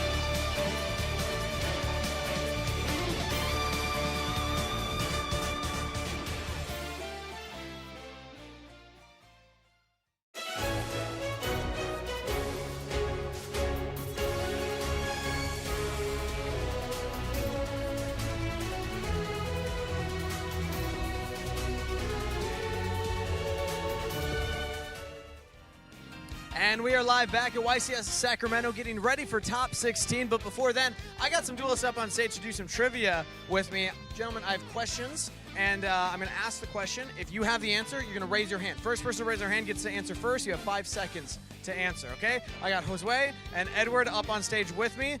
Let's get our first question. Winged Karibo, level 6, is doing its best impersonation of which card? Okay, yep. It's Galactic Karibo, so it would be Photon Dragon.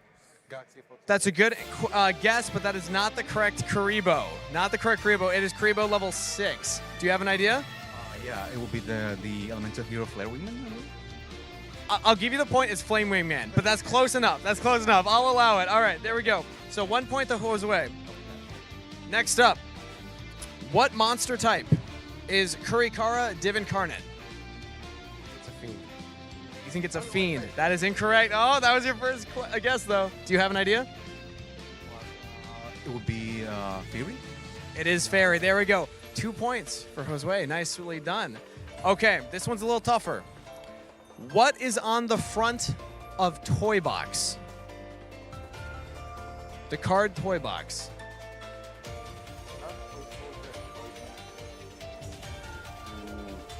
I'll give a hint. You can send it in a text. A cell phone? You're like, it is not a cell phone, unfortunately. All right, Jose, do you have an idea? It's okay. They get tougher. They get tougher. Oh my god. I'm sorry. A message. Yeah. The message. The card. It is a smiley face, is what I'm looking for on the front of Toy Box. It's okay. These get harder. These get harder. All right, here's another one. Which Synchro monsters are featured on Synchro Creed? I'll give you an additional hint. There's 3 of them. Synchro Creed. I don't know what Synchro Creed is. An additional hint. They are all Naturia Synchro monsters. Oh, okay. Is that a card? It's a card, yes. Yeah, okay. I don't know what card. Do you want to take a guess? Well, I'm going to guess Naturia Barkion, Naturia Beast, and what's the fusion?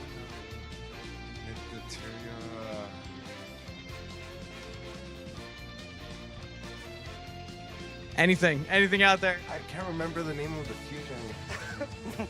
It's all right. I'll save you some time. They're all Synchro cards. Synchro Creed. Do you want to take a guess? I'm just gonna guess in the same as my partner here, Naturia Beast Barking, but there's a lion kind of synchro monster, but I don't recall the name. I'm so sorry about that. I'll give you partial points. Naturia Barkion for both of you. Landois and Leo Drake are the other 2. Leo Drake is the one that you were thinking of, the lion one, yeah. All right, final question. You are currently in the lead. Up to how many banished Infernoid monsters can you return to the graveyard with Void Reignition? 3.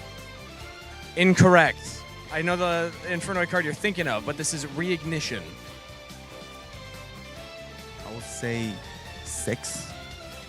The correct answer is, of course, 11.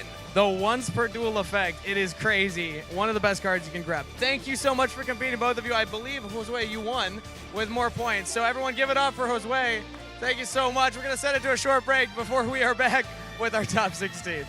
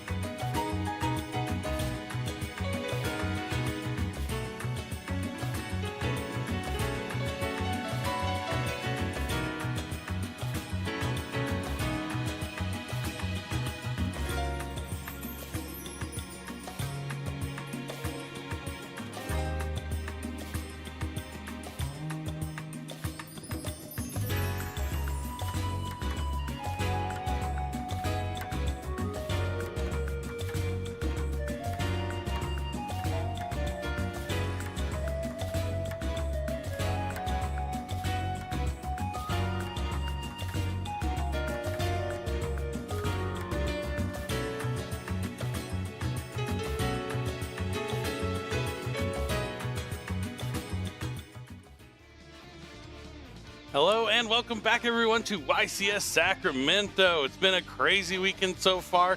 Michael Conham is here joining me on the desk. I'm Billy Brake, and we've seen some great duels, and we have a few more great duels to come before we crown a YCS champion. I can't wait. There's only 16 players left, and one of them will win. It definitely, and a brand new prize card at that. I think our players are setting up on stage, getting ready before this feature match. We have seen so many incredible decks. We're going to see some more of the expected decks as we continue to wind down this tournament. Stuff like Fiendsmith Snake Eye and Fiendsmith Ubel.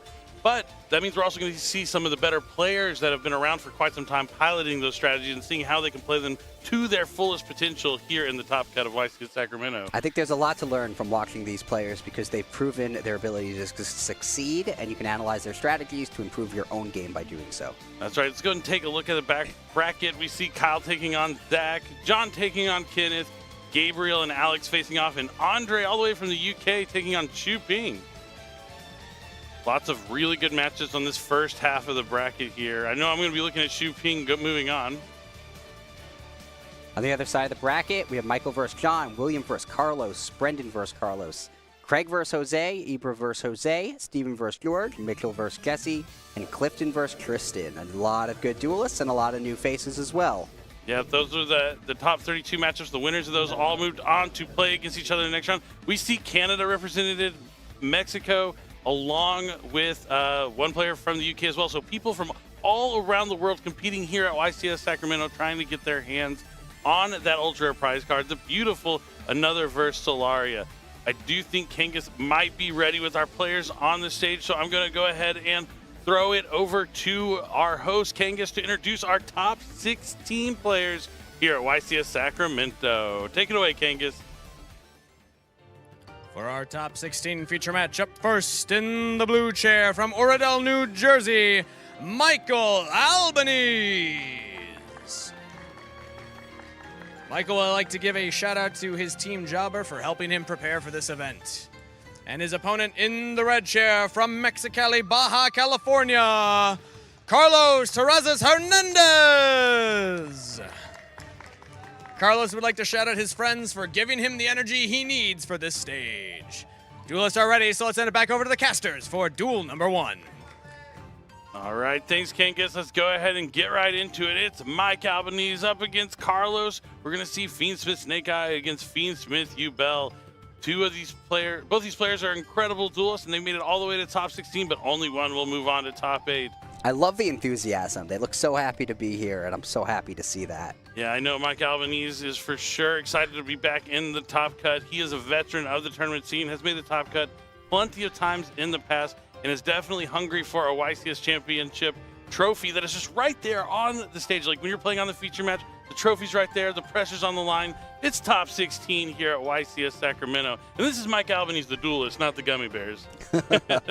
As good as those are, but he is not associated with those. He is completely a duelist and focused on winning this game here. Just a little joke there with Mike, a friend of mine from the past. He has been playing for quite some time. He really wants to get that YCS championship to be part of his amazing accolades throughout the years. But his opponent, Carlos, out of Mexico, is going to do everything in his power to stop him before he can move on to top 8.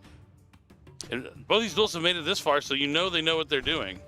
Yeah, and we have 2 decks that I think are fairly representative of the metagame right now, 2 of the top decks.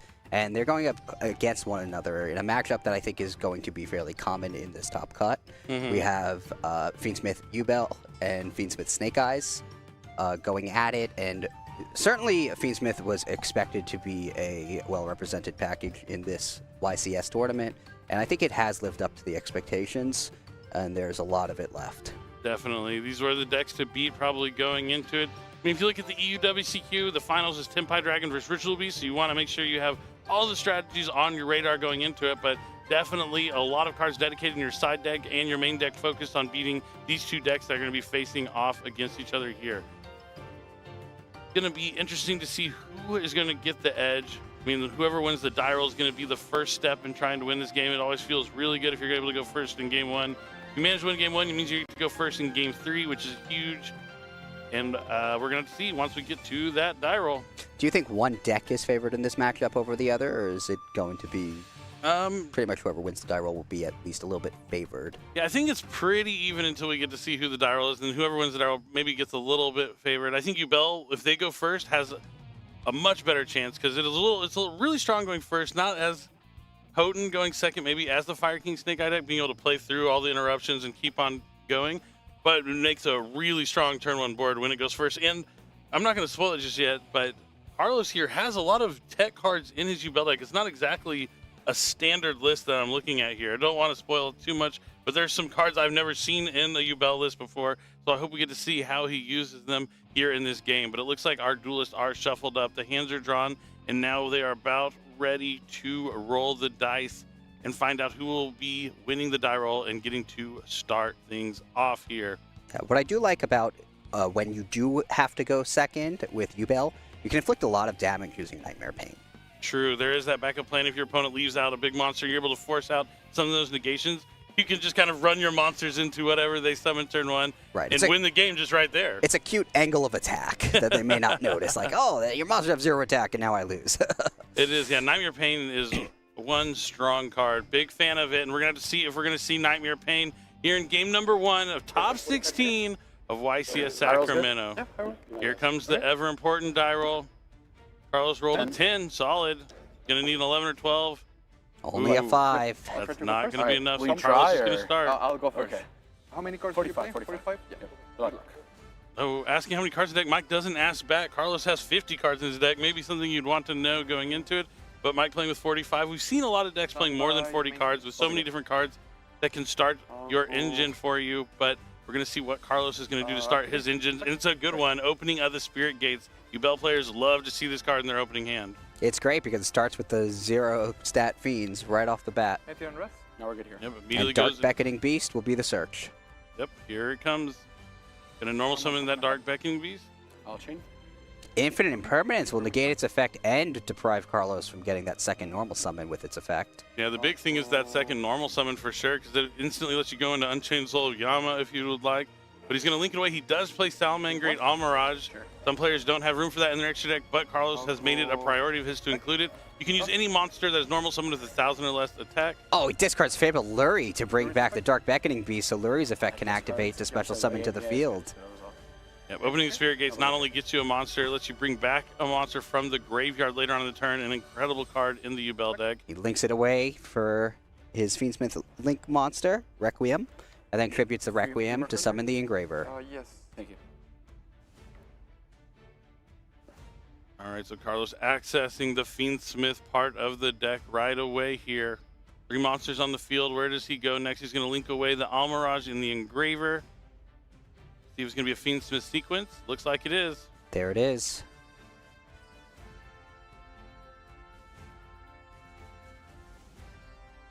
He has Engraver and Lurie in the graveyard. Effective use. And another Infinite Impermanence coming down from Mike. Trying to stop maybe a potential Aerial Eater or Fiendsmith Lacrima, but Carlos not out of options just yet. Going to follow up with 1-for-1, discarding another copy of Dark Beckoning Beast. Yeah, he had another Dark Beckoning Beast, and he's going to get the Samsara D Lotus, which he can contribute for Spirit of Yubel to get Nightmare Pain. And that will also put his Phantom of Yubel online, so he can summon it from the extra deck. Back to set or search. And Michael's down to just 3 cards in his hand because he used 2 copies of Infinite Impermanence. Yeah, and Carlos's hand has just been able to play through these effect negations to continue to keep going. I mean, 1-for-1 summons a level 1 monster, but that Samsara D Lotus turns into a level 10 Spirit of Yubel, which access that ever important Nightmare Pain. There it is. He's going to destroy Spirit of Yubel. Gruesome Grave Squirmer gets added to his hand with its effect, and then the effect of Spirit of Yubel will activate to summon Yubel itself. Now he's going to link away Yubel and Dark Beckoning Beast to summon maybe an Unchained Soul of Yama. Yep. Right you are. Yeah, that'll resolve, yeah. Yama's going to let him add an Unchained monster from the deck to the hand. Usually Shrivara. Yep, Unchained Soul Shrivara probably coming to the hand here. He only picked up half his deck, and it's in the other half. I've seen that with 60 cards. I guess 50 can be a lot too. It looks like they are double sleeved there, so picking it up in sections doesn't surprise me a little at all. Anything here? No. I'll let you know if I know. All right, so now he is going to shuffle back the materials required to fusion summon for Phantom of Yubel onto the field. Sends back Yubel and Dark Beckoning Beast. This is going to protect him from monster effects. He can change a monster effect to destroy a Yubel in the deck by tributing that Phantom of Yubel later on. Gruesome Grave Squirmers coming out. He's going to special summon it. Now he can link 3 monsters away. Not going to go into Soul of Rage. Going to go into... It has to be what? Napalooza, perhaps? Yeah. He's treating one of the Link 2s as a Link 1, as one material. Yep, so 3 monsters means it's going to have 2,400 attack and 3 opportunities to negate monster effects. So he's completely covered from monster effects here. Yep, he has more negations for monster effects than Michael has cards in his hand. Going to banish the Gruesome Grave Squirmer to special summon back the Spirit of Yubel. Now the Spirit of Yubel is going to be destroyed from Shrivara. The effect to add a spell or trap from your deck to your hand once per turn of Spirit of Yubel, but Spirit of Yubel's effect to summon from the deck is not once per turn, so he'll be able to do it again. And since a card was destroyed, he can banish the Yama from his graveyard to special summon back a Fiend, and he's choosing to special summon back that Spirit of Yubel. And now he has 2 level 10s on the field. Yeah, he has pretty much everything he wants here through 2 Infinite Impermanences. His hand was incredible here in game number 1 for Carlos, and really putting on a clinic and showing people how to play this Yubel strategy really well here, proving why he's in the top 16. Unchained Soul of Rage is going to deal with pretty much any monster that Michael summons. Varudis is going to deal with any spell or trap card. It can negate anything, and it also destroys pretty much any time you breathe on it. Short of multiple cards that destroy his entire field, like Evenly Maxed and Raigeki or Dark Ruler No More, I don't see any way Michael's going to turn this one around. Yeah, main deck Dark Ruler No More is going to be what he's going to be looking for here. I do know in top 32, Mike did lose game 1, I believe, and was able to bounce back and even out that match and come out on top to make it to top 16. He played against John Wilkin in top 32. I got to watch one of the games. It was a really good match, really friendly between the players, but Mike narrowly being able to take that one. Looks like Michael has Fabled Lurie, Fiendsmith Engraver, Ash Blossoming Joyous Spring, and a 4th card that I can't quite Yeah, trust I mean. Yep. Looks like Snake Eyes Poplar. So nothing but monster effects, all of which Carlos has the answer to. And now Carlos probably has to think about something like Triple Tactics Talents, if that's going to be something that can come down here from Mike. But it looks like he's just going to force out 1 negate here from Appaloosa, dropping the Appaloosa above the Goddess down to 1,600 attack. Now he's going to link it away for Relinquish Anima to the zone in front of Appaloosa. Now he's trying to use Poplar's effect to put it into the spell and trap card zone. He'll let that one slide. Now he's going to force out the Appaloosa down to 800. Only one more effect negate. Now he's going to discard Fiendsmith's Engraver. Let's see if he uses that last 800 from Appaloosa. And he keeps negating monster effects until Michael concedes. Yeah, drawing all monsters facing down an Appaloosa is tough, especially when there's a Varudis and a Phantom of Yubel also backing it up behind it. But yeah, Carlos' hand really showing you why you should play cards like 1-for-1 in the Yubel strategy when things go bad. But yeah, opening the Spirit Gates, 1-for-1, Dark Beckoning Beast. Definitely an incredible hand there from Carlos and able to push through those 2 copies of Infinite Impermanence. Yeah, and Carlos knew that he had more monster effect negations than his opponent had cards, so there was no reason to show restraint on using them. He just basically just kept negating monster effects, with the exception of Poplar going into the back row, which he didn't care about. Yeah, I think because it would have only been made relevant by other monster effects. Yeah, exactly. I think Mike's going to look back at this game and think about, maybe I could have just let him make his board, hold the 2 copies of Infinite Permanence, use the first one on like a Varudis if he happens to force it out, use the second one if there's an Appaloosa, and then he'd only have to fight through a Phantom of Yubel potentially. But it's hard to see that in hindsight to like when you should hold Infinite Permanence for your own turn, or if you just try and cut your opponent off from advancing their plays further, because you do get punished when they have another card that can extend their plays further from their hand, like 1-for-1, but that is just a card that is limited to 1, so it's not something you're going to think about to play around as often. I believe you said he drew Ash Blossom for his turn, which, I think, just a little too late there. Yeah, I didn't see him draw it, but it was in his hand after. You'd have to So he assume. must have drawn it, or he would have played it. But you make a very good point, because had he saved the Infinite Impermanences, that actually would have been a very different game. Because he would have negated the Varudis, or forced negation of it, then negated the Appaloosa, and he would only have to deal with 1 monster effect negation. Yeah, because you pretty much know where the end board is going to go for the Yubel player a lot of the times. But there's also a chance without using those Infinite Permanences, you would have had access to Aerial Eater, had more bodies that he would be able to summon from the graveyard. Could have also potentially had something like IP Masquerena, an SP Little Knight that would also have added to his board. So looking at his hand with just all monsters and 2 Imperms, he might have been doomed either which way, but those are definitely the thoughts you run through your head after a game, like, could I have held it? Could I have waited? It's a tough call to wait with double Infinite Impermanence, because usually that's enough to slow down the opponent. If they don't have, opening Spirit Gates, 1-for-1, continue play cards from their hand, and it's a tough call, but that's definitely probably what's going through his head right now. But he needs to focus, shake it off, go on to game number 2. Know that his side deck is now coming into play. He's going to need to go first.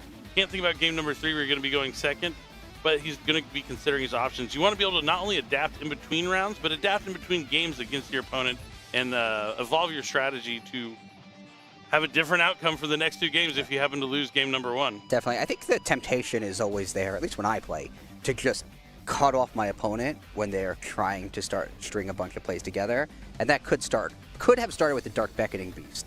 So that if you got lucky, they may have just quickly ended their turn without much setup. And that's not what happened here, but that is certainly what enticed Michael to use the Infinite Impermanence, especially with the second one backing him up, right? Yeah. So it's like, well, what are the odds he can play through 2 of them? And if he can't, look at everything I have, all of these starters to get my combos playing up and rolling. And it just didn't work out for him, but he got enticed and the temptation was there. Yeah, it is a tough call, especially you don't ever expect 1-for-1 really. That's true. 1-for-1 is really good in the Yubel deck because you're not just summoning a level 1. Just the level 1 you summon the same Stardew Lotus, much like Snake Eye Ash, gets your whole engine online just from that 1 card. Yeah, we saw it turn into Spirit of Yubel there, which got Nightmare Pain, and then he was able to use Nightmare Pain's effects, get rid of Spirit of Yubel, summon Yubel. It just spiraled out of control. Yeah, I've had players ask me when do you want to use your effect negation on the Yubel cards? A lot of times, either trying to stop them immediately on the Dark Beckoning Beast because maybe they don't have a way to get another monster onto the field. So the first one I definitely would probably have agreed with and done myself. The second one you kind of have to consider. The Fiendsmith cards can force it out because they're going to go into Appaloosa. You could save it for that. Or you save it for Spirit of Yubel so they don't have access to Nightmare Pain potentially.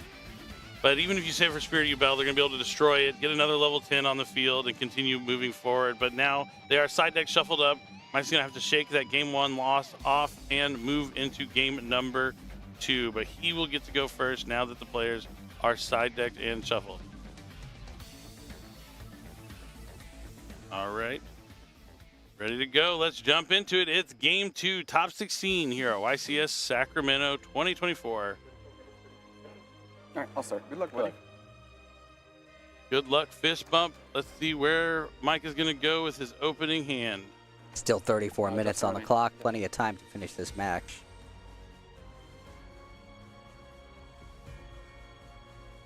And Michael starts off with Bonfire. Good start that doesn't get stopped by Carlos. Yeah, Bonfire's going to let him add Snake Eye Ash. Going to normal summon that ultimate rare Snake Eye Ash. He waits for that Droll and Lockbird response first, but Carlos just doesn't have it. Yeah, Droll on the Bonfire would have been strong, but now Poplar is going to touch down and let him add a Snake Eye spell or trap from the deck to the hand. You can get original Sinful Spells, or more likely the Divine Temple of the Snake Eyes. Divine Temple it is. Oh, yeah, my bad.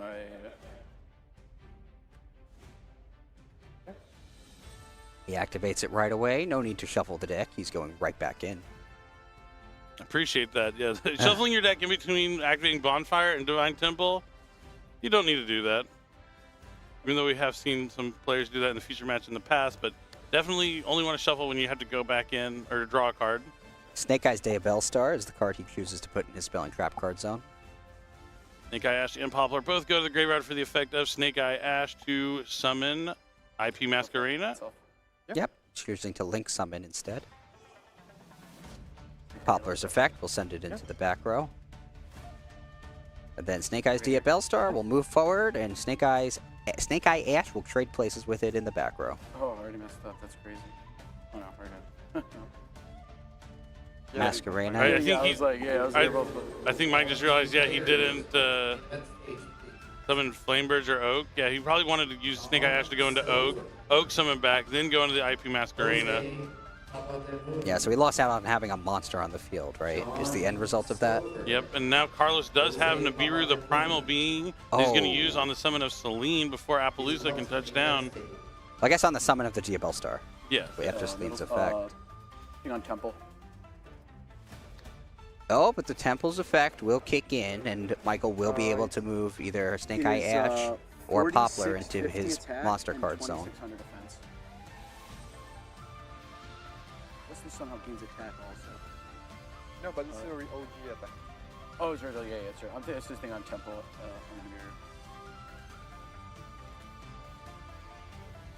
Since Carlos summoned a monster, he can use Divine Temple to summon Snake Eye Ash to the field. Still has its effect to summon from the deck. He did not use that just yet. That's not bad. That kind of puts him in an okay spot. Yeah, he'd have to give up his Divine Temple, though. But he could... Or I guess he could go with the Poplar. He has the Poplar and the token. Yeah. I think it has to go to the graveyard, the card you send. So he could send Poplar, summon Flamebirds, and then he could put the monster you want to summon Divine Temple back in the spell and trap card zone with... Or he could just summon Flamebirds and put IP in the spell and trap card zone and push it forward as well. He has a few options. He's not out of it from this Nibiru quite just yet. But he'll probably want to get that Oak out of his deck that he hasn't got out yet quite just yet either. Yep, so he's going to get rid of the Poplar. Now Snake Eye Ash effect is activating. He goes for Oak or Flamebirds directly. Kind of worked out for him that he didn't take the Oak before. Otherwise, it would have been used by the time Nibiru hit the field. Now here comes the Snake Eye Oak. Oaks can bring back Snake Eye Ash, can special summon a level 1 fire from the graveyard or the banishment.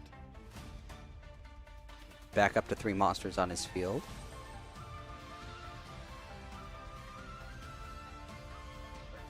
Oh, he has a Dia Bellstar, the Black Witch. He's going to be able to send a card to the graveyard and then see what he sent, but something out of the hand, and now he can set original Sinful Spoils. Oh, Michael had it all along. It looked like he was struggling, but he was never actually in danger. Yeah, he was just trying to get to the Appaloosa before he advanced his plays a little bit further, and it did bait out the Nibiru as he planned. Now he's going to link 2 effect monsters away. Yeah, link someone is fine. Probably for Moon of the Close Heaven. 2 cards in hand, right? Yep. Okay. Okay, sorry. All right, there it is, Moon of the Close Heaven. Now he's going to be able to access the Fiendsmith part of his deck here. Link away into Fiendsmith's Requiem. That will tribute itself off to summon Fiendsmith Engraver from the deck to the field.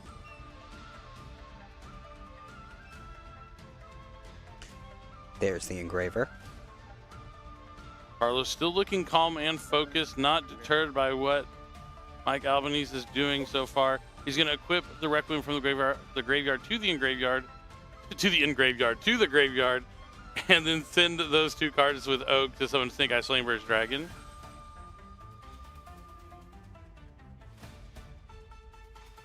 So he still has a lot he can do. He can use Flamebird's effect to put IP in the spell and trap card zone. He can link away all of his monsters for Promethean Princess, bring back the Flamebirds if he wants. Yep, he is going to put the IP Masquerena into his spell and trap card zone with the Flamberg Dragon's effect.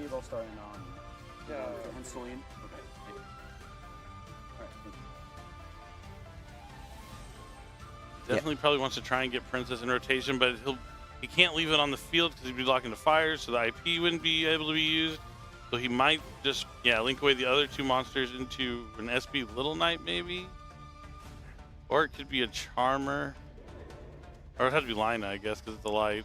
Oh, Fiend, Sequence. That requires a light Fiend, Comes out in perfect sequence here for his plays. And he has the Engraver plus 2 light Fiends, so it looks like we're going to see Desiree come up. Yeah, Desiree with Flamebirds out and IP in the spell and trap card zone, not too bad. The Nibiru's already out there that can threaten the battle phase. We might see Sequence equipped to it from the field. Carlos just making sure the right materials are used to summon Desiree. Now he's going to link away the Sequence and the Flamebirds for Promethean Princess. Then he can bring back the Flamberg and then equip the Sequence to the Desiree. That's a much better play than what I said he might do. He still needs 1 more monster because he can negate the Princess so he's not locked into fires. But he still needs 1 more monster to be able to... Oh, yeah, of course the Flamebird is going to summon all the monsters here, so he'll be good to go. Once he negates the effect, he can link away into anything he wants. Yeah, so he's going to equip the Sequence to his Desiree with the Sequence's effect, and then bring back the Flamberg Dragon so that it's able to special summon the IP Masquerena on Carlos's turn. Yep, so here he goes, negating his own Princess, so he's not locked into fires anymore. He's going to link away the Oak. Oh, yeah, Sequence, yeah. Desiree, yeah. Yep. And now I think we'll see Appaloosa. There it is, with 1,600 attack points since it used 2 link materials. Yeah, if he just had 1 more monster, he'd been able to SP away the Nibiru and go into Appaloosa as well. But now the Nibiru is going to be able to threaten the battle phase to bait out the IP Masquerena maybe, take care of the Appaloosa. Of course. Yeah, I don't think that's going to work, though. I think in a worst-case scenario, Michael will move the IP Masquerena to the monster zone and just banish it with SP Little Knight if he enters the battle phase to keep the Appaloosa's negations live, right? Yeah, I mean, still forcing out all those cards just without having to play a single card is a pretty big advantage. That's true, but you are giving up the ability to battle effectively. Oh, you'd still be in your main phase. You wouldn't have to go all the way to the battle just yet, unless he just lets him take care of the Appaloosa. Because the Masquerena can only be used in the main phase, so that is true. Let's see if Carlo just goes battle. I feel like it's, unless he has some sort of board breaker that... Yep, tries to go to battle phase, force out the cards. Now he's in a tough spot. I would just almost say, okay, I'll trade my Appaloosa. You can take it down, and then I still have Desiree and IP. But nope, he is going to go ahead and push forward the IP Masquerena. But he has Cosmic Cyclone. To banish the Masquerena, he could use Desiree's effect to negate it, but I don't think that's worth it, actually. At least going to cause Mike a moment to pause and think if this is the key moment. Use the Desiree. It would be horrible if he uses it on the Cosmic and then hit by like Dark Ruler or more, so it does look like he lets it resolve. That's the cool thing with Desiree. You can stop things like Dark Ruler no more as long as you have something else like a spell or trap to chain to the Dark Ruler no more, then you can chain the Desiree. But no, he does stop the Cosmic right here with Desiree. Yeah, I mean, this is what you said you would have allowed to happen anyway. You would have let him just go to the battle phase. Yeah, just let the Appaloosa go. You know that you survived for the turn because the battle phase is spent. Right. Effect. Yes. I guess he negated with Desiree, right? Yep, he did use the Desiree on the Cosmic. So he's lost the IP Masquerena and the Desiree, and now he just has Appaloosa and the SP mini interruption there. SP targeting Nibiru, chain link to Flamebird. This could be manageable here. I mean, the thing I'd be scared of if I was Mike is, you know, the Nightmare Pain clapback. Yeah, you're right, because he is still in main phase 1 because that's the only time IP Masquerena's effect could be used. Desiree has a lot of attack points too, and I believe we know that's an original Sinful Coil Snake Eyes face down. Yep. Which is not going to interact on Carlos' turn. It's a Wanted, I think, but same difference. Did he set Wanted with its effect? I think it might have been, or either way, it's like the same card. Yeah, either way, nothing it's not going useful. to be useful on Carlos's turn. So you're right. He did take a risk here, but Appaloosa does have 2 effect negations left. All right, so he's going to start with Fiendsmith Track. That's what Mike likes to see. It's not Dark Ruler no more.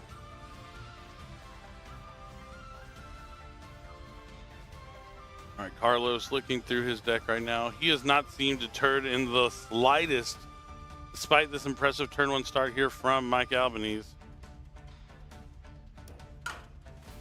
I'll add Lurie. Yeah, the threat of the Nibiru is actually all these pretty are- damaging to Michael's field. It really forced him to make plays he would have preferred to avoid. It's okay. He gets the Engraver and discards it.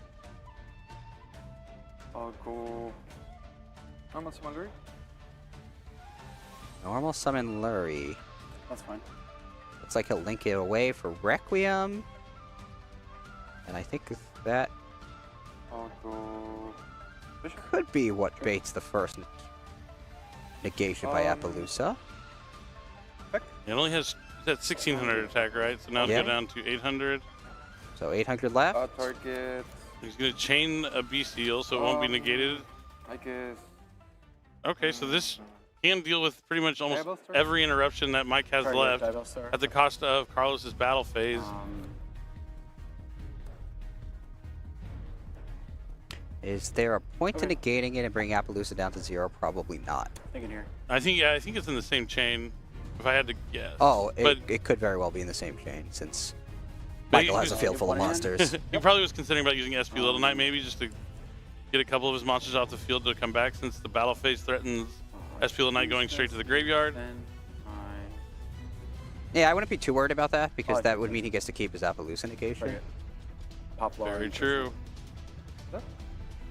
All right, so he's going to use the Promethean Princess from his graveyard, destroying the Druid Swarm, summoning back Princess, and Chainlink 1's going to be Druid Swarm, so now Mike has to choose between the Poplar effect or using Appaloosa to negate. I guess it really doesn't matter if you negate if the Druid Swarm is sending the Appaloosa, because either way it's going to go to 0. Yeah, it depends if you want a 0 attack monster that you can use for a future Link summon. I mean, if negates, then it makes no But it's also a liability because they can That's an attack option. over it Poplar's for too. effectively a direct attack. And it looks like that Mike also agrees with that, and he's going to use the Poplar effect, Chainlink 2 to put the Snake Eyes Diabell Star in the Spell and Trap card zone. Cost. Lurie back?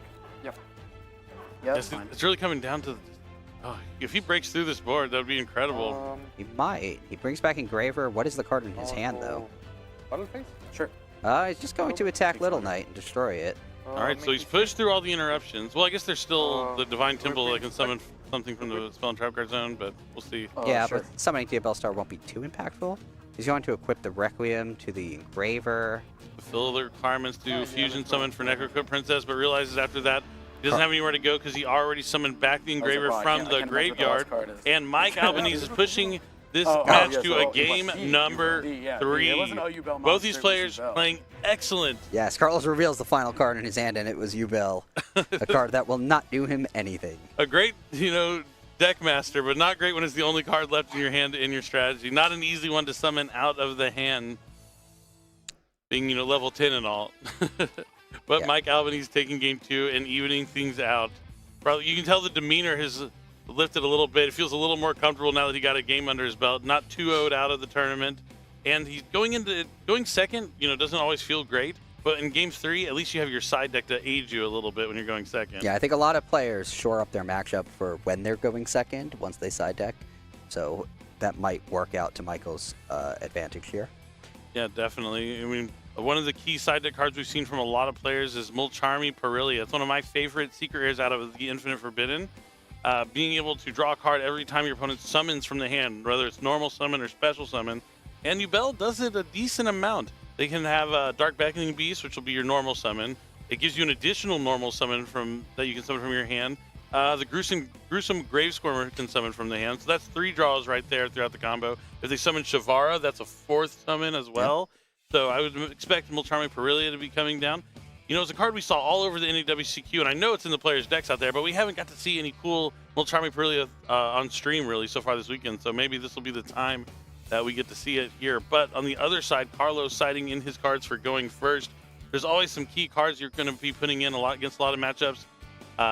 Like Crossout Designator has moved from a lot of people's main decks into the side deck, so they can guarantee always have that when they are going first. Helps you deal with cards like Infinite Impermanence that we saw Michael open up with 2 of those. And then it's about the adaptability from that game 1 to game 3 for Mike. He did use those 2 imperms from his hand right away in game 1 and got punished for it just because he had that 1-for-1 and more cards to keep extending. So we're going to see if he's going to take those thoughts into consideration and play a little bit differently here in game number 3. Yeah, it's always weird when something doesn't work out for you and then you think, well, maybe next time I'll do it differently. But, you know, if it was the right decision the first time, you should probably stick to it. But was it the right decision? We don't really know. That's the question you have to ask yourself while you're in the middle of the games. Adapting on the fly is key to success. Don't want to just memorize. It's pretty much the way everything is in life. If you just memorize things instead of learning them and understanding why they work that way, not as impactful as actually playing and getting to practice and the know-how. And then we see that beautiful trophy. Man, I really wanted another Versalaria. It is one of the coolest looking prize cards we've ever had. And I would love to get my hands on one, but I'm stuck here, back behind the commentary desk. But I enjoy it, and I'm happy to be doing this with you, Mike, and all the people watching at home to enjoy some awesome Yu-Gi-Oh! And all the rising stars and tournament veterans that are here this weekend. Reminiscing about the young days of Billy Brake. I'm always am. Everyone's lucky, you know. I'm just giving everyone the opportunity to win. I could be out there just taking all these trophies and scooping them up. Yeah, you know, Josh knows. I know Josh is out there watching. Josh knows I can, you know, I can do pretty well in the finals every now and then. Shout out to Josh. And if you are watching on Josh, please, you know, just go open our browser. Come watch us too on our stream. Let them know. Let the people know. We would love to have you here. But that's neither here nor there. We are in game number 3 almost here at top 16 at YCS Sacramento. One of these players will be moving on to top 8. Like, once you get to top 16, that's where you start thinking like, wait, I'm really close. I can do this. I can become a YCS champion. Yeah, the players get more and more in the zone as the tournament progresses, and they become very focused on winning. Yep, that is the way that when I'm a player. I just get more focused as the deeper I go. You know, you're getting experience points while you're playing throughout the tournament. You're learning your deck just a little bit better. They're going to wait to shake hands till the match is about to start so they don't end up doing a double good luck like they did in the previous game, and I can respect it. The players are drawing their hands. The decks are shuffled. We're likely to see Carlos choose to go first in this duel. And let's go ahead and jump into it. It's game 3, top 16. One will move on. Good luck, buddy. And good luck, fist bump. Carlos is going first. Let's see what he has. He has a Call by the Grave, so that could be good for any interaction that Michael has. Now start by normal summon. Attack. Dark Beckoning Beast. Once again, not a bad way to start. No opening of the Spirit Gates and nothing stopping this Dark Beckoning Beast. No Mulcharmy Perilia either. Bad. So here comes the opening of Spirit Gates from the Dark Beckoning Beast. Both in the same column. No respect for the Mech Knights. Not this time.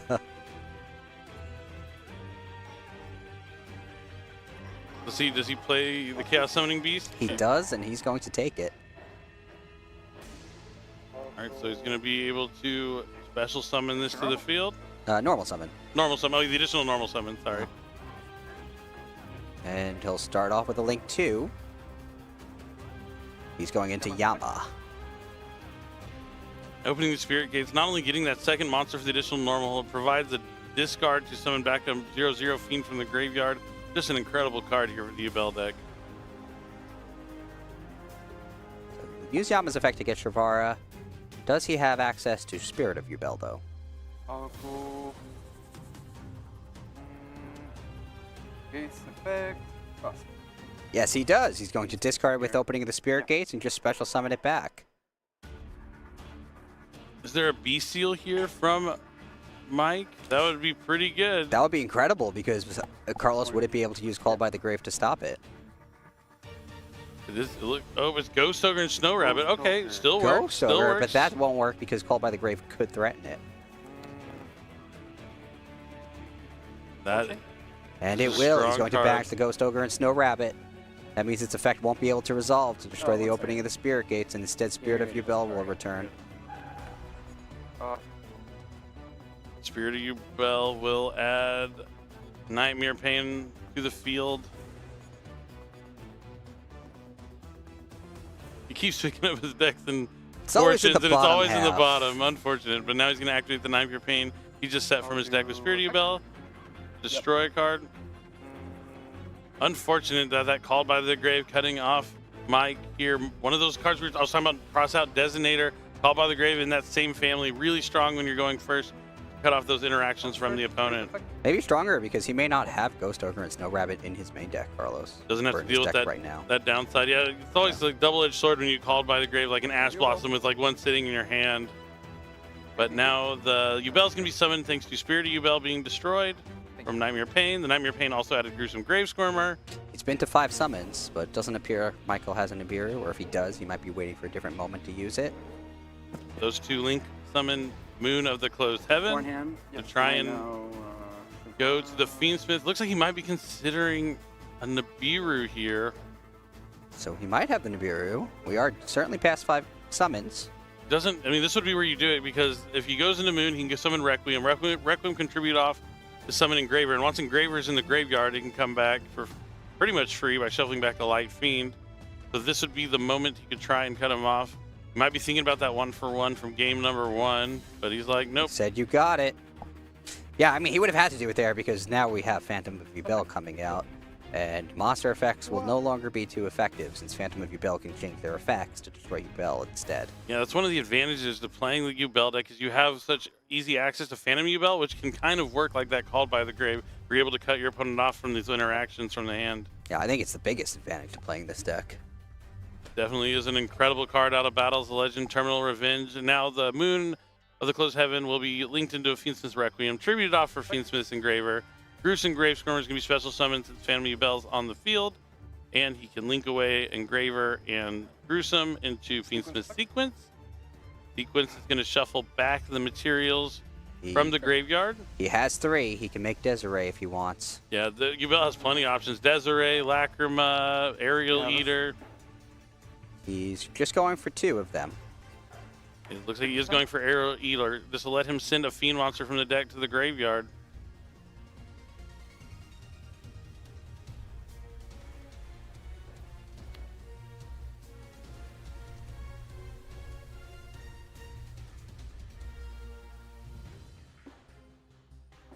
He's not finding what he wants. What does he want?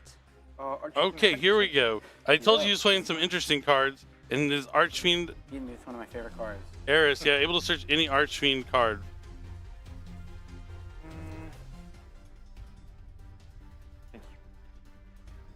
See what he decides to get. I'll go. Thank you. So did he grab a card already? I think he grabbed Nightmare Archfiends. It must be. I think that's what it was. Nightmare Archfiends lets you tribute a monster special with 3 Nightmare tokens to your opponent's side of the field. Each time one destroyed, the controller takes 800 damage. And that's in his main deck. So, this is interesting. I wonder what kind of combo he has with this. I can't even imagine. Oh, it just summons 3 2000. Yeah, I don't know. We're gonna have to see where he's going. Oh, attack position. So Nightmare Pain lets you attack into them. Oh, so they can't or escape forces their battle them to phase. attack it to you. Interesting, interesting. Oh, that's pretty crazy. All right, so Shavara's going to destroy Spirit of Yubel. Spirit of Yubel is going to summon from the deck. Since a Fiend was destroyed, he can banish the Yama to special summon back a Fiend from the graveyard.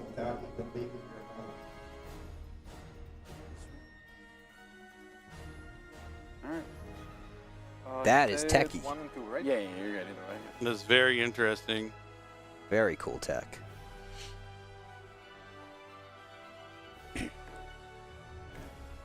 Thinking pop.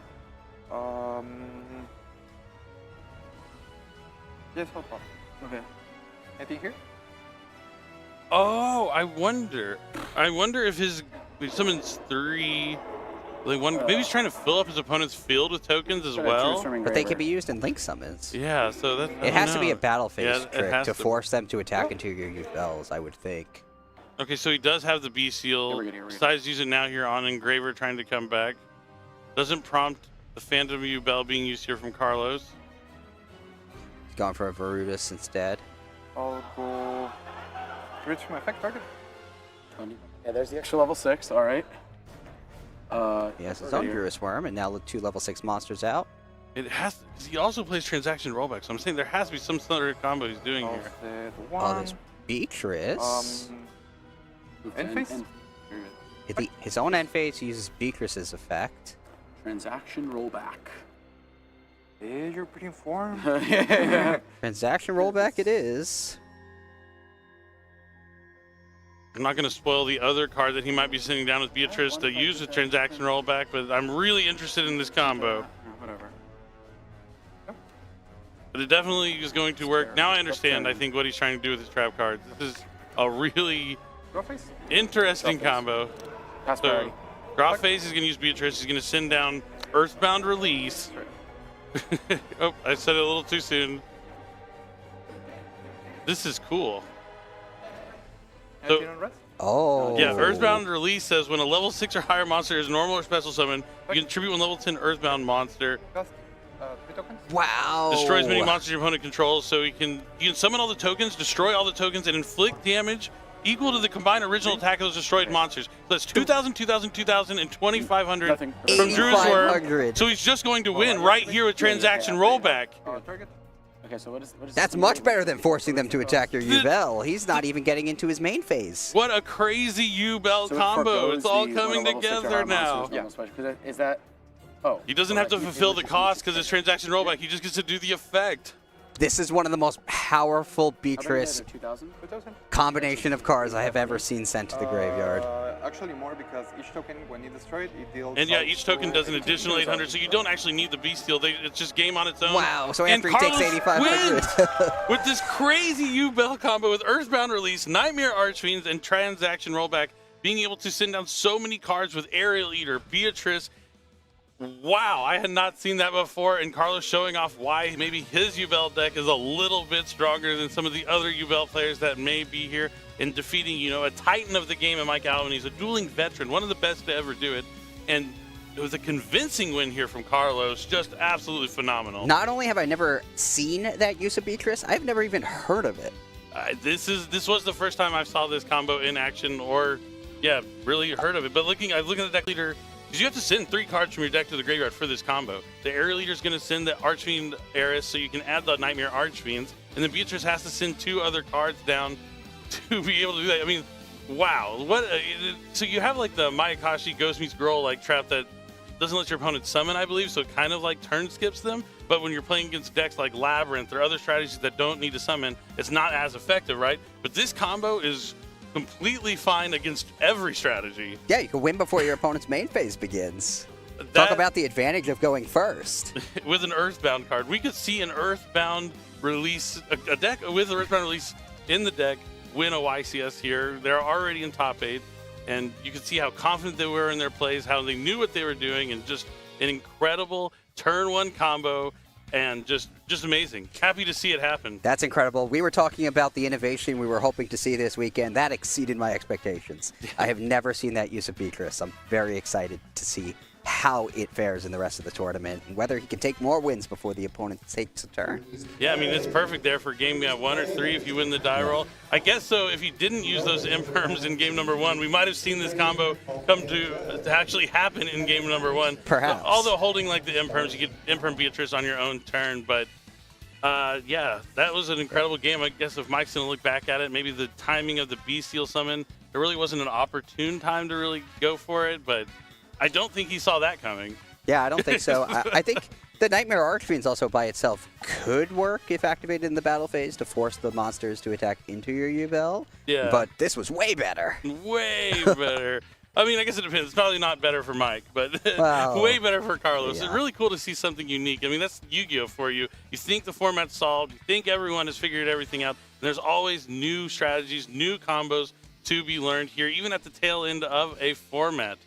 But we're going to have to see how far Carlos is going to make it. Will he win the whole tournament with this really cool combo that he is piloting here? He's already made it to top 8, and we're going to hear from him right now. Kangas is standing by with our winner, so take it away, Kangas. I'm sure you got some questions for our winner. Thank you, Billy. I absolutely do have questions. Carlos, congratulations on winning your top 16 feature match going into top 8. What a way to do it, too! The Earthbound release as the big finisher. Talk to me about how you came up with this combo. Actually, I saw the cards from a Master Duel video that I saw on YouTube, and I came up that could be used on current format Yubel because of the new TCG exclusive fusion. That was something that was not used on OCG, but since we got that, that was the step that the combo needed to be able to set the 3 traps, which are the rollback, the release, and the Nightmare Archfiend. Combos like that can really make a mark at events like this and make a name for duelists like yourself. So how much did you test that before coming to this event? How much time did you have to test for it to make sure that you could pull it off on stages like this? Actually, well, I tested that out on like 3 tournaments, 1 OTS that I lost on top 8. And then this Wednesday I went to locals and I lost all my rounds with the same deck that I'm playing today. And I just won the bye win. So confirming your locals may be more competitive? Yeah, locals are hard, man. Sometimes they can be. You had some friends helping and cheering you along, mentioning that they had to be on the receiving end of this combo as well very much. Do you have any shout-outs you want to give for them or anybody at home? Shout out to my friend Emir that told me that this is the best Yubel version. And, well, shout out to all my friends in Mexicali, a pretty hot city. All of them, I think they are looking at me right now and they are proud. I hope so. And thank you very much to everyone that has supported me, my crazy ideas and the testing partners, my teams. Thank you very much. Well, thank you, Carlos, for giving us an incredible duel. That was awesome to see, awesome to witness. I'm going to wish you the best of luck going forward into top 8, and we'll throw it back to the casters. All right. Thank you, Kangas. I mean, that's some good stuff to hear. I really like that he said that he played with his exact deck at locals, lost all the rounds, but still decided to bring the strategy there. It really shows you can't let wins and losses really determine if you're using a deck or not. It's about what happens in those games, why you won and lost. You could lose all the games in the world, but your actually deck is just fine. Maybe you just got unlucky 5 times in a row, as unlikely as that might be. Or maybe you learned from those losses, and now you're prepared to take those wins at the YCS instead.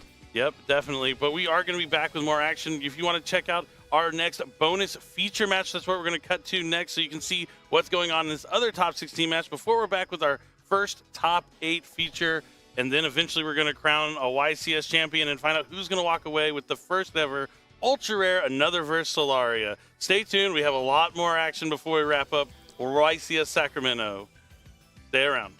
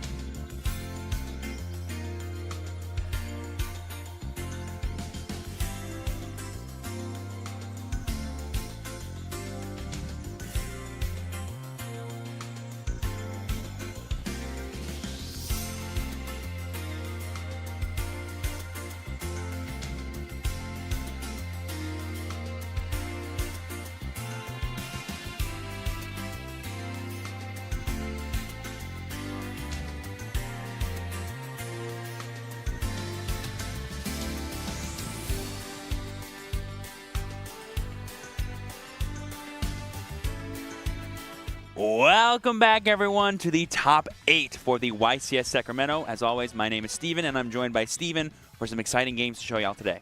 It's going to be some really great stuff, but we are down to the wire here. There's only 8 duelists left in the tournament, right? It is top 8 in the name, which means that we've only got a few duels left here. So why don't we go ahead and introduce those duelists? Let's go ahead and check out that. We also want to check out the bracket. That's right. Exactly. We need to figure out who these duelists are playing against each other to try to compete for that top another versus Solaria. Right now, we've got Zachary R. and Kenneth K. at the far right there. They're going to be our first 2 duelists. And then we have Alex and Andre. I believe those are going to be the duelists we're featuring in our top 8 match. And then on the other side of the bracket, we have Carlos versus Craig, and it's going to be George versus Jesse. So Jesse advancing in the tournament as well. So it's going to be an interesting top 8 that we got here. Lots of walks of life. We have some Mexico representation. We have some Canada, and I believe Andre is from the UK, which is a nice drive for him to get all the way over here. Happy to see him getting some success on this side of the pond. Just an easy drive through the Atlantic Ocean, right? Easiest drive in the world. I'll do it for Yu-Gi-Oh! Every day. Hey, when Rage of the Abyss comes out, man, there'll be some powerful water monsters here. And speaking of powerful, let's go ahead and throw it down to the stage for the strongest caster we have here, another Steven. Thank you, Steven and Steven. 10 rounds of Swiss completed with 2 rounds of our top cut, meaning that this table's getting only more competitive. So let's meet our feature match for top 8. Up first in the blue chair from Dallas, Texas, Alex Bergeron. Alex would like to give a shout out to his practice group, the Bozos. And his opponent today in the red chair, flying all the way from across the pond from the United Kingdom, Sussex, Andre Delury. Andre would like to give a shout out to his team, Tier 0 Games. The stage is set for our competitors in the top 8. Let's throw it back to the casters for duel number 1. Thank you so much, Steven. And yes, we got Alex here from Texas. He's piloting Fiendsmith Snake Eye, the deck of the weekend. And we have Andre piloting Tenpai Dragon, a deck we saw a bit yesterday. You know, comes in, goes to battle phase, attacks a lot, but haven't seen it much in day 2. Happy to see it here in the top 8. It is definitely a deck to beat for this format. Certainly, European duelists know how powerful the Tenpai deck is after watching the end of their EUWCQ, so they certainly may have a strong performance here as well. So I'm sure there are plenty of people across the pond cheering for their hometown boy from Sussex here, Andre, but not to be defeated. Alex has gotten just as far as well with a great record here of 10 wins, 2 losses, representing Dallas, Texas. We have our duelists here just making sure all their decks are in order, cards on the right side deck before they start shuffling and getting ready for this game. And I'm actually interested to see what kind of Tenpai Dragon deck we can expect to see from Andre. Sure, you can have like this normal one that has cards like Ash Blossom Joyous Spring, Infinite Permanence, maybe even Nibiru sort of interactions in the hand. But we've seen, especially at the EU one, the powerful Breaker build that play things like Dark Hole, Raigeki, and various going second cards because the deck only wants to go into the battle phase, and you're like, well, if I just destroy all my opponent's monsters, I'm free to attack their life points. So that seems pretty good. We did get to see some Raigekis yesterday, too, so it just shows you how flexible and creative Tenpai duelists can be, right? There's certainly your path to victory is the battle phase, but how you get there, that's up to you. Your road to victory, well, it could take a couple of turns along the way. Also, I don't think we've seen anyone resolve the new Tenpai Dragon card, Genroku, that came out in Infinite Forbidden, and that is just a super awesome consistency piece for the deck to make your combos even more robust. It definitely gives you everything you need, being able to turn itself into a tuner, change its level. I mean, the sky is the limit with that card because it really fits into the combo. It basically is like a pinch hitter to be whatever it needs to be. So we'll see if that is what allows Andre to advance further. And obviously, I mean, a top 8 after taking a really long flight. You know, all these different duelists, they come from all different walks of life. Some of them probably just walked up here, right? We heard from Eddie Meza earlier that he just decided to come here. But other duelists have to make a very considerate trip, right? You have to think, okay, do I have my passport? Am I ready to travel? Can I do this? And Andre did all of that and still managed to get this far in the tournament. And now he's fighting against Alex Bertrand, which I believe is a really well-known player, Yu-Gi-Oh! Veteran, not a top table newbie, as it were, and so he might have to fight for his life to make that trip out here worth it. Going to be good to see these duelists go against one another. We know these decks can do it. You know, either one of these could be a deck that wins the entire championship in and of itself, but as I've said several times, we can't send more than one person up the bracket, so we are going to have to decide this soon. Yeah, like I think there's 2 ways to go about finding the best decks in the format. You can either stymie what they do, or you can fight right through it. And Tenpai is I think I'll fight through it. And let's go ahead and see how they do that as they enter Game 1. I think they've already decided who's going first, because they already have their 5 cards. Oh, nope. We're just going to be going ahead and rolling now. Wow, not bad. It's a 9. Both players here just deciding, and we have a 5. Your choice. Ooh, This is interesting what he decides. Ready to go? Went ahead, and I believe Andre is going to go first. Now, at a certain point, when you are sequestered into the top cut area, you do become friends with your opponents. You learn a lot, so you kind of know what's coming, and you think he knows. Yeah, Andre is playing Tenpai, so that's why he forced him to go first. And here we see the Kaiman. It's not being activated in the battle phase, because obviously you cannot enter your battle phase when you go first. So instead, we'll just be adding a Tenpai Dragon or a Dragon Monster to the hand. Good to see Dora. Yes. Yeah, it adds a level 4 lower Dragon Monster when summon Fire Dragon. That's an on summon effect. Yeah. Main one? We're going to the main phase 1 here. Sangen summoning activated. Andre started with 2 of the good ones, and now he gets to activate that Dora effect uninterrupted because it is a Fire Dragon Monster. So many great, cool Mahjong references here. Again, Dora being that extra little bit of points for Mahjong and being able to reveal it from the top of the deck and some cool stuff. But Genroku is here. We're actually getting to see this in playing. So are we going to bring it as a tuner, and are we going to increase its level? Level 4? Now it is level 4. Okay, level 4 tuner. Effect, cost. Correct. So now he's going to go ahead and send it to the graveyard to summon from the deck. Definitely gives you whatever piece you need. Agile set. And then Pydro will allow him to set potentially a Kaiman for the following turn that he could use or for the future battle phases. Yep, Looks like we are going to get that Sangen Kaiman. It's true that we haven't seen Sangen Kaiho a lot. It certainly helps for situations like this where you do have to go first eventually as a Tenpai player. But at least the Tenpai duels we've seen here on the stage opting not to use it. But we are going to go ahead and Synchro Summon here. What do we got? Oh, actually, it's Erratic Seals Pass. I'm playing Dragon Link. Set one. Andre's like, hey, look, I'm doing the Dragon Link thing. Is that a set tidying right there? Could be. Now that's a blast from the recent past. Yeah, this is like the one bugaboo about playing Tenpai Dragon is sadly, when you go first, there's not many explosive things you can do. I mean, you still have a really powerful point of interaction. You have lots of resource gain. But if you don't have that Kaiho, you're not really going to stymie your opponent too much with the cards you draw. No, Cross-checking the effect of that Sangen summoning. Not necessarily relevant right now, but we're going to go ahead and Infinite Permanence, the Erratic Seals. And very good question from Andre, clarifying what phase of play we are in when we activate this card. So now Seals is negated because of that Infinite Impermanence. Engraver being sent to the graveyard, attempting to search for Fiendsmith Tract, I believe. And Andre's like, you know what, that's fine. And this is where Andre specifically playing the Disruption version of Tenpai Dragon, where you have things like Ash Blossom and Joy Spring, Nibiru the Primal Being in your deck, means going first is not actually that bad because the cards you draw can still have value, even if they're not actual cards that can set you up. You know, Raigeki and Dark Hole is not really great when you're going first. It is true. Drawing a Raigeki at the wrong time, yeah, maybe you destroy your opponent's monsters, but if they don't have any, it just sits there as another card in your hand. We get a card to the hand, then we're adding the Fabled Lure from the deck to hand. Gonna probably discard that. Yep, seems pretty good to me. Watch it just be like, I'd rather have it in my hand. He just put something else to the graveyard. Hey, there could be some Galaxy Brain stuff from duelists who have gotten this far in the tournament. You never know. And now here, the age-old question, do we go into the Fiendsmith combo, or do we try to maybe use this as an extra body for something else? Seems like a Link 1. Into the Requiem? Fiendsmith's got a Requiem. Here it is. Yep, summon's fine. That set card probably is an impermanence of Andre's own, and he probably wants to wait for just the right time to go for it. It's difficult to time that. It's really only 1 point of interaction here. Obviously, with the Seals effect negated, it's a little difficult to get through. Depending on what Alex has else in hand, it could be enough. Good touch, yeah. Oh, we're going to find out. Then that would be a pretty good time, because I believe that Tract would be able to get rid of one of Andre's cards if he so chooses. That's what makes going second really powerful for Fiendsmith, Snake Eye. Oh, but it looks like we're going for the monster, actually. I think Tract can only target monsters. Maybe it can target any card, but I'm not sure. Chain 2 Seals. They cost. There's the monster. Gonna just pay the cost there. So this gets them? Still gets them, right? Yes, it's them. Mandatory trigger, chaining 1.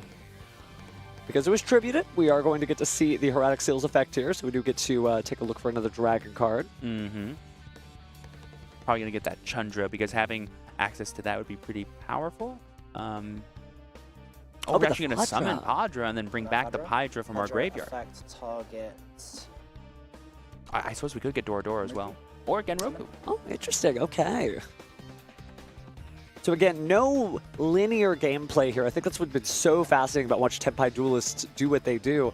They need to get to the battle phase, and obviously attack, attack, attack is good, but how you get there, that's really up to you. And so using the Fadra here to build up a little bit of a wall of defenses with Genroku, neat stuff. And then currently Genroku is not a tuner, but Fadra is a tuner. That's correct, because Genroku would only become a tuner from its own effect.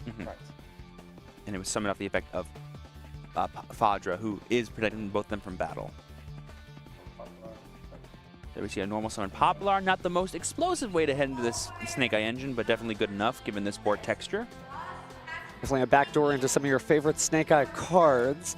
I think I might see a Ghost Mortar. No, that's an effect failure there in the hand, so considering activating it. Check your grave. Specifically a normal summon Popular kind of only, trying to stop the effect to add Sinful Spoils here would be really huge if Andre doesn't think Alex already has it in hand.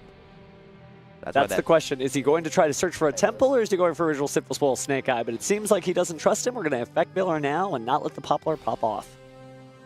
So now the question is, what else does Alex have in his hand? I think we saw that he had some kind of hand disruption himself during Andre's turn, but obviously Sand Summoning turns that off during your main phase, and so he never really got a chance to use it. And here we're just going to see a link into, I imagine, what could this one be? Sequence. Ah, yes, of course. Wants to activate his fusion plays. Gotta get something going on, so Fiend's Fist Sequence activates. Did not activate the effect of Snake Eye's Poplar to spell and trap zone a card. Maybe has some additional Snake Eye card effects to use, so we are going to go ahead and take a look at the graveyard here. Getting the Fabled Lurie back in, and also looks like the Fiendsmith Requiem. Yeah, I thought I showed it. I'm sorry. I'm sorry, it was too high. Yeah. I didn't show it, just sometimes you blink and you miss it, right? Mm-hmm. Yeah, my fault. He did play it earlier in the turn, so it is definitely in there. Glad Andre asked for that clarification before we kept going. Okay. Targeting the top engraver, and we've got the Magma, yeah. Really nice interruption on that Lacrima effect. And the effect to add dragon cards is specifically poignant in the Tenpai Dragon deck. Definitely sets up next turn where you might have that battle phase. Does Fadra only protect fire dragons, or does it protect Magnemite as well? I don't think so. I'm pretty sure it's just fire dragons, because they all require fire dragons.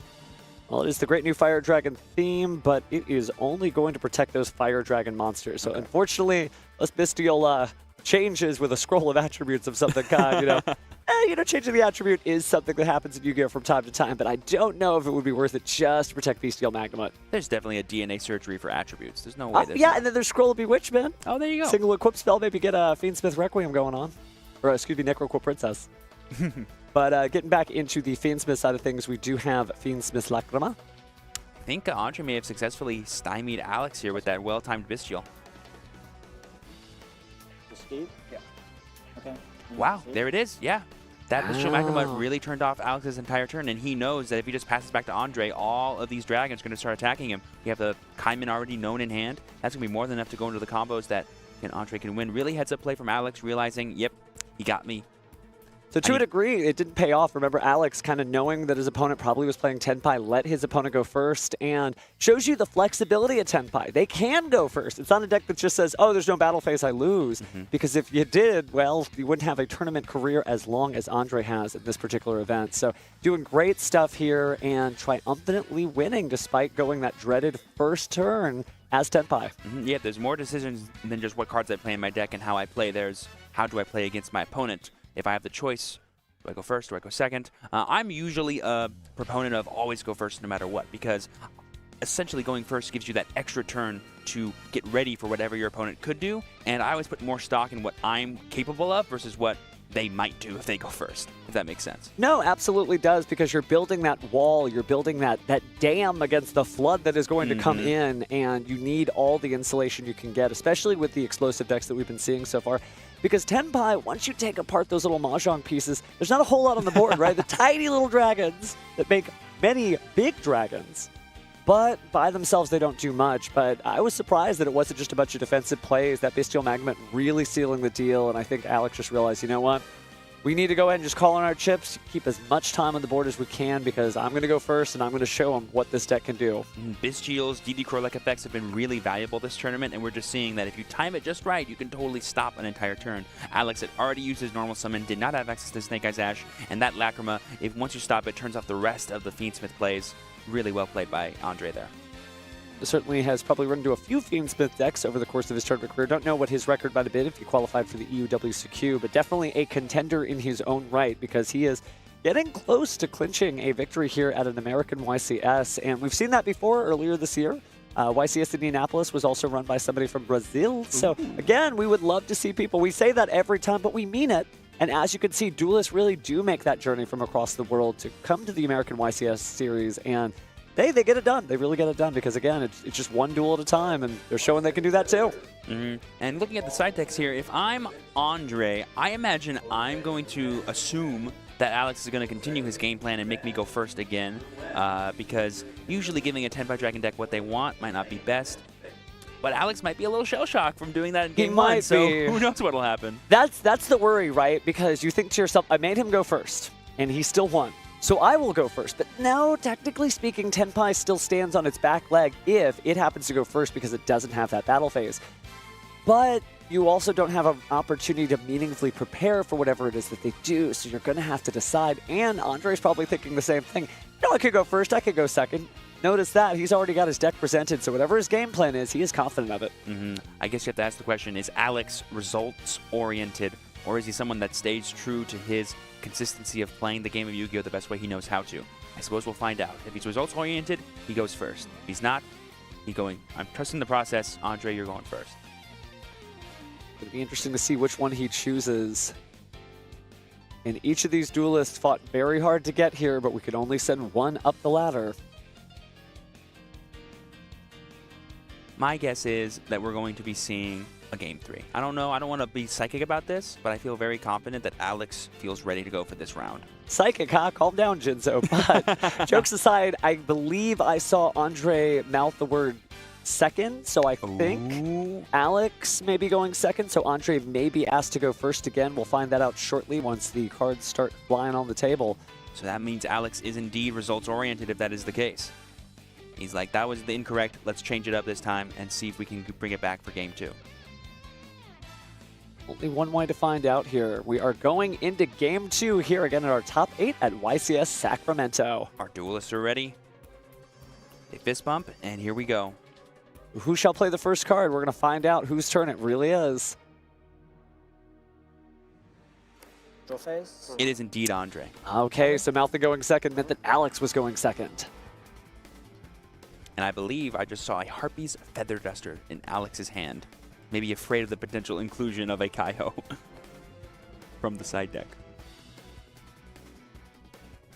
And again, starting just like he did last time pretty much with that Kaiman, going to be adding any level 4 Fire Dragon monster to his hand.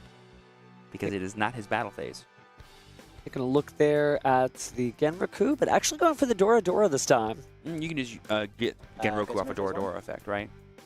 I think that's going to be the game plan again. Let's see if he's able to protect it. No Sangen Summoning Field spell this time. Yes. Any other effect? Yes. Once per turn during the main phase, I can escalate the top card of my deck, and if it's a Fire Dragon, send it to the graveyard, and this game's 1,000. Just clarifying everything this Dora Dora can do. It can do quite a lot, actually. It's a really nice sort of enabler and extender for the Tenpai Dragon archetype. Ooh, but there's the Infinite Impermanence, different than the last time. No field spell to protect it. But I do see a Pot of Prosperity in Andre's hand, which I believe would trigger the effect of Genroku, right? Because it adds it to hand by effect. That is correct, yeah. So we got to reach as deep into the deck as we can, and considering that he is running Genroku, not something that every Tenpai duelist chooses, he probably does have additional cards to try to reach for whenever he needs it. And that seems to be here as we're banishing 6 cards from the extra deck. And I'm sure some people out there are wondering, why is a deck like Tenpai Dragon playing Pot of Prosperity? Don't they want to go second and deal as much damage as possible? Yeah, they can sometimes deal enough damage even through Prosperity to still defeat their opponents. Yeah, Prosperity does half the damage, but I don't know that they ever conceived that there would be 16,000 or more points of battle damage in a single turn. I've seen combos go all the way up to 30,000 points of damage thanks to the old card like Trident Dragion, which just has so much synergy with this archetype. Need to do like a Tenpai battle damage contest sometime just to see who can uninterrupted showcase the highest battle damage the deck can deal. And a card there that we saw revealed by Andre was Dimensional Shifter, but because that Kaiman is now in the graveyard, that card is essentially doing nothing. I took the Nibiru there, kind of showing, hey, I really want to make sure that I get through the turn, so I'm going to give myself a little insurance. Speaking of insurance here, we are going to go ahead and make Erratic Seals. So I see a Nibiru, a Hydra, and was that a Ghost Bell? Or no, that has to be a Bestial, I think, in Andre's hand. But certainly plenty of points of interaction there. Again, yep, there's the Nibiru. Sure. Yeah. Couldn't quite see the rest of it. Andre playing it close to the chest, but definitely has points of interaction. So Alex has his work cut out. Again, he is down 1 game as Andre took the first one. So let's see what his first play is. Bonfire, not a bad start. Pretty much unlocks his entire deck. And uncontested there. Playing into a known Nibiru, right? Has to very carefully sequence these plays where that dreaded rock will crash down on the 5th summoning, tributing everything from the field. Unlike other decks, Fiendsmith Snake Eye doesn't necessarily need to have like a counter already in play, like an Appo or something, to kind of play through a Nibiru, because all the cards have so many resources once they even hit the graveyard.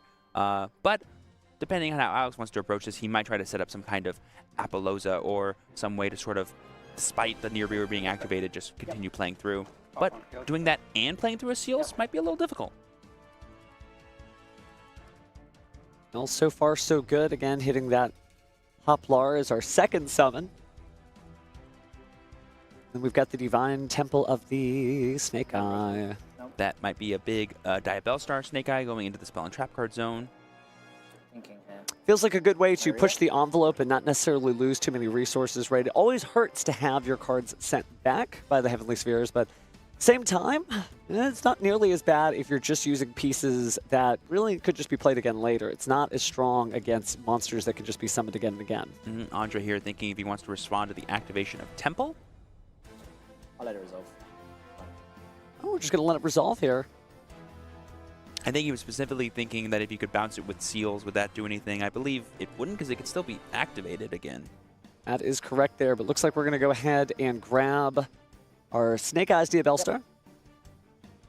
We've seen Snake Eyes Diabellstar do a lot for this deck, showcasing that it's not all just Flamberge Dragon all the time. This card has been such a great piece of combo potential for them to just have different ways to pivot, put cards on the board, and of course, hey, when you need it in all the weird situations we've seen, 2800 is just good. Yeah, the way I don't think about it is Flamberge lets you get your monsters back in the monster zone, but Diabellstar lets you always keep the good cards in your Spell and Trap card zone.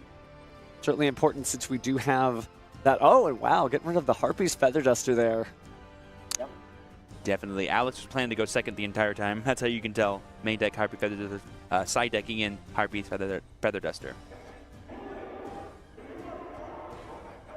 And there we see Diabellstar, the Black Witch, hopefully searching for original Sinful Spoils because Temple's already in play.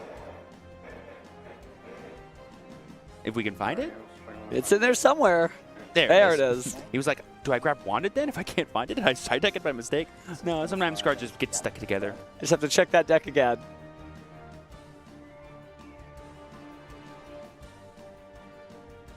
All right, I believe we're at a total of 3 summons. Yep, it would be the Snake Eye Ash, Snake Eye Poplar, and the Diabellstar, the Black Witch. So 3 so far. Now the question is, do you stop at the 4th summon? Just like you said, Fiendsmith can really keep on pushing through, so I can't imagine stopping here. And also equally important is the fact that the Divine Temple of the Snake Eye really makes it where Demiro is not that big of a deal. Obviously, every time something is special summoned, you get to special summon something from your Spell and Trap zone. Only once per turn, of course, but that's enough to keep pushing forward. And then Moon of the Closed Heaven has to be made with effect monsters, correct? That's correct, Okay. that's correct. We have seen some duelists use things like Link Spider in their extra deck in order to turn a token, a normal monster, into an effect monster, but the extra deck being as cramped as it is, it's difficult. And speaking of cramped extra deck, here's one reason why. IP Masquerade, great card. That's 1 out of your 15 slots down already. Okay, and here we see the attempt to activate Poplar's effect. To Spell and Trap Zone a monster card, we're going to go ahead and choose Poplar themselves.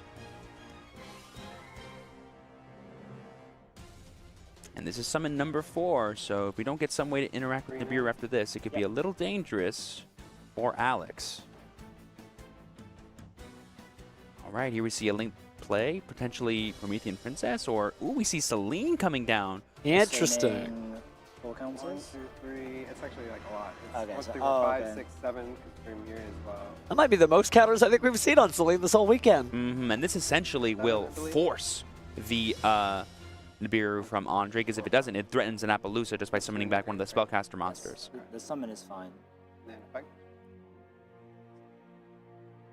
Thinking about those spellcasters. And Celine does not target, correct?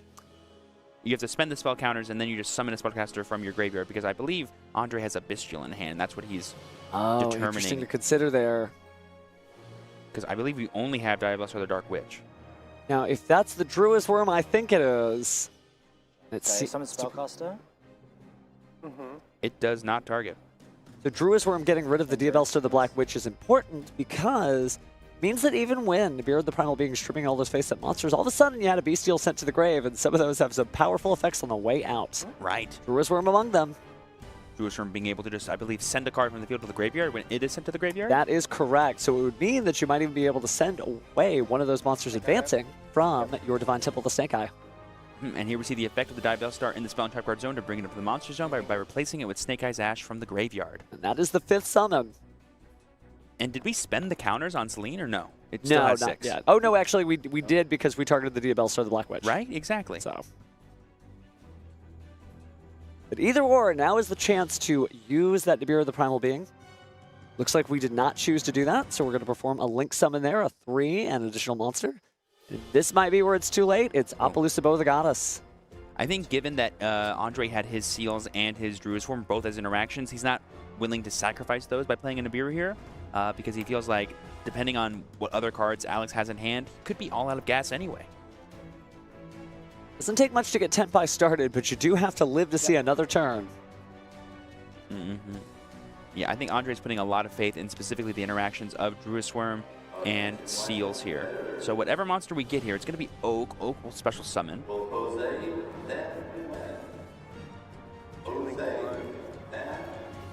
Here, quick look at the graveyard here. I'm going to use the effect of Snake Eye Oak to target the Snake Eye Ash. Place it on the field. A little apprehensive there. Every duel counts, and of course every move counts at this point. Looks like we're going to go and send Poplar with the effect of Snake Eye Ash to bring out probably Flambird Dragon, I would imagine at this point. You've gotten through all of your different named Snake Eye cards. And you definitely want to conserve your Oak ability too. Nope. So now we're going to use Flamberge's effect, I believe, to spell and trap zone IP Masquerena. Oh, actually going for the Druid's Worm to prevent it from sending something to the graveyard on its way out. Very heads up play. Druid's Worm specifically needs to be sent from the graveyard to activate its effect.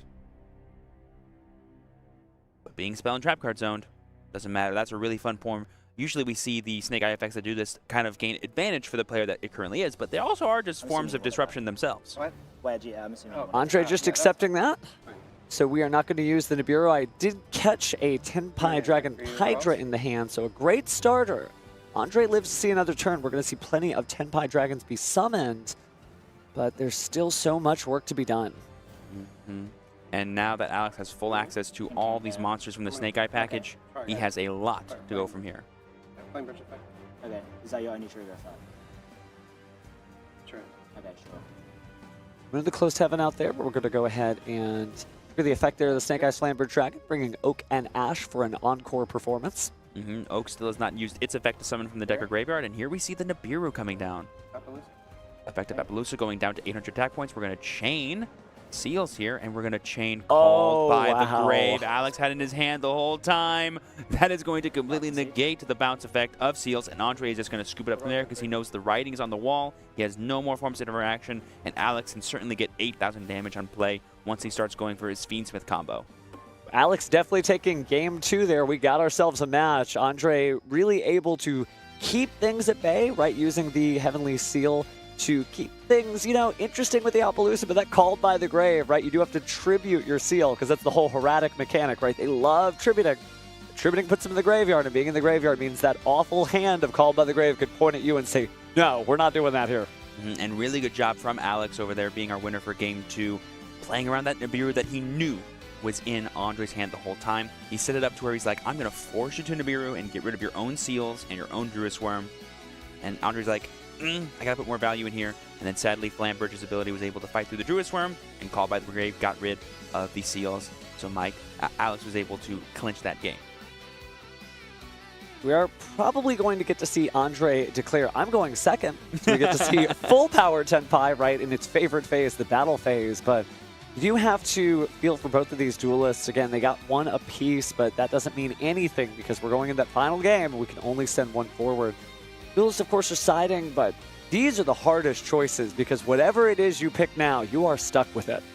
I actually think Andre doesn't need that much when you're going second to essentially go for his big I'm going to win the game combo. But what he really hopes does not happen is that Alex can pull off some kind of crazy Beatrice or crazy spell trap from the side deck shenanigan that we've seen these Snake Eye decks do all weekend long. Like one dimensional barrier calling synchro monsters, one different dimension ground coming out of nowhere being a pseudo shifter effect could turn off all of what Andre hopes to do when he goes second. So I imagine he's going to be looking out for that at every point. Definitely a roller coaster of a duel, right? You know, that Bestial Druid Worm deciding that it was going to appear in the field when it did. You're like, oh, that's really neat. But unfortunately, because the Flamberge Dragon resolved, didn't really get a whole lot done. There wasn't really a lot you could do in order to prevent that situation. So certainly no hard feelings there on Andre's part. Sometimes you just don't have it, but well, he's going to have to find it or else it's going to be a very long trip home for either of them who doesn't advance. And well, there's still a couple of duels left for those who do make it. So there is not an envious position for either person because there's a long road ahead. Curiously, Andre probably just went back to his regular main deck. He's like, I normally plan for going second, so I'm just going to go back to what my main deck was. I'm going to do my best to stymie you just enough to where you don't have a big enough board that I can't just fight right through, and then I'm going to fight right through it. We'll see how he's able to fight right through here. Looks like players are ready again as they go ahead and write down a fresh set of 8,000 life points on the score path. Both duels definitely just locked in, as you can see. You know, not a lot of humor here. We've seen great sportsmanship for both players, but they are focused. Yes, locked in is definitely the way I would describe how they are playing. Alex is going, all right, I know I'm going first. I'm going to do my best to make sure I do not lose when he goes second. And Andre's like, I'm going to summon dragons and attack him, I think. Okay, well, it looks like they're doing okay now. Cracked a little bit of smile. Maybe the nerves shook off once we started pile shuffling. Both these players are on top 8. They should be happy to be here. They are some of the top duelists in the world, fighting for that ultimate spot, that ultimate trophy that's right in front of them, and that Universe Solaria prize card. We can't split the trophy in half. We can only give it to one duelist who is our king of games here in Sacramento. We haven't found out who it is yet, as we still have 8 duelists left. The winner of this match will move on to top 4, and the person that loses will not. Slowly panning in again. That trophy is really what they're all going for. The title there is just so important. But titles be gone because we're into game 3, the final chance for either of these duelists to advance in the tournament. Good luck. Both players wish each other good luck, and it looks like Alex is starting. He's looking at his hand very methodically. In the standby phase, I'll drop shifter. Ooh, there's the shifter. Phase shifter. Dimension Shifter going to banish any card that would have gone to the graveyard instead. So this is going to be difficult for Fiend Smith to get it. Little smiles there like, oh, okay. Okay. And it seems like an infinite impermanence in the hand as well as a Bestial Druid Worm, I believe. And a Chandra plus a Kaiman, which is more than enough going second to get enough damage, even through Shifter, I believe. Enough to stop your opponent and enough to start your own turn. Yep, and now Alex is just going, great. All my cards that I wish were in the graveyard are now going to get banished instead. Andre's just reminding him, yeah, that gets banished too. Not just monsters, all cards. Now, Alex would not be the first duelist to play through Dimension Shifter, but it is difficult for not only the Dimension Shifter there, but the Infinite Impermanence. So thinking to himself, okay, I got Dimension Shifter, that hurts, but maybe I'll just go grab a Poplar and we'll have some fun combos. But unfortunately, it is just one set and pass. Oh, correct. Let's go ahead and make sure we cut the deck here. Yeah. Oh, everything's good. Just make sure everything is fully resolved before we continue on to the next turn. Alex was like, don't worry, I'm going back in. And Andre was like, I actually don't think you are. Did we just draw Sangan Summoning? No, that's Pot of Prosperity. Yeah, but we do have the Sunken Kaiman. Yes, in draw phase. So we're going to go ahead and in draw phase add, and smartly doing that the same way that our Sinful Spoil Seekers are acting the wanted spell card in the draw phase. Alex taking a brief moment to look at the crowd, pointing at Dimension Shifter and just shaking his head as he smiles to himself. Yeah, I kind of needed that graveyard for this deck. That guy? That's my public enemy #1 right there. Alex is like, if only that card wasn't there. Well, it's a great card that you always have to be mindful of. Andre's starting the same way he's been starting. Kaiman, add Dora Dora. Definitely a Dora Dora enthusiast. And now this might be getting the Genroku or the... Yep, going to be getting that one. To allow him to automatically summon because it's added to hand by an effect, then who uses effect to, I believe, modulate its level and become a tuner. So it's going to be a level 4 tuner this time. Summon this special from hand and it's level 4. A little synchro summoning, or we could. I don't imagine you would decide to do Heavenly Sphere's Pass when you have exactly the situation that you want here. Your opponent really doesn't have a lot of options. They only have one card face down. Unless it's a threatening roar, a lot is about to happen. Effect of Chandra to attempt to summon it from the hand. And now we can enter the battle phase and potentially summon Air Hydra from the deck. Here we go. It's battle phase time. Wow. Oh, and he had the handshake. He reveals the wanted and just scoops it up because he knows there's more than enough damage here. All 3 of those monsters will attack. They'll deal their damage, and we're going to quick synchro 2 times. Biden Dragon in the Transcendence Dragon. 58 plus, I think it's 14, 17, 1,000. Like you said, that Pot of Prosperity, you don't necessarily need to worry about that half damage effect because you can pound through it. So again, Alex knew his opponent was playing Tenpai. He also knew what the Tenpai combo was. So once Andre showed that he had all the tools in the toolbox he needed, Alex conceded the game, and Andre is our match winner. The powerful game plan of I'm just going to turn off all your powerful effects for 1 turn, thanks to the effect of Shifter, and then when it comes back to me, I'm going to now play through my very own Shifter and deal enough damage to you to win. Andre's like, works every time.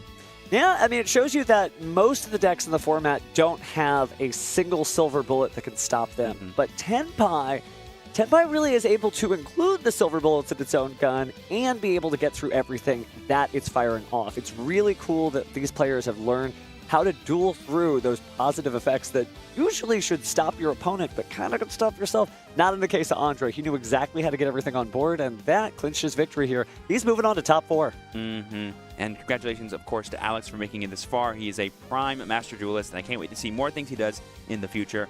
Andre's going to be moving on as well to our top 4 match. And it's exciting having Tenpai Dragons secure a spot in the top 4. First deck to do so. Yeah, we've got plenty of interesting decks that we've seen throughout the tournament here, but as we continue to grind out, it is true that Tenpai, it either, just like we heard earlier from another Tenpai Duelist, I'm either going to win or I'm not, right? And yes, that's absolutely true. You're right, Tenpai Duelist, but it is nice to see all the deck diversity of this format, how many different powerful options they are to choose, because, you may think to yourself, I don't think I am a Tenpai Duelist. Well, that's okay. There's plenty of other decks you can play, and we've seen how versatile and successful those decks can be. And hey, battle phase is the coolest phase. The most damage happens during that. Of course, it's awesome.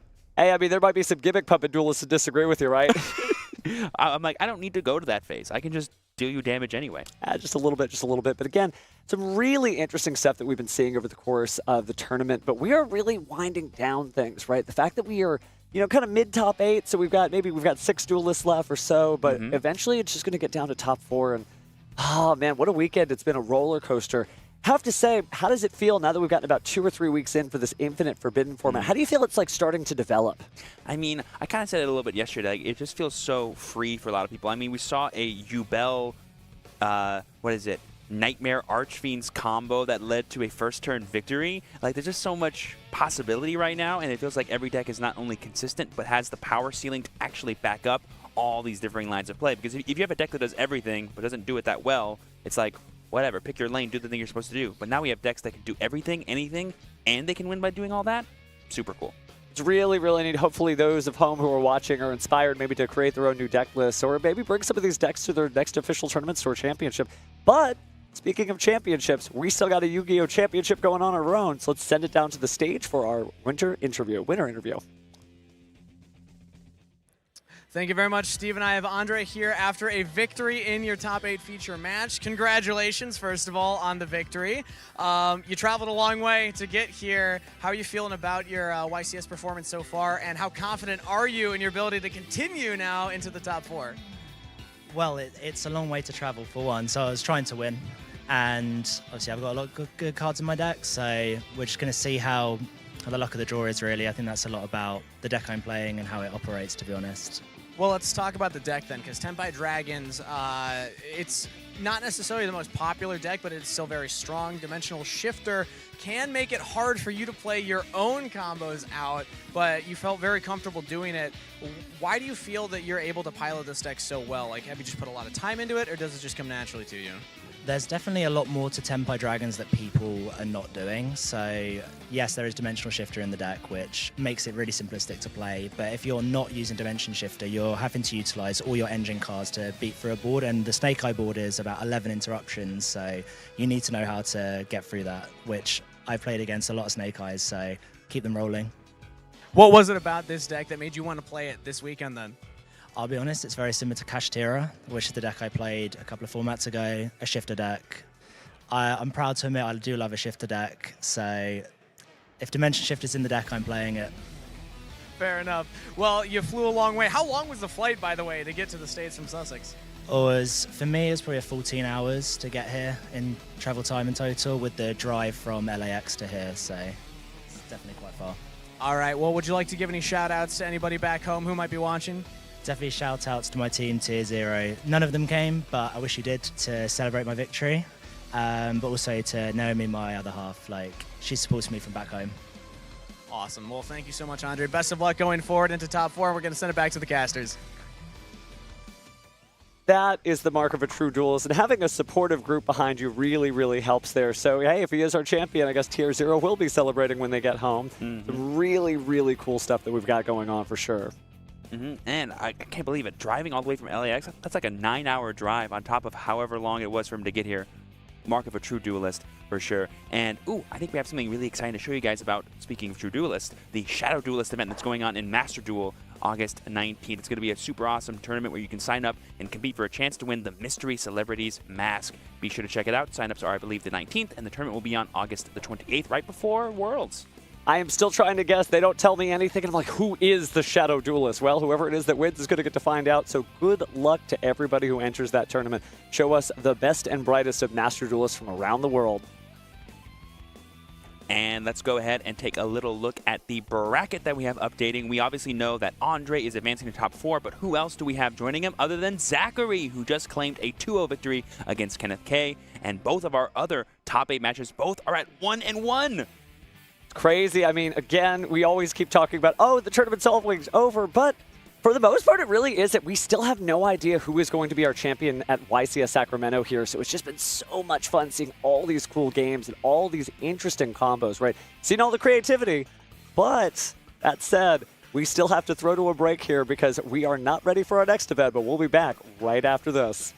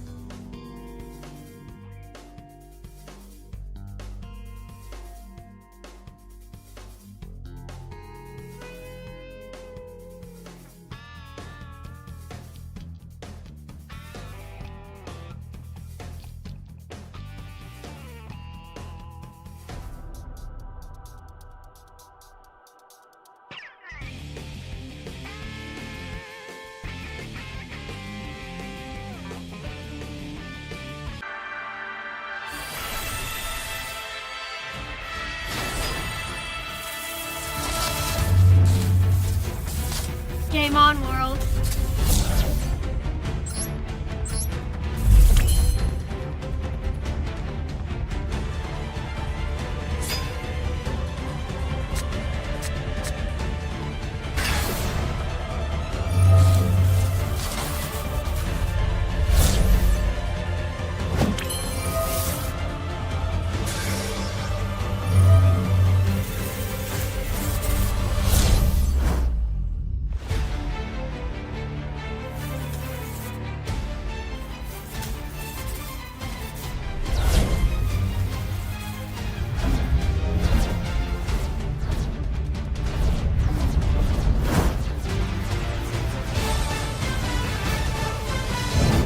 Another game, world?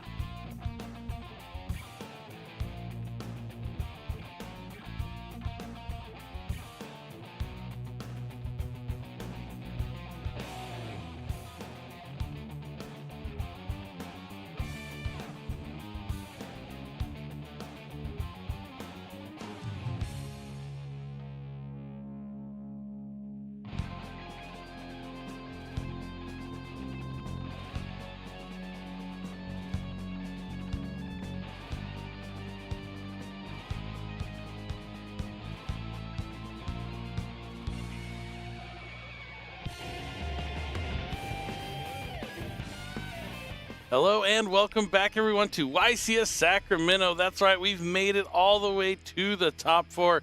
And in an exciting turn of events, we have 4 players, all from 4 different countries. That's right, Canada, Mexico, the UK, and the US of A are all represented here in the top 4. An incredible feat that we don't see too often. That's awesome. And we have really strong players there, so we're going to see some top level of competition. Definitely. We're about to meet our first 2 strong players. So, Kangas, go ahead and introduce to our first of both of our semifinal matches that we are going to be featuring. Moving on into the top 4 means that the competition only gets stiffer from this point forward. The winner will move on to the finals. Up first in the blue chair from Toronto, Ontario, Jesse Cotton. Jesse is your undisputed UDS reigning champion. And his opponent today in the red chair from Mexicali, Mexico, Carlos Torregas. In only his second ever YCS top, he could be making his first finals appearance. A reminder that the winner moves on to the finals with Mexico versus Canada in this semifinals match. Let's start back onto the casters. Get ready for duel number 1. All right, we're jumping right into it. It's Jesse with his Fiendsmith Snake Eye deck up against Carlos, who we saw the last time Mike and myself were up here using that Fiendsmith Ubel strategy with a little bit of a twist with the Earthbound Release, Nightmare, Archfiend's Transaction Rollback, Wombo combo. Now that we know that he's able to do it, I'm excited to see whether he can pull it off again. Yeah, it's gonna. I mean, I know that he did in the last in the top 8 to get here. I talked to the writer, Tyler. I'm sure you know him pretty well. I've worked with him many times. He did pull it off in top 8, but this is our first semifinal match here that we are getting into. We are going to be showing both semifinals, so you aren't going to miss out on any of this top-level action from some of the best players to ever do it. Now, Carlos, this is his first YCS top, but he is representing Mexico. He played excellent in the last match we saw him. There's a reason why he's here. He is taking on Canada's Jesse, and we're going to have to see how the matchup's going to play out. Jesse more of the strategies we've seen be the dominant going into this tournament from the NAWCQ, the Fiendsmith Snake Eye strategy. Has a couple of cool texts in there and some of his choices, but pretty straightforward, simple deck. And if it ain't broke, you don't know how to fix it. A reminder to the viewers at home, we have written coverage on the official Konami blog. We have Tyler Berger and Kenneth Nishi hard at work creating content for that. So be sure to check it out. Anything you don't catch on stream, you can catch on the coverage blog. We have pairings, standings, top table updates, and all sorts of great content, including additional written feature matches for anything that we weren't able to cover on stream. So there's a lot of exciting stuff there, and I urge you to check it out. Yeah, definitely want to be able to have as much of the coverage so you can really understand what happened in this tournament. You can get all the live stream features, but there's so much more on that blog site to check out. I know after events, I always go back and read through all the articles, all the things that are going on to see some of the things I may have missed. It also shows you the players who've topped, who are in the top cut, the deck types that they're using, lots of useful information on that blog site. And it's not just for the main event either. We have Ultimate Time Wizard tournaments and the results of that over on the coverage blog. Dragon Duel results, top photos from Dragon Duels, Ultimate Time Wizard. Yeah, you have written feature matches to see how those Ultimate Time Wizard tournaments played out. Really cool stuff on that blog site.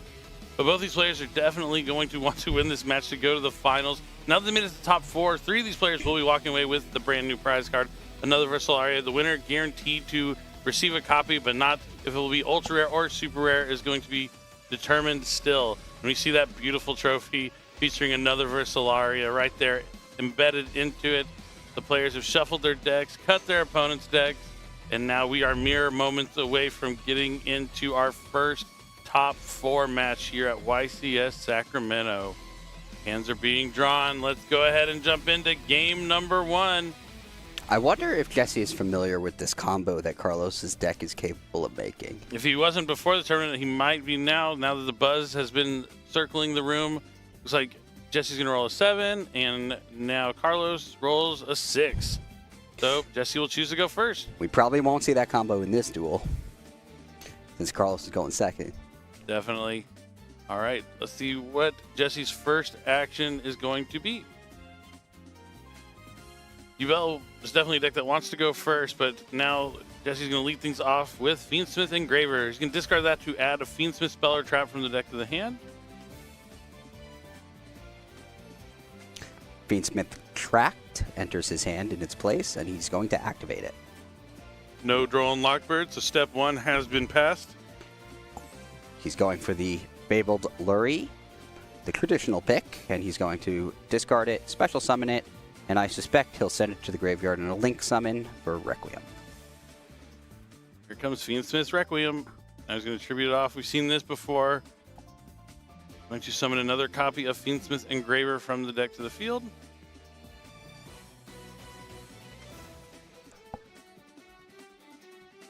Nice quarter-century rare. Definitely nice to see the quarter-century secret rares making an appearance here at the top tables in top 4. He's going to equip it with his Requiem, with using Requiem's effect in the graveyard. Or looks like they were paused for a moment.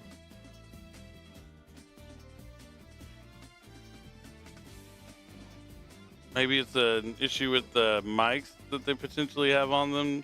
Looks like they're talking to the tech guy real quick. Then they're going to get right. Yeah. Now we can hear them.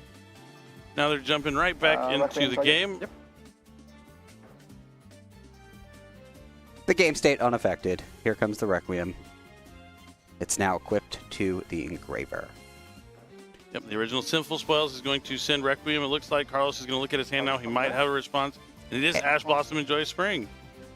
That could slow Jesse down. We'll see what he has to follow up with. Yep. Still has the Engraver effect in the graveyard. We can summon it back. Looks like he'd be looking to play another card from his hand. It's going to be Wanted.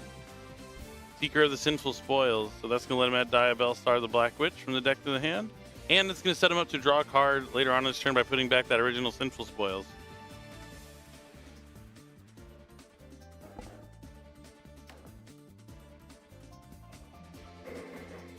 Original Sinful Spoils is a strong card to use Ash Blossom against, because a lot of times that's what starts the Snake Eye combos. Indeed it is.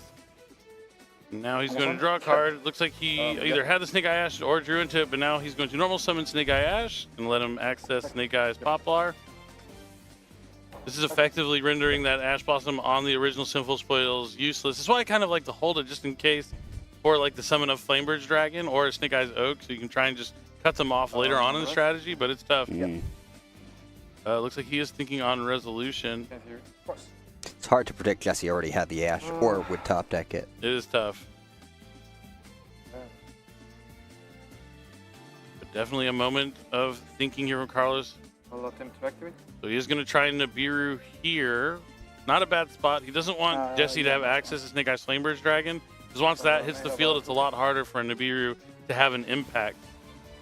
So far, Carlos has pretty strong interaction against Jesse's plays. Thinking if I want to use Poplar. But Jesse's hand was quite strong, too. Now he's trying to decide if he wants to put anything in his spell and trap card zone with the effect of Snake Eyes Poplar. I will not. Chooses not to. What could that be signaling he may have? There's just nothing that he can gain from putting the card in the spell and trap card zone. The fire monsters, if his only options were level 1s, he might be still looking to summon Snake Eyes Flamebird's Dragon later on in the turn, and needs to bring back both of the level 1s with it. Yep. But now he's going to follow it up with Divine Temple of the Snake Eyes to put a Snake Eye monster from his deck to the spell and trap card zone.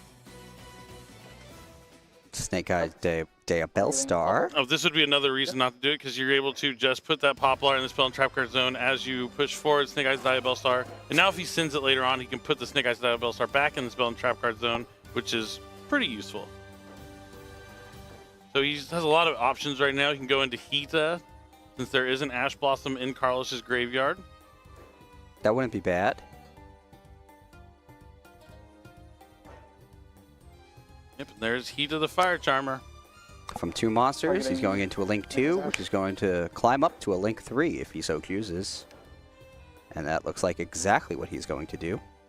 Yep, and now he's going to be able to access Flamebird's Dragon as he's always intended, because this princess can bring back... Oh, he's going to go into Celine. Celine can bring back his Diabell Star. He has Diabell Star in the graveyard, right? Yep. He does. Or he can bring back Snake Eyes Diabell Star. Also works. Yeah, I was thinking of Diabell Star the Black Witch, but it It's works. also in there. They're both Diabell Star, so... And let's see if where he goes next with this. Maybe usually an Appaloosa from here. Could be if he has a bunch of follow-up plays to make as well. So yeah, there's the Appaloosa with 2 materials. It'll have 1,600 attack points and can negate monster effects. He must already have some way to deal with that 3,000 attack point Nibiru, the Primal Being. So he's going to summon the Engraver from his graveyard by returning Requiem. It's going to be met by a Bestial Druid Worm, but immediately negated here from the Appaloosa, but that's one less negate Carlos has to worry about on his following turn. Yeah, that's not quite how you want to use your Appaloosa's effect, keeping the Druid Worm in your opponent's hand. Oh, he hadn't summoned. He just wanted for the Black Witch. He hadn't summoned it yet. So the Snake Eyes Diabell Star was the only Diabell Star for him to summon with the Celine. Still got him where he needs to go, and now he's going to link these 2 monsters away for is going to be Fiendsmith Sequence. There it is. Diffuse. Yep. Now he's going to shuffle back the materials to Fusion Summon. Going to put back 1 Light Fiend and another Light Fiend. So it looks like we're going to be looking at Fiendsmith's Lacrima. Looks like it.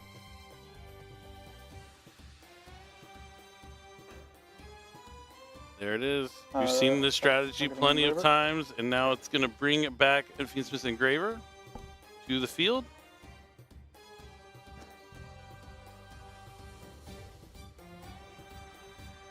He'll use Sequence and Lacrima, it looks like. Now he can summon a Link 2 or 3 monster.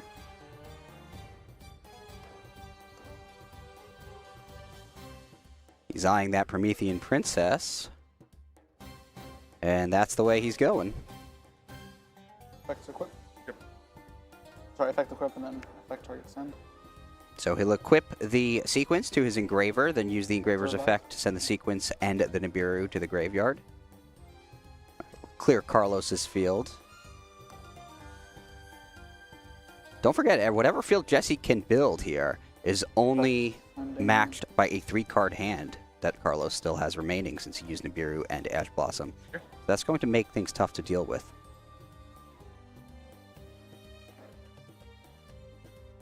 Now he's going to use Snake Eye Ash to summon Snake Eye Oak from the deck and bring back Snake Eye Ash. Oak's effect summoning Ash gives him an extra body to deal with, or to use for Link summons. Promethean. Yep, he's going to use Snake Eye Oak's effect to send those two to the graveyard to summon Snake Eye Flamebird's Dragon from the deck to the field, finally touching down. So he's not short of materials by any means. That represents 2 monsters coming back. Feels weird giving up a Link 3 so easily, but I think Promethean Princess's strength is in the graveyard. Definitely. And now 2 other monsters being linked away. Could just be an IP Masquerena right here. Yep. Indeed it is. So now he's probably just going to decide to leave the Flamebirds on the field, not have to use the effect to summon back. Looks like he missed the effect of Lacrima, or maybe he chose not to use it, wants to keep it in the graveyard instead of burning for the 1200. Flamebird's just going to put Snake Eyes Diabell Star in the spell and trap card zone. And pass. So Appaloosa with 800 attack, IP Masquerena. No, I did make sure you shoveled, but you can go ahead and again. Just making sure the deck is randomized. Oh, draw for turn. As long as it's random, it doesn't matter if Carlos randomizes it again. So Carlos has 4 cards now in his hand. One's a Bestial Druisworm, which can force out the Appaloosa potentially right away. One looks like a Nightmare Archfiends, which is not a card I think he wants to draw. Certainly not one he wants to draw going second. So that leaves him with 2 more potentially relevant cards. Yeah, that's the downside to using those cards that can help you, do that first turn finish. But he does have a 50-card deck to help him try to not draw them. Yeah, it's just unfortunate when you happen to draw those 1-ofs. But opening the Spirit Gate's a great start here. Going to add Dark Beckoning Beast from the deck to the hand. Normal summon effect. He normal summons it, activates the effect. Jesse only has 1 negation with Appaloosa, so he has to think carefully about whether he wants to use it. But he does have an effect Veiler, so he's actually going to use that negation instead. Yep, it makes a lot of sense because now it's full effect. It's going to be negated, but he's going to be able to link that away for Salman Great Almirage. This is when Almirage comes in handy, is when you have opening the Spirit Gates and your Dark Beckoning Beast gets negated. He's going to discard Chaos Summoning Beast with his opening of the Spirit Gates to bring back a Fiend with 0 attack points, 0 defense points.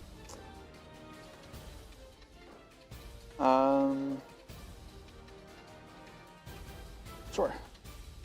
Jesse says sure. Dark Beckoning Beast is back. How many do you have in hand? 2 cards. Well, we know one of them's a Gruus Worm. Jesse knows that too. And we, the viewers, know that the other one is the Nightmare Archfiends. All right, so he's going to use the IP Masquerena, Ascending Flamebirds, and IP Masquerena to the graveyard to link summon probably an SP Little Knight. Like 1 target, 2 Flamebirds. Try and take out that Dark Beckoning Beast. He's going to succeed. Flamberg Dragon's effect will special summon Snake Eye Oak. And Snake Eye looks like he's eyeing the Ash. Yep, Snake Eye Ash in defense mode. Like 1 target. Poplar, 2 Ash. Next one. Next game. You're conceding? Yep. Yeah. And Carlos is going to concede the game. He's seen enough, and Jesse's going to take a quick one here in game number 1, playing pretty much he had the Nibiru, the Ash Blossom, but it just wasn't enough to stop Jesse. Maybe the timing of the cards weren't exactly at their best optimal moments, but you really can't know what other cards they have in their hand. That's kind of the tough part of making those decisions and having those key moments to use your cards. But at the end of the day, Jesse's walking away with that game 1 victory. Yeah, you hate to use your Ash Blossom on original Sinful Spoil Snake Eye and then see your opponent go normal summon Ash. Yes, does not feel good for sure. It's tough, though. I mean, how are you going to know, right? You got to read your opponent and really hope for the best sometimes. But, I mean, yeah, you just have to know that they could probably have it. There's only 1 original Sinful Spoils, but with having access to the normal summon still with 4 cards in the hand, kind of tough. But you have to make those decisions. Maybe a little too quick on the Nibiru as well. He could have maybe perhaps held it, because if he held it for when the Appaloosa actually came down, he could have gone like the Druis Worm, then the Appaloosa changed the Druis Worm, then chained the Nibiru after that as well. Perhaps. He did use the Nibiru with only 3 monsters on the field, so Appaloosa wasn't even really threatening to come out yet. Yeah, he could have waited a little longer potentially, but that's going to be the things that he's going to think about going into game number 2 and how he can adapt going in to his side deck here. I mean, getting to go first is a lot better. I mean, we've seen his deck, what happens when Carlos can go first. He can win on his very first turn even, which is incredible. Yeah, if he gets lucky, he'll push this to a 3rd game before Jesse can play any cards. Yeah, but we also saw the downside of using strategies like that, because Yubel already pretty strong when it goes first. But, like, how much are you actually gaining by playing those 3 extra cards that are not great draws? But, you know, you do have 50 cards in your deck, so you're less likely to draw them, but it is still going to happen from time to time. And in top 4, game 1 going second is not when you want to see those cards in your opening hand. Right, and it strikes me as very hard to get that combo off going second. And then we saw in that first duel, not only was he forced to go second, but then he also drew the Nightmare Archfiends. So really, it was like his hand was down a card. And then using the Ash Blossom, the Nibiru, now his hand's down to effectively 2 cards going into his first turn to deal with Jesse's field. So that was not easy for him. So he wasn't able to put up much of a fight, unfortunately, for Carlos. Yeah, Jesse really showing the power of the Fiendsmith Snake Eye deck, but it looks like they are shuffled up, side decked, and ready to get into game 2 after they shuffle each other's decks. Both these players would be very happy walking away with the first ever ultra rare copy of Another Verse Solaria. I know I can't wait to try and get my hands on one. I wish I could play in these tournaments with these competitors and try and win one myself, but instead I will be sitting here behind the desk and enjoying watching the rising stars and the veterans of the scene. Yeah, it's a beautiful card, but I think many players, including Jesse, are after the glory of the YCS victory. Definitely. A lot of glory to be had there for that. And now done pile shuffling his opponent's deck. We're about to jump into game number 2. Jesse, 1 win away from moving on to the finals. As I mentioned, we are showing both of the semifinal matches here this weekend. So after this, we will have the other top 4 before we have the finals, who will face off against the winner of this match. So don't go anywhere, because right after this match, we're immediately going to be jumping into that next semifinal. And then the finals will follow right after that. Yeah, it's going to be a lot of intense Yu-Gi-Oh! Action, some awesome duels to finish out the day and find out who's going to be our repeat YCS champion or a new YCS champion. This is Carlos's first top. He's going to have to bounce back here in game number 2 of the first semifinal match at YCS Sacramento. All right, now that he gets to go first, we'll see if things go a little bit better here for Carlos, representing Mexico. Ooh, Merle Charmy, Perulia. Finally, we get to see it. It is very good against Yubel. They do happen to summon from the hand a few times. We'll see if Carlos can navigate a way to not have to summon from his hand, or maybe he's just going to go for that same kind of line we saw where he can access those trap cards and try and win it on this first turn without having to worry about how many cards Jesse draws. It is possible. It happened to me once this tournament. Yep, doesn't get drawn Lockbird. Wanted to Zero check. foresight. Now Track's going to add the Lurie. Luckily here, he won't be giving any draws to Jesse because the Lurie gets discarded and special summons from the graveyard, not from the hand. Yeah, that short detour will save him from allowing Jesse to draw a card. Definitely. And to grave to field. And back to the graveyard as he links it away for Fiendsmith's Requiem. Requiem special summons from the deck. Jesse hasn't drawn any cards yet.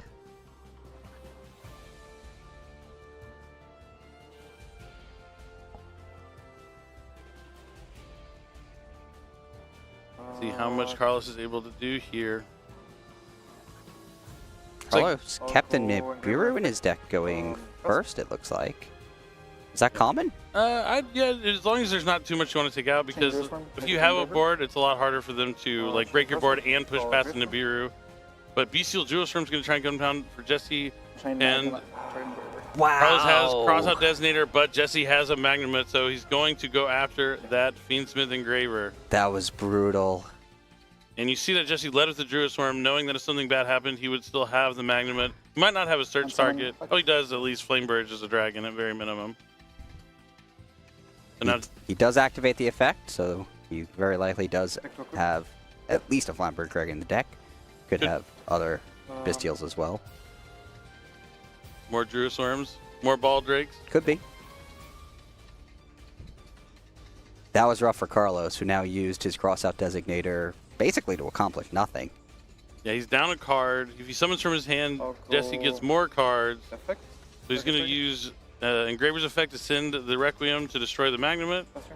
Better than nothing. And all right, well, he didn't give Jesse any cards with the Mulcharmy Perulia. So he's just hoping that Jesse's not going to be able to beat him with the cards that he has in his hand, and it does look like he plays more copies of Bestials in his deck. He's going to be the Bestial Ball Ball Drake. Yep. All right. Oh, this is rough.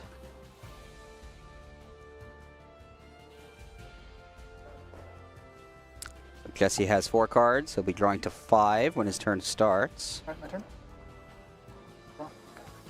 All he needs here is a Snake Eye Ash. We do know that Carlos has Nibiru, but that is a card that Jesse can play around. Does he have any starters, or are all his cards in his hand defensive options? Main phase 1. Yeah. So we move to main phase 1. He's going to start with Druid Swarm. We knew he had that. He has that in Baldrake, so he needs, well... How many cards in hand? That and Baldrake alone can get him into Moon. Requiem. Moon into Requiem.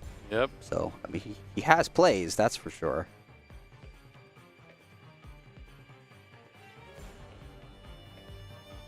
Does he have better plays is the question. Battle phase?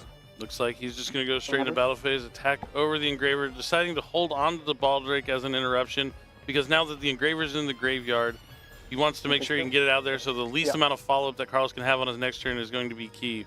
That's definitely the right play, because Carlos clearly has a weak opening, and now he's going to capitalize on that and be able to make things even more difficult for Carlos. But it does appear Jesse was not able to summon a Snake Eye Ash. Again, we're seeing the downside to running these extra cards in your deck as he draws a copy of Archfiend Eris, which is not what you want to see. It's a combo piece you want to send to the graveyard.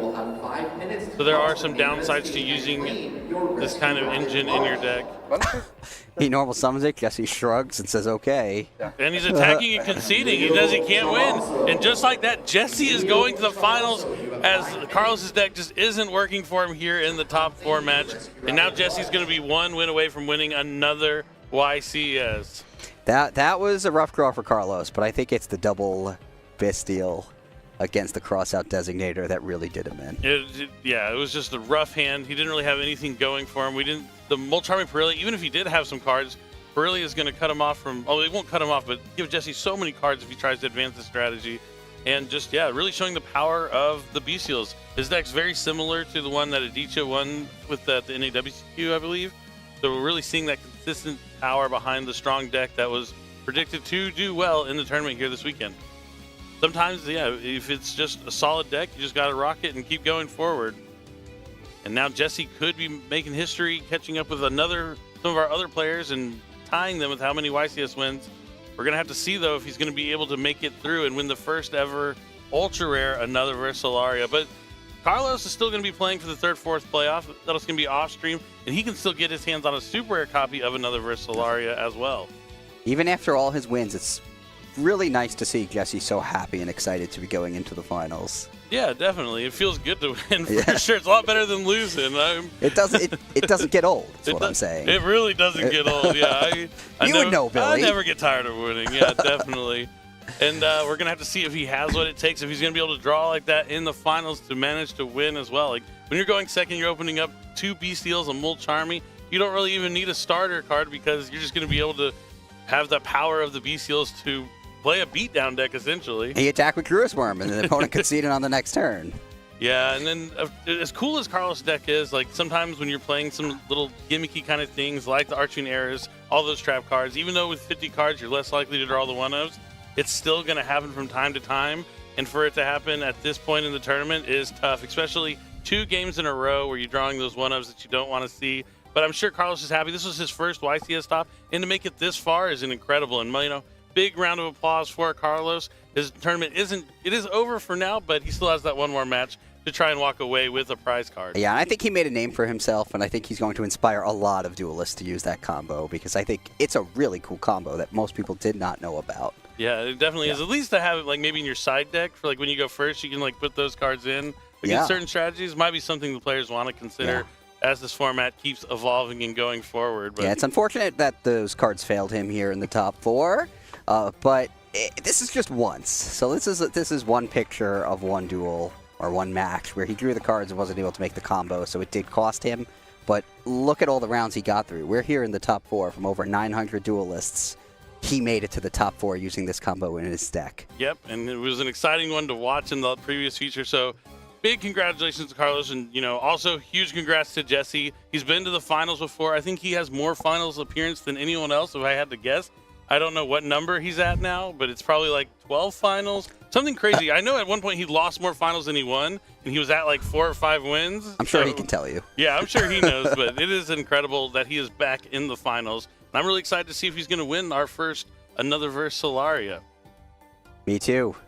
It's going to be a good one. I think they're setting up the interview still right now, but moving on, we're going to still have another semifinal match after this one. So you're not going to want to go anywhere after we do this interview, because you want to see who Jesse's going to face in that final matchup. That's right. It's going to be continuous coverage until we give away that trophy. Yep. So you're going to want to stick around no matter what. And I think Kangas is now standing by. He's ready with our winner, Jesse Cotton. So I'll let you go ahead and take it away, and we'll hear from the man himself.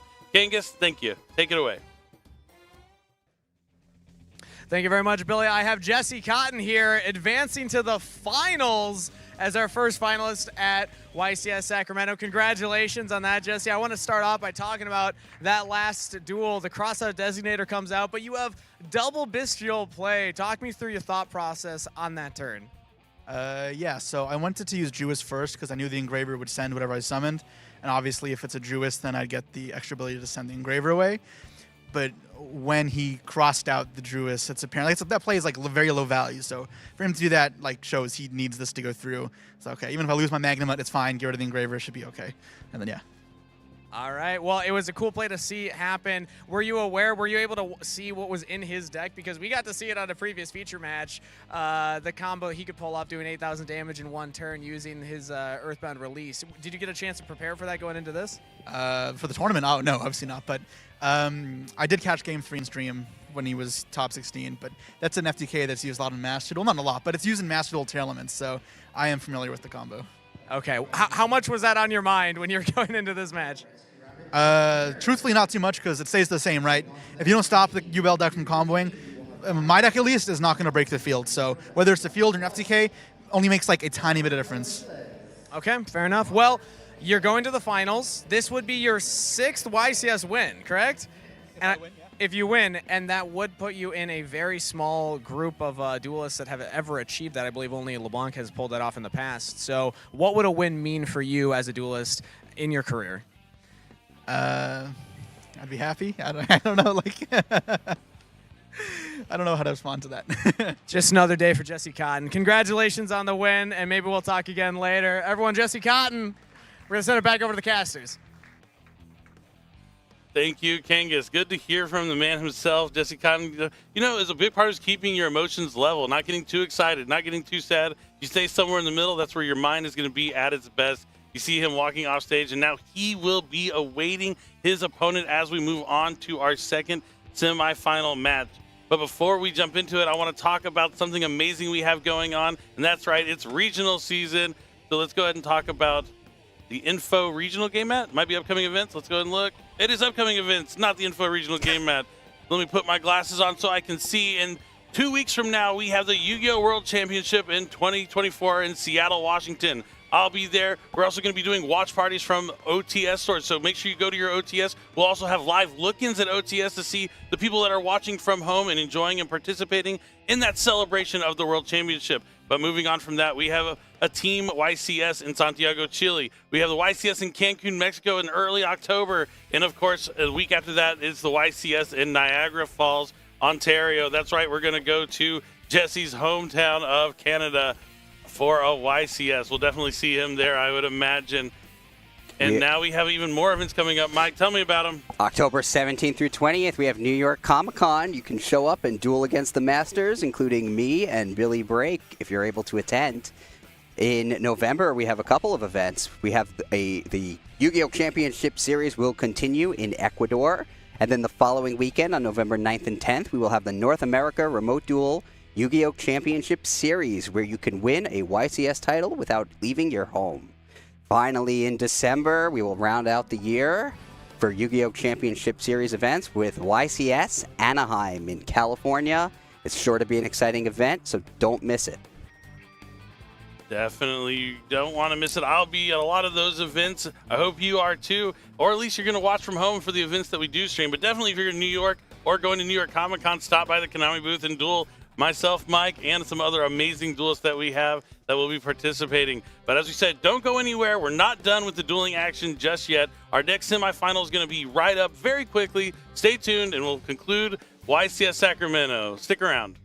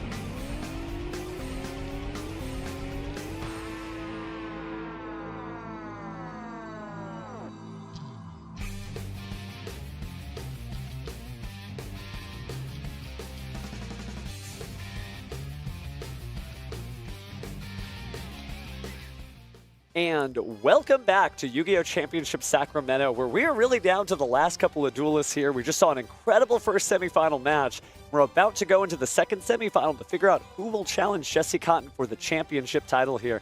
It's been just some incredible gameplay so far, don't you think, Steven? Oh, absolutely wonderful. These past 2 days have been a masterclass in master dueling, and I cannot wait to see what these people can have in our top 4 match between Zachary and Andre to figure out, like you said, who's going to fight against Jesse Cotton, one of the best players in the game. Well, let's go ahead and go down to the stage here because we can't introduce our duelists any better than Stephen Kangas can. So from 2 Stevens to 1, let's go ahead and throw it to the stage. Thank you, Stephen. And Stephen, we are on stage yet again at YCS Sacramento with 1 semifinals wrapped up, which means it's time to introduce our second pair of semifinalists. First up, in the blue chair from Houston, Texas, Zachary Rodriguez. Zachary has been playing since 2008, and this is his 5th YCS top. His opponent today in the red chair, all the way from Sussex, England, Andre Delury. This is the furthest that Andre has ever made it in a YCS. The duelists are set. The stage is ready. Let's see who's making it to the finals. Back to the casters. Thank you so much, Stephen Kangas. You've been absolutely killing it. And there we see Zachary piloting Fiendsmith Snake Eye, the deck of the weekend. And here we see Andre piloting the same Tenpai Dragon deck we saw him use earlier in his match against Alex. Those golden eyes of Tenpai Genroku just staring deep into the camera there. It is going to be really interesting to see both of these duelists coming from great communities. We know how great the European community is. Texas, certainly a large duelist community as well, but they've got to represent their teams as best as they can in their relative regions because only one of them gets to advance here, but each region should be very proud of these duelists as we go into our semifinals, match 2. And this top 4 specifically had a duelist from each region. We have Zachary representing the US, we have Jesse representing Canada, we had Carlos representing Mexico, and now we have Andre representing the UK, of course. I wonder if we will have a US representative in the finals in Zachary. It should be really exciting. I would say in terms of energy, Andre has a little bit of an advantage because he just beat Snake Eyes Fiendsmith deck earlier for his top 4 placement, I believe. So he feels really well placed. I'm not sure how many Tenpai Zachary had to fight through, but I'm sure he is well versed in how to deal with this matchup, and I can't wait to see how he chooses to go about fighting it. There's certainly a reminder, Andre talking about how his friends at home helped him prepare for this, and it is important to find different duelists to play against so you can get a wide berth of experience in dueling philosophies there. It's one thing to just have a best friend that you duel with, but you want to go to your locals and make as many new friends as you can because every single one of them is helping you prepare for this moment where you are up here on the top tables and your dueling career is on the line. Preparation is the be-all, end-all when it comes to playing at Yu-Gi-Oh! Because at the end of the day, if you're not prepared for what your opponent is going to do against you, they can surprise you with almost anything, and you can lose no matter how strong your deck is. It does help that Andre is playing Tenpai in a very different style, as he mentioned in his interview after that last game that he won. And he has a little bit more experience over the course of the tournament playing against a lot of the Fiendsmith Snake Eye, because again, that is a very popular deck. So it will really depend on if Zachary has that matchup knowledge and experience here, or if Andre just has the secret cheat code to get through. I believe Andre did say, keep him coming. I'd be happy to take on more and more Snake Eyes. No big deal to him. That's a mark of a true duelist, right? Just line him up. I'm sure after he, advances in the tournament, or if he doesn't make it, he'll be dueling probably within the hour. And I was able to catch Zachary playing in one of our pre-recorded matches earlier in the day. He's no slouch either. He knows the best way to pilot this deck. And taking a look at his deck list, I'm sure he has plenty of ways to combat whatever it is Andre's doing. Let's go ahead and go to our tables here to figure out who's actually going first for this game, as our duelists are now shuffled up and ready to play. Going ahead and drawing 5 here and likely getting the dice roll as those sacred dice are placed on the field. We've seen a lot of evenly matched dice rolls. Let's see if this dice try gets us the same way. Solid 10. Oh, well, yeah, doubles. And another 10, an evenly matched one. Of course, we end the day how we started yesterday. And again, Snake Eye. Rolling Snake Eyes, that's so funny. And a 3. Wow. Maybe that's a sign of how close this match will be. Yeah. Have a good start. 3 marginally scraping by 2.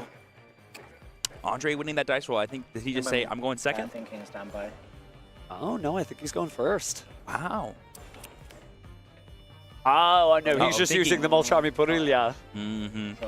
Ash Blossom, a Joyous Spring countering it. Okay, so we're getting right into this as the cards fling from both sides the table here. And next we're going to see Bonfire adding a Pyro Monster from the deck to the hand.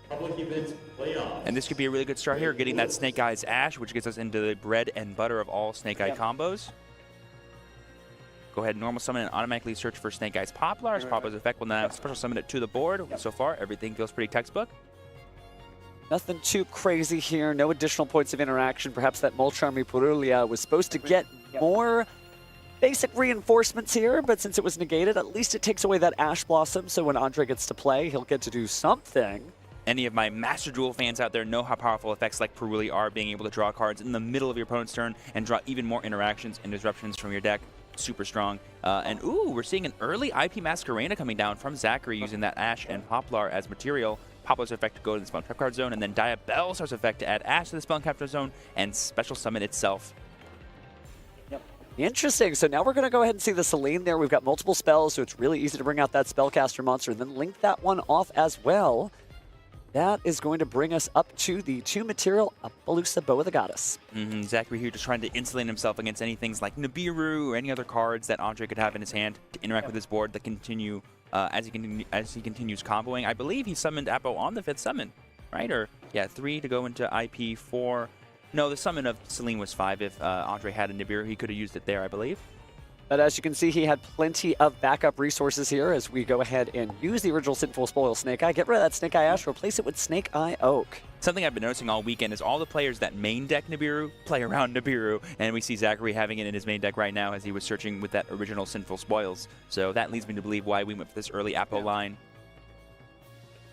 Andre just keeping the duel honest, going to go ahead and send that card to the graveyard after it resolves, but we're going to go into Moon of the Closed Heaven, trade that out for, oh wow, the Requiem. It's going to be negated. Oh, and then there's the Nibiru. Wonderful. Well timed by Andre. The bait of the Appaloosa effect to go into the Nibiru. Yes. Before the Oak had the ability to activate its second effect to summon Flamberge. There is no Flamberge currently in play. Zachary would have loved to have gotten there before this Nibiru came down. Zachary had a great pace of play there, very zoomed in, just locked on to the target. I know what I want to do. I'm going to keep going, but basically played as if Nibiru didn't exist, using that negate with Appaloosa, and is going to pay for that, taking the token and passing the turn. Wow, a pass from Zachary here. Andre really happy with the way he chose to play that turn, activating Sangan summoning at the beginning of his main phase. One great Ash Blossom against another, but no, this time it looks like Ghost Ogre and Snow Rabbit destroying the field spell. Now, I do see a terraforming in Andre's hand, but I believe Sangan summoning can only be activated once per turn, correct? That is correct. So we're going to go for Chundra instead here. Wow, that was enough just because the token was relatively small. Its defense was nowhere near. We can probably Chundra clear it if we wanted to. Get Pydra, get Kaiman, go Kaiman, do all the fun shenanigans that Tenpai loves doing. And yes, well played by Andre with those powerful interruptions. Everyone says, oh, play Raigeki, play Darkhold. That's the best way to play Tenpai. Always blind second and destroy your opponent's cards. Well, no, sometimes you can blind second and just stop your opponent from making a board at all, and then you don't need to break anything.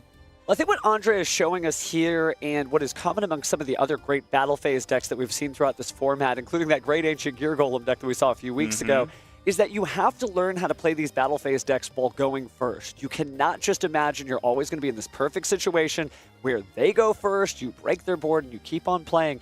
You need to master your deck in all these different situations, and Andre has definitely done that, which is why he's proudly representing the United Kingdom here in North America on our feature match stage. Man, EU players, they love Tenpai Dragon. They love just going, you know what, I'm just going to fight through everything you're doing and not necessarily think about much else. But Andre is showing us firsthand that, yeah, you can have that kind of game plan, but you can make it a bit spicier too and sort of interact with your opponent before they even play. This is also kind of a great first warning shot in the sense that, you know, Zachary and Andre, they have a certain expectation of how the game is going to go, and you think, oh, I'll make Tenpai go first. That's all it needs. But Tenpai going first won the duel here, so Zachary has to carefully consider his side deck options and whether or not he's going to let Andre go first again, because look at the situation we had. And we've seen already, Andre is more than comfortable going summon Dora, go into a Seals after doing some fun Tenpai Dragon combos. He has no problem with going first. It just is a matter of necessarily how you respond to what your opponent does after the fact. And that's why having this disruption from the hand version of Tenpai Dragon is really paying off for Andre. No, absolutely. Zachary certainly likely watching along with the viewers at home. Again, even though you're sequestered to the area, you kind of get to know all the different duelists here. And we've seen other duelists say, hey, you know, you're the Tenpai player, you go first. But You know, the Mulch Army being negated didn't necessarily stop as much as you would think, and he already had everything he needed. It's almost curious. It's like if you telegraph, here's Mulch Army Purulia, the opponent must think, hey, you don't have anything. But he did have plenty, right? The Ash Blossom and the Nibiru really shut that duel down, and really have to be careful here. Of course, a great tournament run so far, so definitely no slouch on Zachary's side, but he's going to have to consider how he plays through this because he could just get locked out again by Nibiru, pass play back over to his opponent, and that's game. If you were Zachary, would you prefer, I'm just going to choose to go first, get the best board I can and not necessarily care about Andre's turn going second, because the real culprit of Zachary losing that game was all the powerful interactions that Andre had, not necessarily the Tenpai cards. Definitely. It's just that those interactions open the way for the Tenpai cards because you don't need much to get it started, but it's kind of difficult because this is a really, like, we're living on whatever timeline it is that Zachary decides, right? If he goes first, then we're on the timeline where maybe he establishes a board and Andre has to punch on through it, and maybe he successfully does or he doesn't, right? That's already two options right there. Or Zachary makes Andre go first, and there's another two options. Andre either finds everything he needs to make, well, maybe heavily seal and pass, or he doesn't get any combinations of cards, and Zachary is able to establish a board, but Andre already taken that first one.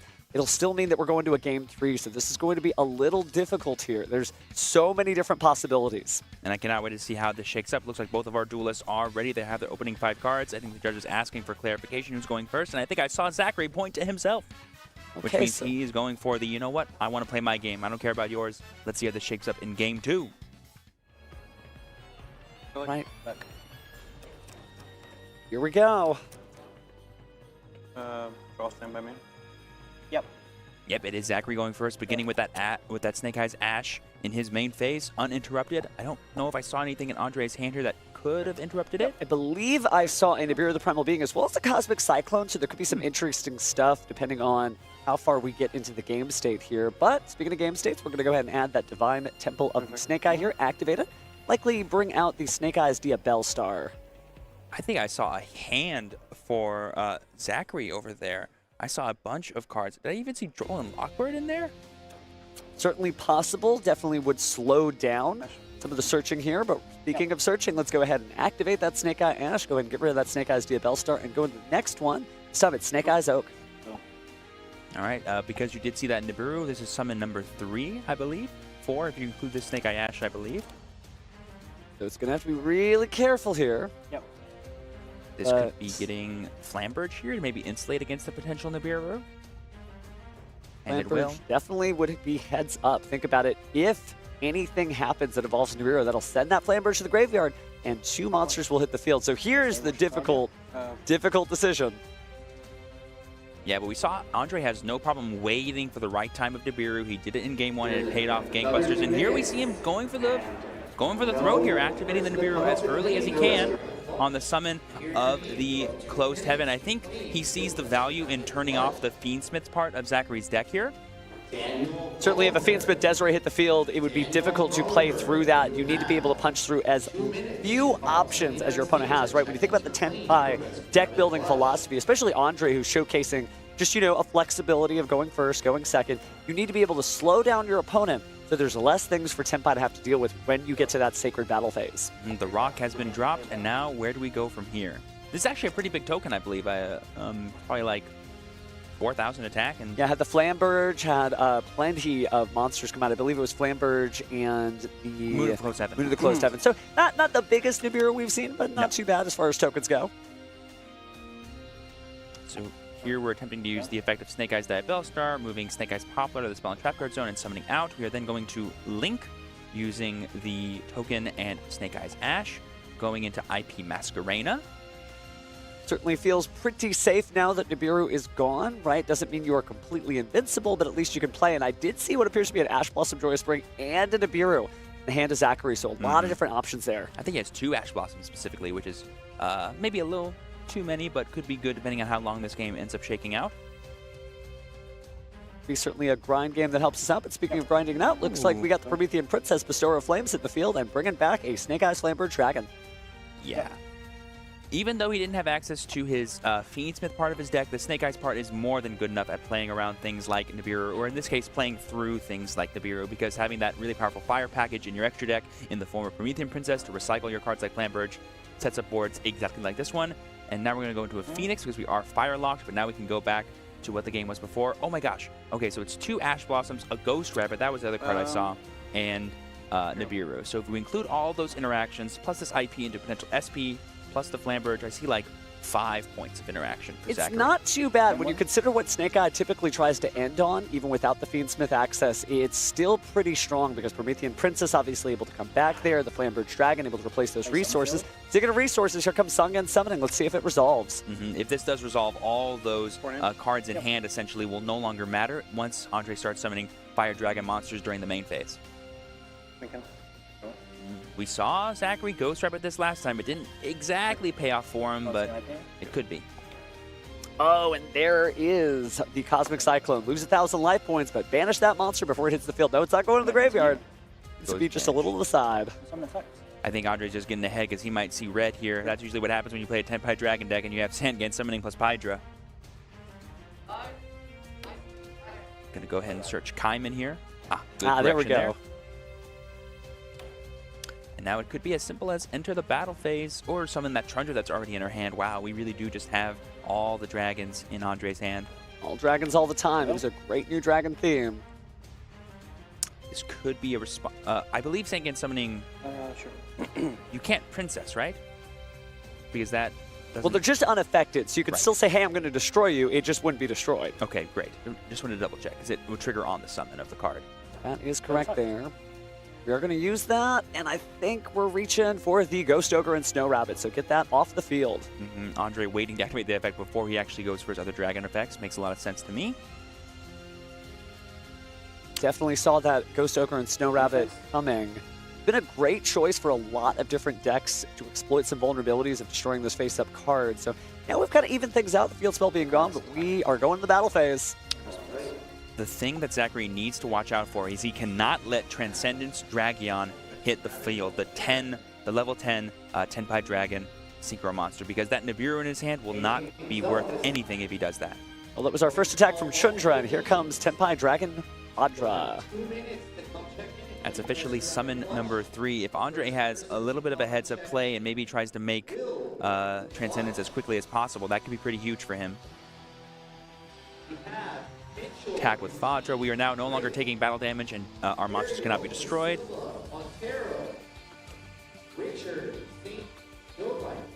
Fadra is that second attack. And here we see the quick synchro effect of Chundra going into Bident Dragion, or any level 7. Yep, Bident Dragion. This is now summon number 4, I believe. Dragion will now attempt to summon Fadra from the grave. Certainly thinking about it, but that Nibiru won't be much help for him now because it can only be activated during the main phase. So at this point, there's just an Ash Blossom and a prayer. We do have Ash Blossom to stop the Kaiman in play, but we have plenty of attacks here. It appears to be the third attack here. Can we get on something? Sure.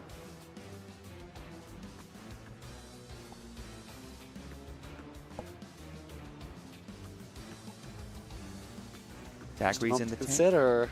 So I was thinking what cards? This card and... And we're already at 3 attacks, so that Sunganpai Bident Dragon could come right back. Interesting. I think because now we can chain the effect of Bident Dragon to Quick Synchro, correct? We could, and then you could bring it back because, again, that holy number of 3 attacks. We are going to go ahead and use the Hydra for the Quick Synchro effect. So we haven't used Fadra's effect to Quick Synchro, and we haven't used Bident Dragon's effect to Quick Synchro. That is correct. Still got plenty of gas left in the tank. Big monsters on the field, but not necessarily everything you need here as the Sanganpai Transcendent Dragion attacks. And the reason why we couldn't summon any monsters off of Flamberge is because Transcendence Dragon now hit the board, and your opponent is not allowed on a new chain activate effects during the battle phase. So now Zachary's at the whim of Andre here. All we need is the damage now. We attack with Chundra. Goes to 6,600. Attacks with Fadra. Goes to 5,100. We still have Nibiru, which is going to be pretty handy here. Bated breath there as the Sanganpai Bident Dragion hits the 34. field. We swing for, I believe, 26, and I believe we still have the Nibiru, and that's game. Oh, and there is the handshake. Andre advances to the finals here with Tenpai Dragon. Very cool. Honestly, big shout out once again to Andre recognizing how powerful of a card Nibiru the Primal Being is at being able to stymie Zachary's board just enough for him to go for his big Tenpai Dragon plays and go from there. Also not shotgunning that Sengan summoning effect, potentially getting Ghost Ogre and Snow Rabbit really huge. That definitely stymied him a little bit in game 1, but he was able to come back no matter what. It shows you that Tenpai Dragon is another one of these decks where you do choose your own adventure, and Andre chose exactly correct, right? He turned to the right page in his duel and was able to forge his road to victory. Because it's just great stuff, making sure to properly sequence his plays and not fall victim to that Ghost Ogre and Snow Rabbit a little too soon. Again, for all those folks at home back in Houston, Texas, be proud of Zachary. He did an excellent job getting this far into the tournament, and I'm sure we'll see him again sometime soon. Top 4 at YCS Sacramento when you have all the powerful players of Cali in your way, yeah, that's definitely something to be proud of. It's just unfortunate that Andre was able to really show off the power of the Tenpai Dragons and how good they are at going second and going for game. I think a lot of duelist opinions may change on Tenpai. Certainly Andre isn't going to change his mind. He knows it's a great deck and he knows how to play it. Oh yeah. But it does show you that there's a lot of different ways to use it. So anybody who thought, oh, I've got the perfect deck, take a look. There's certainly a lot of room for all of these decks to grow and continue to change as this format continues. Having a very different Tenpai Dragon deck in the finals of yet another tournament since the EUWCQ is really nice to see. And like you said, just shows off the variety of all the different decks in this format. Just good stuff here. So that means we are slowly but surely advancing here to the finals of the Yu-Gi-Oh! Championship Series, the first one of this brand new competitive season. And we're seeing duelists from all across the world, just representatives from all these great different countries. And it just shows you how this game really brings people together from different walks of life. That's right. We got Andre from the United Kingdom. No slouch. This is the best he's ever topped at a YCS before versus Jesse Cotton, the king from Canada, essentially trying to get his 6th YCS win. It's going to be super exciting to see both these players face off very soon.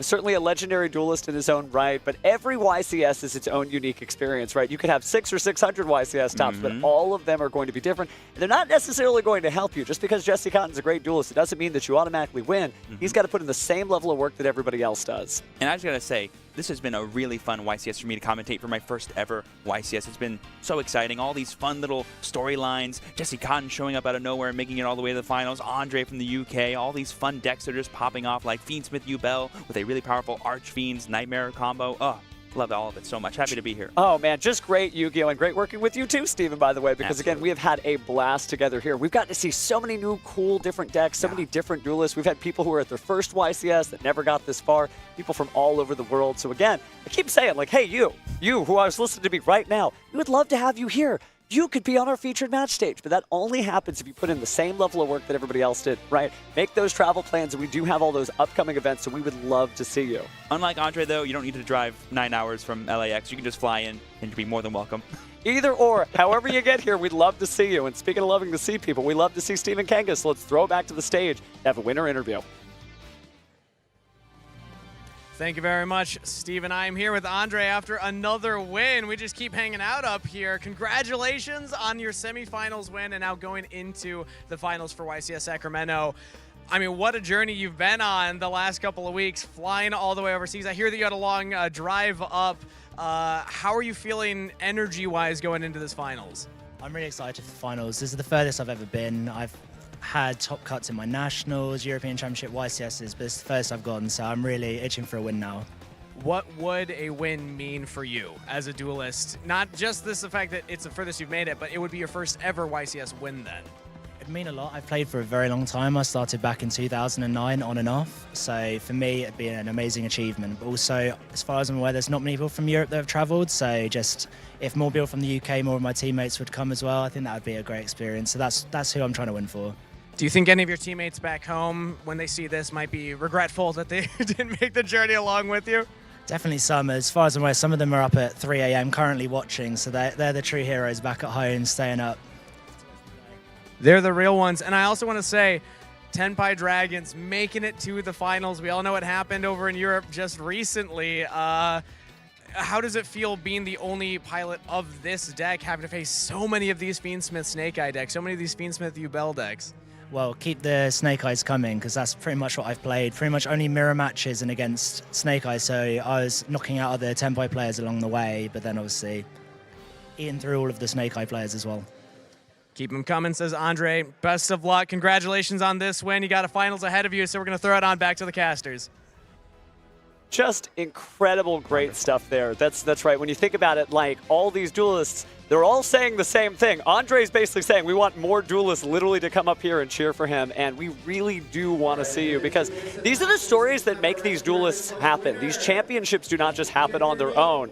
Duelists from everywhere, from all over the world come to see it, and it's just so cool to see these stories and hear them too. Yeah, I bet you all of Andre's friends at home are kicking themselves, being like, why didn't I go with Andre? Look how good he's doing. That could be me too. That could be me too. And I imagine we'll get a lot more Me Too's in a few weeks once the World Championship begins, and y'all can watch at home during any OTS celebration events that are going on. If you yourself want to watch awesome duelists like the ones we're watching today, but for the World Championship instead, be sure to check them out September 7th through 8th at any OTS stores that are participating. There's all kinds of fun prizes like a quarter-century rare Swords of Revealing Light and Doom Caliber Knight that you can be participating in while you watch some of the best duelists in the world compete to be the very best. There's also those really cool accessories they have featuring Grandopolis in both the playmat and the awesome set of sleeves there. And I think that's actually the first set of sleeves that we have where it's horizontal, so really great for Mimigols, right? When you special that monster defense, but it'll point the right way. So right, great commemorative game mat and great commemorative sleeves there. So just some really cool stuff. Just great energy. I'm sorry, I'm just riding the dueling fumes here. Yep, and with that, I think we have to update you all on the bracket. It's going to be a pretty simple update. We only got 2 names to worry about, the final 2 names. We've got, of course, Andre that we just saw, and we have Jesse Cotton. UK versus Canada will be decided here in YCS Sacramento. It should be an exciting one to see. Now, what's so interesting is notice our finalists, they both won 2-0 over their opponent. So it's just really cool to see that we're about to see a slug match of duelists that we know can do it. So it's going to be some really, really good stuff here. I personally cannot wait. But before y'all see the finals, we're going to go ahead and throw to one last break to get ready. Don't go anywhere.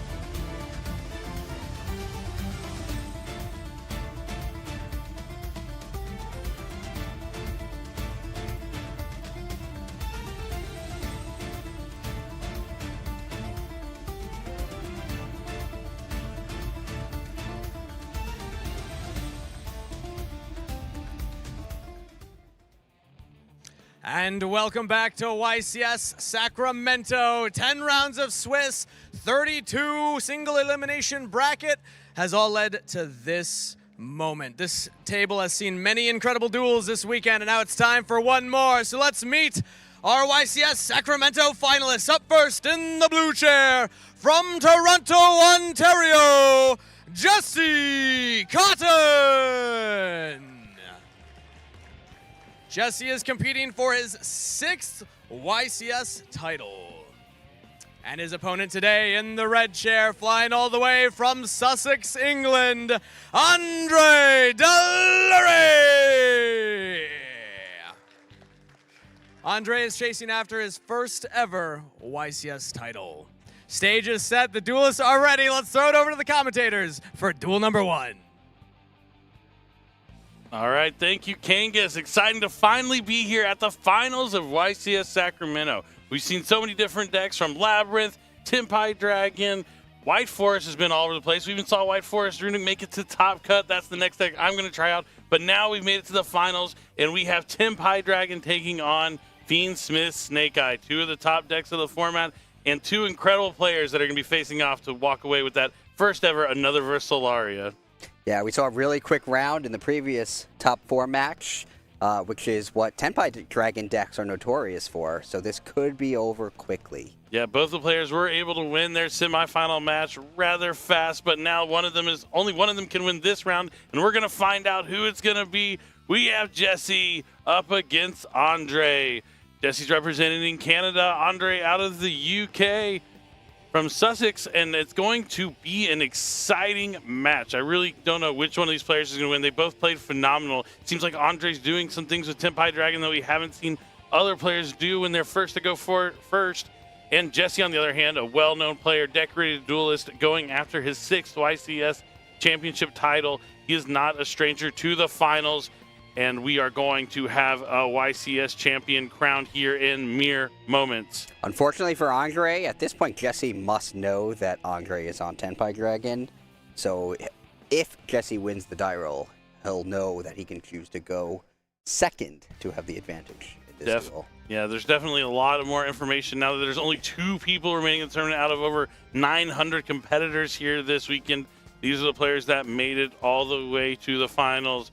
Now, of course, Jesse, you know he won the Undisputed Ultimate Duelist Series. He had those 2 buys. He gets 2 buys in every tournament. So he already starts off 2-0 every time he enters a tournament, which might help him, advance to the finals a little bit more than some other players. But it's still difficult to make it there, even with that 2-round bye. And now he is back in the action. It's been a while since we've seen him in the finals, but I believe he has more finals appearance than any other player.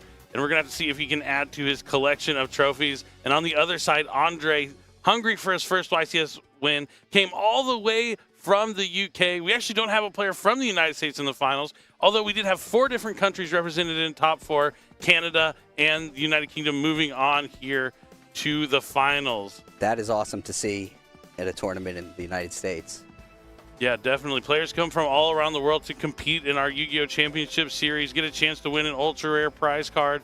And only one of these players will walk away with the first ever copy of the Ultra Rare Another Verse Solaria. But the other one was guaranteed a super rare copy as well, so no matter what, prize cards will be handed out to both players. But this is the first YCS of the 2024-2025 Yu-Gi-Oh! Competitive season. The Yu-Gi-Oh! World Championship is only a couple weeks away where we're going to crown a world champion, but right now we're crowning a YCS champion. Who do you think wants this victory more? Do you think Andre for his first YCS win or Jesse to add to his number? I think both of them are wanting it pretty badly, but I think not having a win and getting your first one is a lot more rewarding. You're really looking to get that first one, but the experience comes into play. Jesse's been in the finals before. He knows what it's like, but that can also take off some of the pressure. But you're right, it might not give him that same energy, that same desire, that fire that burns inside to win a trophy. But he definitely wants to, make sure his name is at the top of the list when people talk about some of the best duelists of all time. And this is his opportunity to achieve that status. I love it. That fire in Andre is represented by the Tenpai Dragons themselves. Definitely, and we've seen him do some really excellent plays, and being able to win going second is the name of the game. And now that Jesse, you mentioned this earlier, Jesse does know he is probably on Tempai Dragon. He probably got to watch the semifinal match since they did run back-to-back as they did. We'll have to see who wins the die roll. Andre's probably really wanting to win the die roll so he can put Jesse going first. But even if Jesse wins the die roll and lets Andre go first, I think he has some tricks up his sleeves that help him get all the way here into the finals with the Tenpai Dragon strategy. Yeah, I don't think he got to the finals without some sort of plan for what he's going to do when he's forced to go first. Definitely not. The trophy there is sitting on the table, showing the beautiful Another Versalaria etched into that amazing YCS trophy. And it looks like the duelists are shuffled up. The cards have been drawn for their opening hands. They're just moments away before we get into this here, and they roll the dice to see who is going to get the power to choose who goes first. This might be one of the first finals I've ever seen where the players want to win the die roll so they can just not go first. Yeah. Neither of these players want to go first. It's great to see the players all both friendly with one another, sharing a laugh, talking a little bit. Even though only one of them can win, it's not as tense as you might imagine. Definitely. Because they're both playing a game that they love. All right, it's time to duel one more time here at YCS Sacramento. It's game one of the finals. Good luck. The hands have been shaken, and now the all-important die roll. Who is going to choose not to go first? A three for Jesse. Looks like Jesse may be going first here. You can go first. Good luck. Unsurprisingly, Andre chooses for Jesse to go first. And there are 65 minutes in this round, not the 45 user rounds. They get 20 extra minutes during the finals, though. If the semifinal matches were anything to go by, we aren't going to need those extra 20 minutes. We're going to be done with this match quickly. But draw phase, Jesse's going to start with wanted to add Diabellstar to play around Droll and Lockbird, but Andre has Mulcharmy Perilia. This is huge, especially when Diabellstar is being added to the hand. That's an awesome main deck card for Tenpai Dragon, which typically chooses to go second. Yep. Definitely, Mulcharmy Perilia, definitely one of my favorite cards out of the Infinite Forbidden. Jesse's going to have to play into it, discarding Snake Eyes Diabellstar, special summoning the Black Witch from the hand, and that's going to let Andre draw a card since the monster was summoned from the hand. Tenpai Dragon decks are so good at wiping out the opponent in a single battle phase. It's not like he can afford to not summon from his hand and leave up no defenses whatsoever. Definitely, especially against Tenpai Dragon. But he's going to set original Sinful Spoils and then use that to send the Black Witch to the graveyard. And now Andre is going to think about a response. Nothing here. Will he go for Snake Eye Ash? Yep, just going to have to give him another card. Sometimes you just have to do it. The Ash is going to add Snake Eyes Poplar probably. Yep. There's a good chance, and if he special summons that Poplar from his hand, that's one more card for Andre to draw. Already drawing two cards from the Mulcharmy Perilia. Jesse is not happy. That's fine. All right, now the Snake Eyes Poplar effect. Does he activate it? Looks like, yeah, he did. He's picking up his deck. He's going to go ahead and grab Divine Temple of the Snake Eyes. Andre did say it's fine. There it is.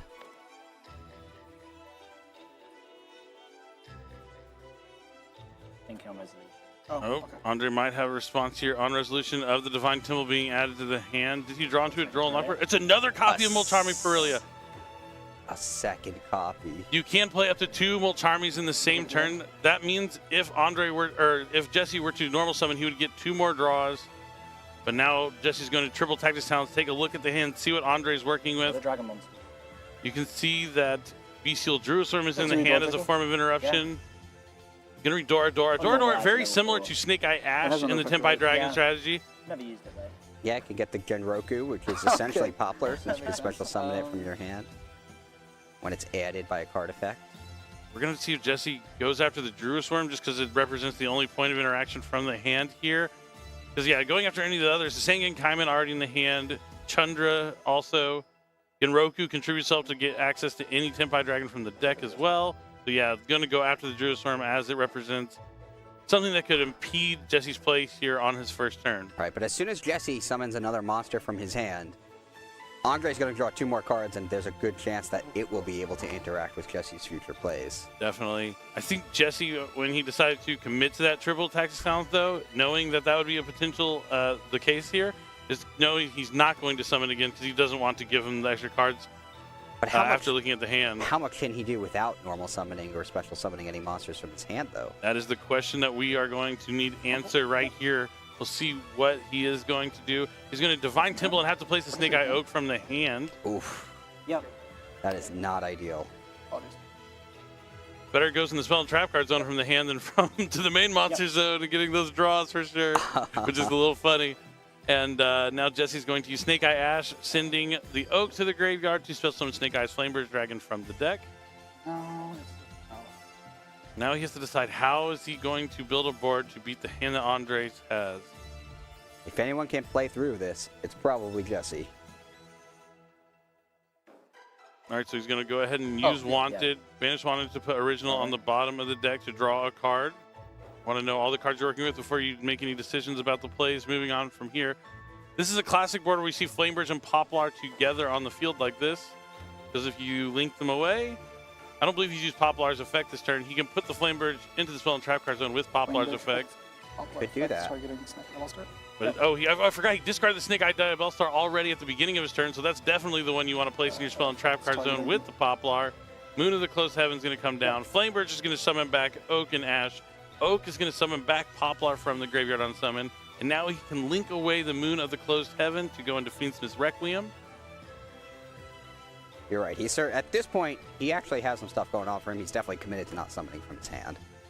Now he's going to use that Requiem to summon an Engraver from the deck. There it is.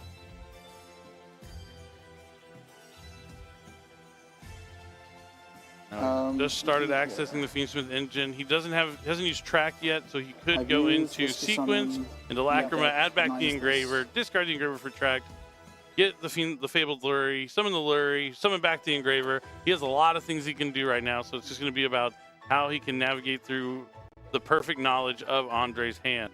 He knows he has Chandra, he knows he has Sengen Kaiman, he knows he has Dora Dora, and the last card was... This escapes my memory, but we will have to see what it is. I named at least 3 of the 4. It's Chandra, Kaiman, Dora Dora, and... Oh, Genroku. Dora Dora was the one I missed. Yep. Yes, it was Genroku. So let's see how he navigates. He knows there's no Sangan summoning in the hand at least, which is beneficial. So he's going to be able to maybe focus on something like getting Appaloosa on the board eventually. Something like Instant Desiree could be a goal for him at the end of this combo. Could be. You're right. That knowledge that he doesn't have the Sangan summoning, which would stop the activated effects of his cards, is pretty valuable here. Yep. So he's going to link away 2 for IP Masquerena. He still has the Diabellstar he can summon from the spell and trap card zone. Sure. He's going to attach the Requiem to Engraver with Fiendsmith Requiem's effect to equip from the graveyard. And he can send both of those to fusion summon out Necroquip Princess. Oh, you don't always see Necroquip Princess in these decks. Specifically the Fiendsmith Snake Eye decks. And now he's going to place the Ash in the spell and trap card zone to summon Snake Eye's Diabellstar. Then send that Ash right to the graveyard with Snake Eye Oak to summon a Snake Eye monster from the deck, and it's going to be another copy of Snake Eye Ash. Says hand feels the right. Okay, cards in the hand field, yeah. Yep, and since he sent a card as a cost to the graveyard, I think he gets to draw a card here with Necroquip Princess. That does appear to be what he's trying to do. I guess it's a monster? Well, I sent the Oak. Yeah, I am. What was it? Sorry, I was So another free draw. He got a draw off Wanted, getting another draw here, getting maximum value out of his cards. He's hoping for a good one. Huh? Oh, what is I'm reading? First, the monster sent from the hand. Oh, you're right. I misread it. Yeah. Oh, okay, it is not field. I didn't know. I didn't think it was field, but I was going to believe Jesse Cotton. I'm going back in. Yeah, he didn't draw. He didn't draw the card yet. Yeah, it's only from hand. Yeah, I know you can use it with stuff like Ash Blossom and Joyous Spring, but I've never seen someone draw it up the field. But yeah, can't draw it just yet. Not a big deal. Okay. Fair. Yep, he didn't draw the card yet, fortunately. He did slow down.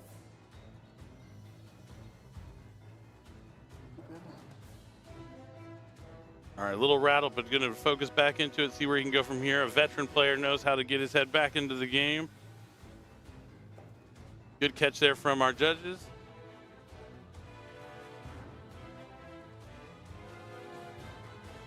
Not being able to summon from his hand is a real hindrance here.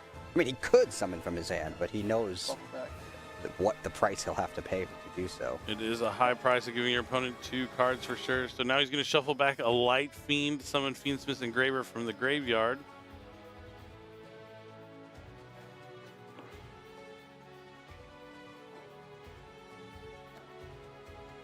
Going into the think tank real quick here. Looks like he's performing a link summon with his 2 monsters. Ash and Diabell Star. He's dipping into that extra deck. Into those. Yep. Interesting. So he's going to link summon out Moon again since he shuffled it back earlier in the turn. Not Requiem here. Now he's going to link away IP Masquerena and Engraver. Sorry, I meant Sequence, not Requiem. But now he's going to summon Promethean Princess to the field. He'll use its effect. Bring back Flamberg Dragon. And he'll use that to place the IP Masquerena. Oh, now he might go into Sequence. He's just trying to get enough Light Fiends, I think, so he's able to use the summon Fiendsmith Desiree. It's probably his goal. That's possible. Now he'll go into Hida. Oh, he's just going into an Appaloosa, maybe. He's going into a Link 3 here. I guess probably Celine. No, he's going straight for the Sequence. So his goal is, yeah, for Sequence. Okay, because he needs to put the Moon into the graveyard. He has enough materials for the Desiree. How valuable is 1 Desiree against Andre's hand? I mean, he just has to be able to negate something like Sanguine Summoning if he happens to top deck it, and then he can SP Little Knight the normal summon and Ash Blossom the Sanguine Kaiman if he has it. That makes sense. Could be what he's looking at. Just trying to cover all his bases if possible. Doesn't have to be clean, doesn't have to look good, but as long as you get to the result that you're always looking for, that's all that really matters. Sure. There's a lot of thinking to do here because he knows Andre's hand. Definitely. So he is going to. So Desiree and IP is going to be his interactions. He also has the Promethean Princess in the graveyard. And oh, that looks like an effect veiler? I think that's. Oh, it's Fadra. Andre drew Fadra. Oh, okay. So another Tempide Dragon. Main one.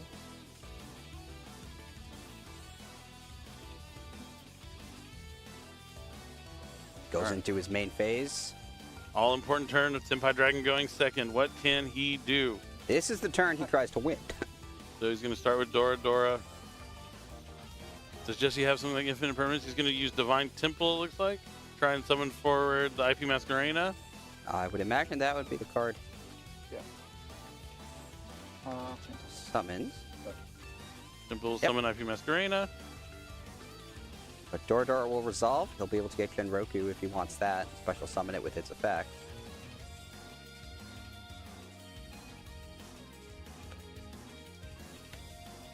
Nope, he's going for Shungra instead.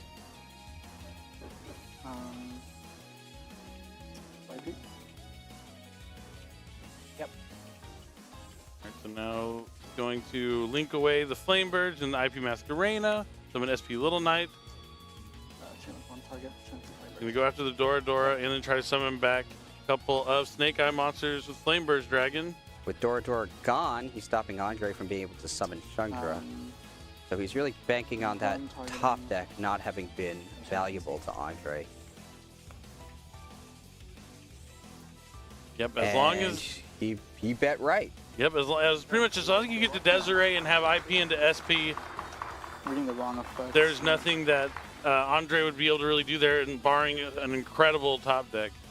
He would have to draw on something like Change of Heart, Dark Ruler No More. But I mean, Dark Ruler No More not going to be in a Tempide Dragon deck, but yeah, so it doesn't have to be clean, doesn't have to look good, but even no matter what you're going through, you get like hung up on maybe a slight mistake. I feel like that Necroquip Princess interaction kind of threw him off a little bit, but you're still able to know what the end goal he needs is and find a way to navigate it to get there, and that's an attribute of being a great player.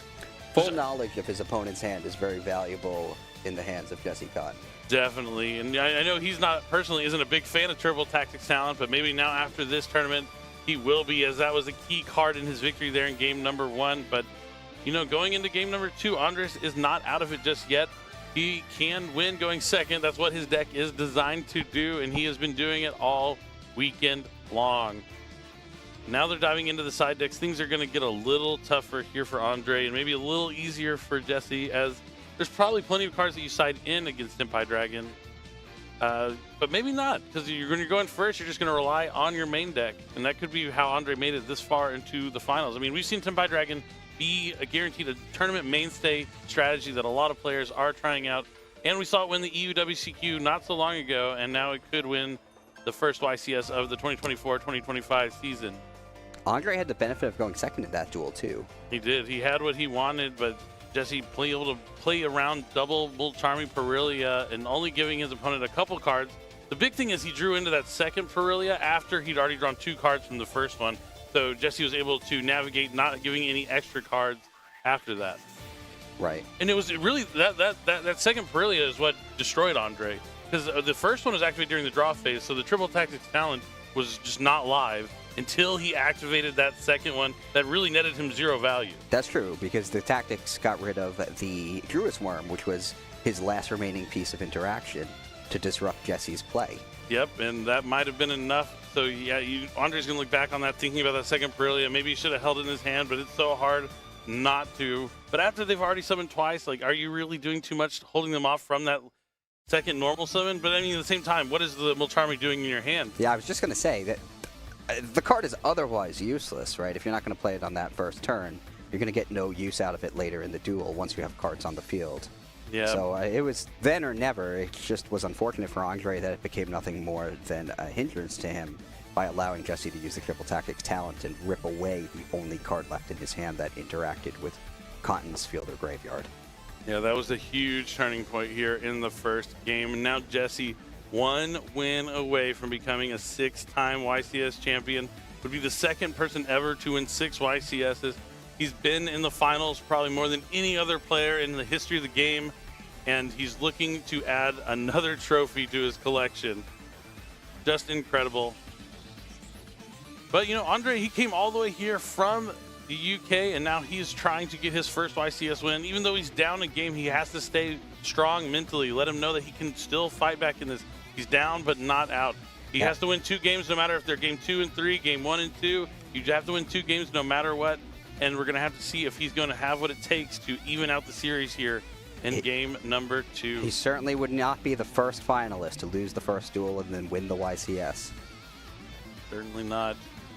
And he does have the advantage this time of choosing to go second, so that will help him again in the second duel. And he just needs to hope he draws a little better than he did in that first one. Definitely. Now players are shuffling up their opponent's decks, it looks like. Making sure they're good and randomized. We're going to rifle shuffle afterwards here. There we go. Moments away from giving out the first ever Ultra, another Versalaria. Just incredible. I want to get my hands on one so bad. I really, really like it. It looks so cool. The artwork is phenomenal. The game mat looks amazing. It's beautiful, and it's just so great that it's new, and one of these players will take home the first ever ultra rare copy. I need it. All right, they're shuffled up and ready to go. It's game 2, YCS Sacramento 2024. Who is going to go first? I'm assuming Andre is going to let Jesse go first yet again. Looks like Andre has 2 copies of Nibiru, the Primal Being, in his hand. Draw phase. Can't use both of them, unfortunately. Oh, did Andre choose to go first? Looks like he's just gonna. He did let Jesse go first, but he did activate Dimension Shifter. This is a game changer, but Jesse has called by the grave.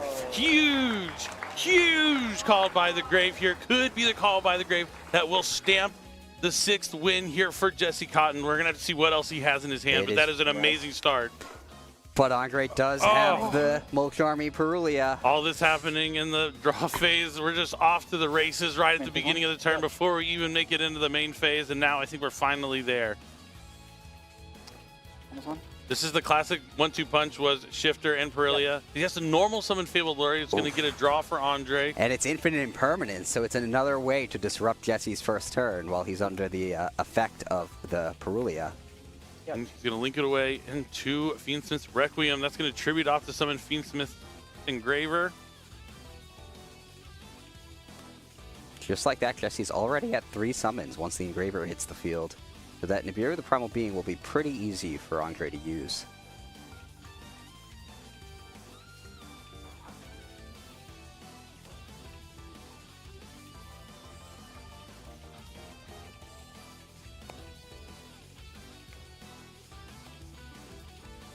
Equip.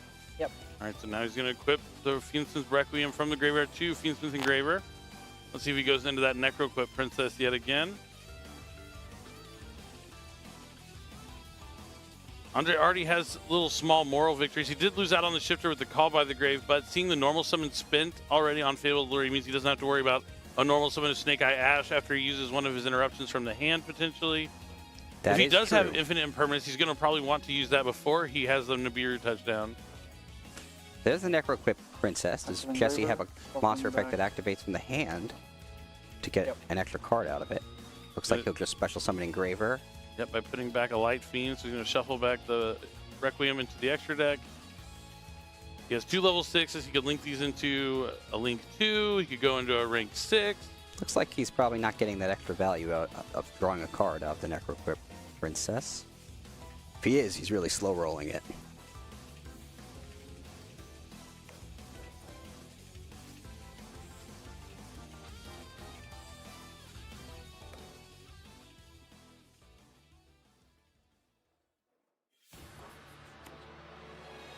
Going into the tank right now, thinking about his next move, considering his options, considering what Andre can have in his hand to slow him down. He is going to overlay straight into Beatrice here.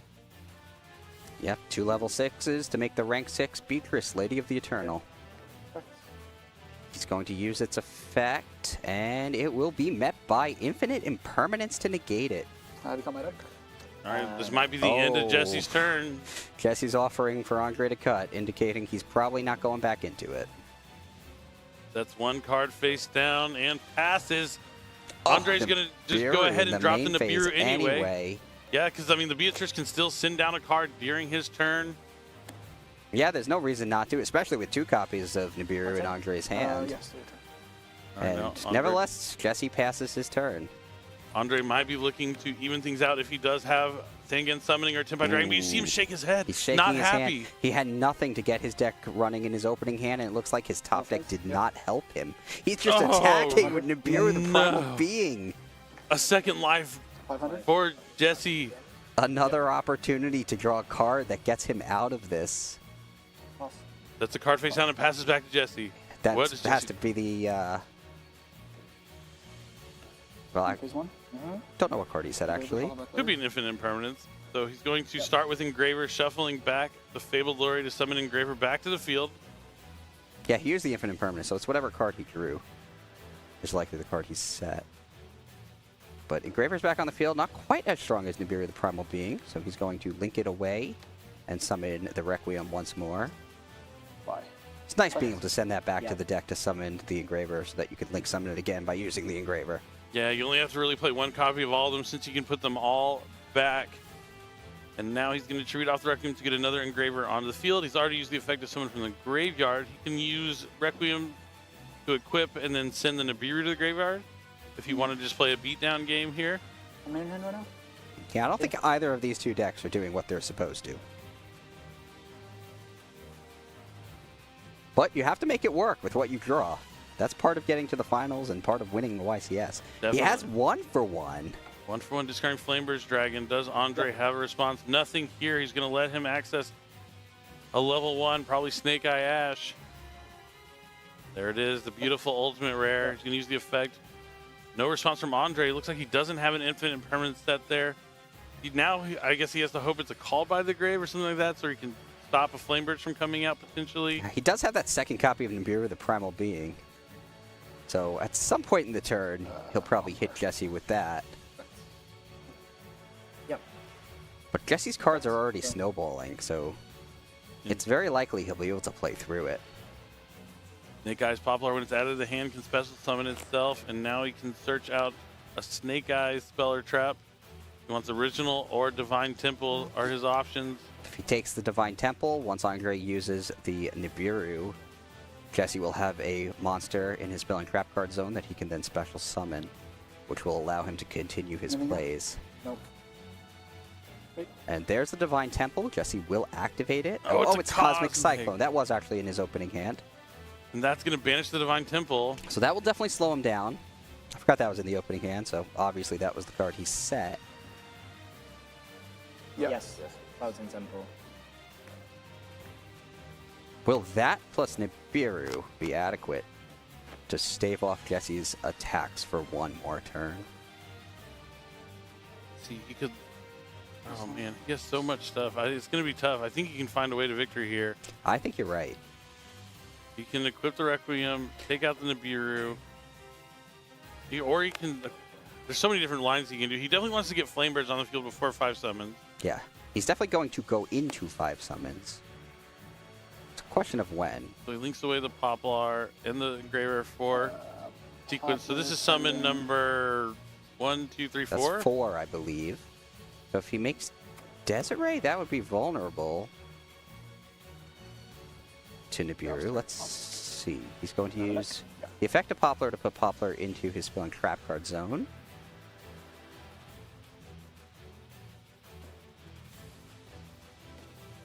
Oh, he was summon number 5. Okay.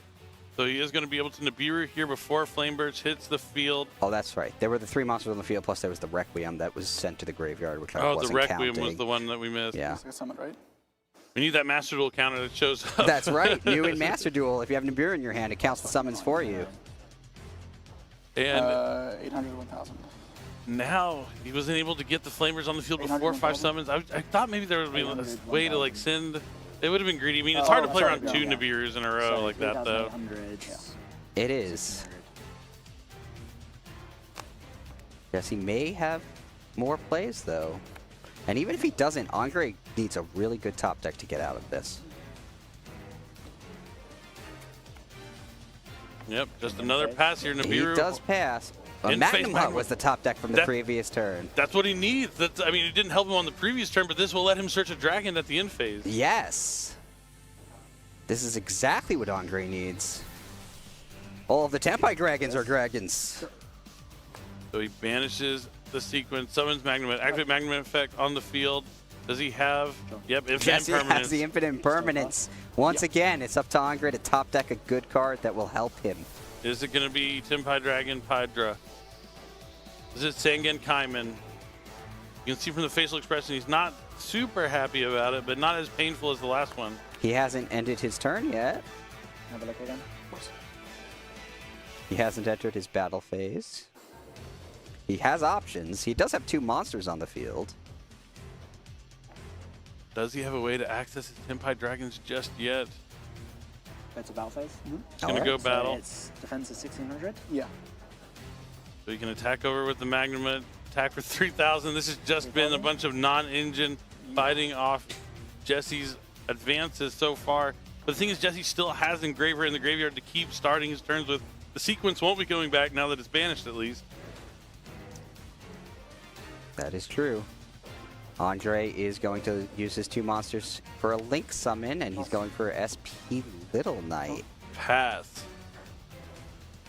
And phase 1? Yep. I guess Andre doesn't value the high attack points of his monsters as much as he does the disruptive effect of SP Little Knight. Yeah, but Engraver's just going to be able to summon himself back and attack over the SP Little Knight. That looks like what he's doing. He is bringing back the Engraver. I think you're right. We'll probably just see it attack the Little Knight. Attack for 200? Yep. Yeah, Little I Knight don't. is destroyed. Not a fan of that Link summon for SP Little Knight there, but it is tough. What is it at? 68. Thank you. I guess at least it knows that he's going to survive another turn to hopefully top deck, but he has only 1 card in his hand. We don't know what it is. I don't know what Jesse keeps drawing because he hasn't been using cards from his hand. Just keeps bringing back Engraver. Is it Snake Eye Ash? It's Diabellstar. Diabellstar. 1, 2. That's it. And that's he concedes after seeing the Diabellstar, and Jesse Cotton is your YCS Sacramento champion, the first ever winner of the Ultra Rare, another versus Solaria, and now a 6-time YCS champion out of Canada. Congratulations, Jesse Cotton. Just phenomenal. Amazing. He played through a weak hand and managed to make it work, and unfortunately for Andre, he didn't quite draw what he had hoped for. Just, yeah, the cards did not fall his way. He had the stuff to stop Jesse every which way, every turn. He had the Shifter that got called by the Grave. He had Perilia. He had a couple copies of Nibiru, Cosmic Cyclone, but the Tenpai Dragons just weren't there for him. And now Jesse Cotton staying strong, focused, knowing what it takes to win, been in the finals more than any other player, and now a 6-time champion. Wow, just incredible. Well-deserved. Just amazing. Yeah, phenomenal playing there was rewarded with his victory. Yep, and Fiendsmith Snake Eye is going to take it down behind one of the champions. And there he is with the trophy, the first ever Another Solaria YCS trophy. Our winner of the weekend of YCS Sacramento, out of Canada, former Dragon Duelist, Worlds competitor, Master Duel finalist at Worlds last year, 6-time YCS champion, Jesse Cotton. There he is. Hold up the card, Jesse. He can't hear me, but I want to see that. Yes, yes. Let me see that Another Solaria, the first ever ultra rare given out at a tournament. Just amazing. Beautiful card for an incredible player. Just, yeah, I'm at a loss for words. Couldn't be more proud. One of the best players to ever do it. He's been to multiple world championships. He's been playing for a long time. I think he started playing competitively back in 2011. We're now in 2024. He's won multiple YCSs. He's gone to multiple world championships for the TCG. He came in second place with his team at Master Duel Worlds last year. He's going to be at the World Championship in 2 weeks, playing Master Duel again with that same team. They're going to run it back. But it looks like Kangas is standing by with our winner, and they're about to do an interview. I want to hear from him. So Kangas, take it away. Thank you very much, Billy. I'm here with your YCS Sacramento winner, Jesse Cotton. Congratulations, Jesse. I want to start off by saying you won the first YCS of last season. Then you win the undisputed UDS, and now you're already winning the first YCS of the 2025 season. I want to give you an opportunity. Reflect on the last year of Yu-Gi-Oh! Competition. It's been pretty crazy, but the real tournament for me is the World Championship in a few weeks' time.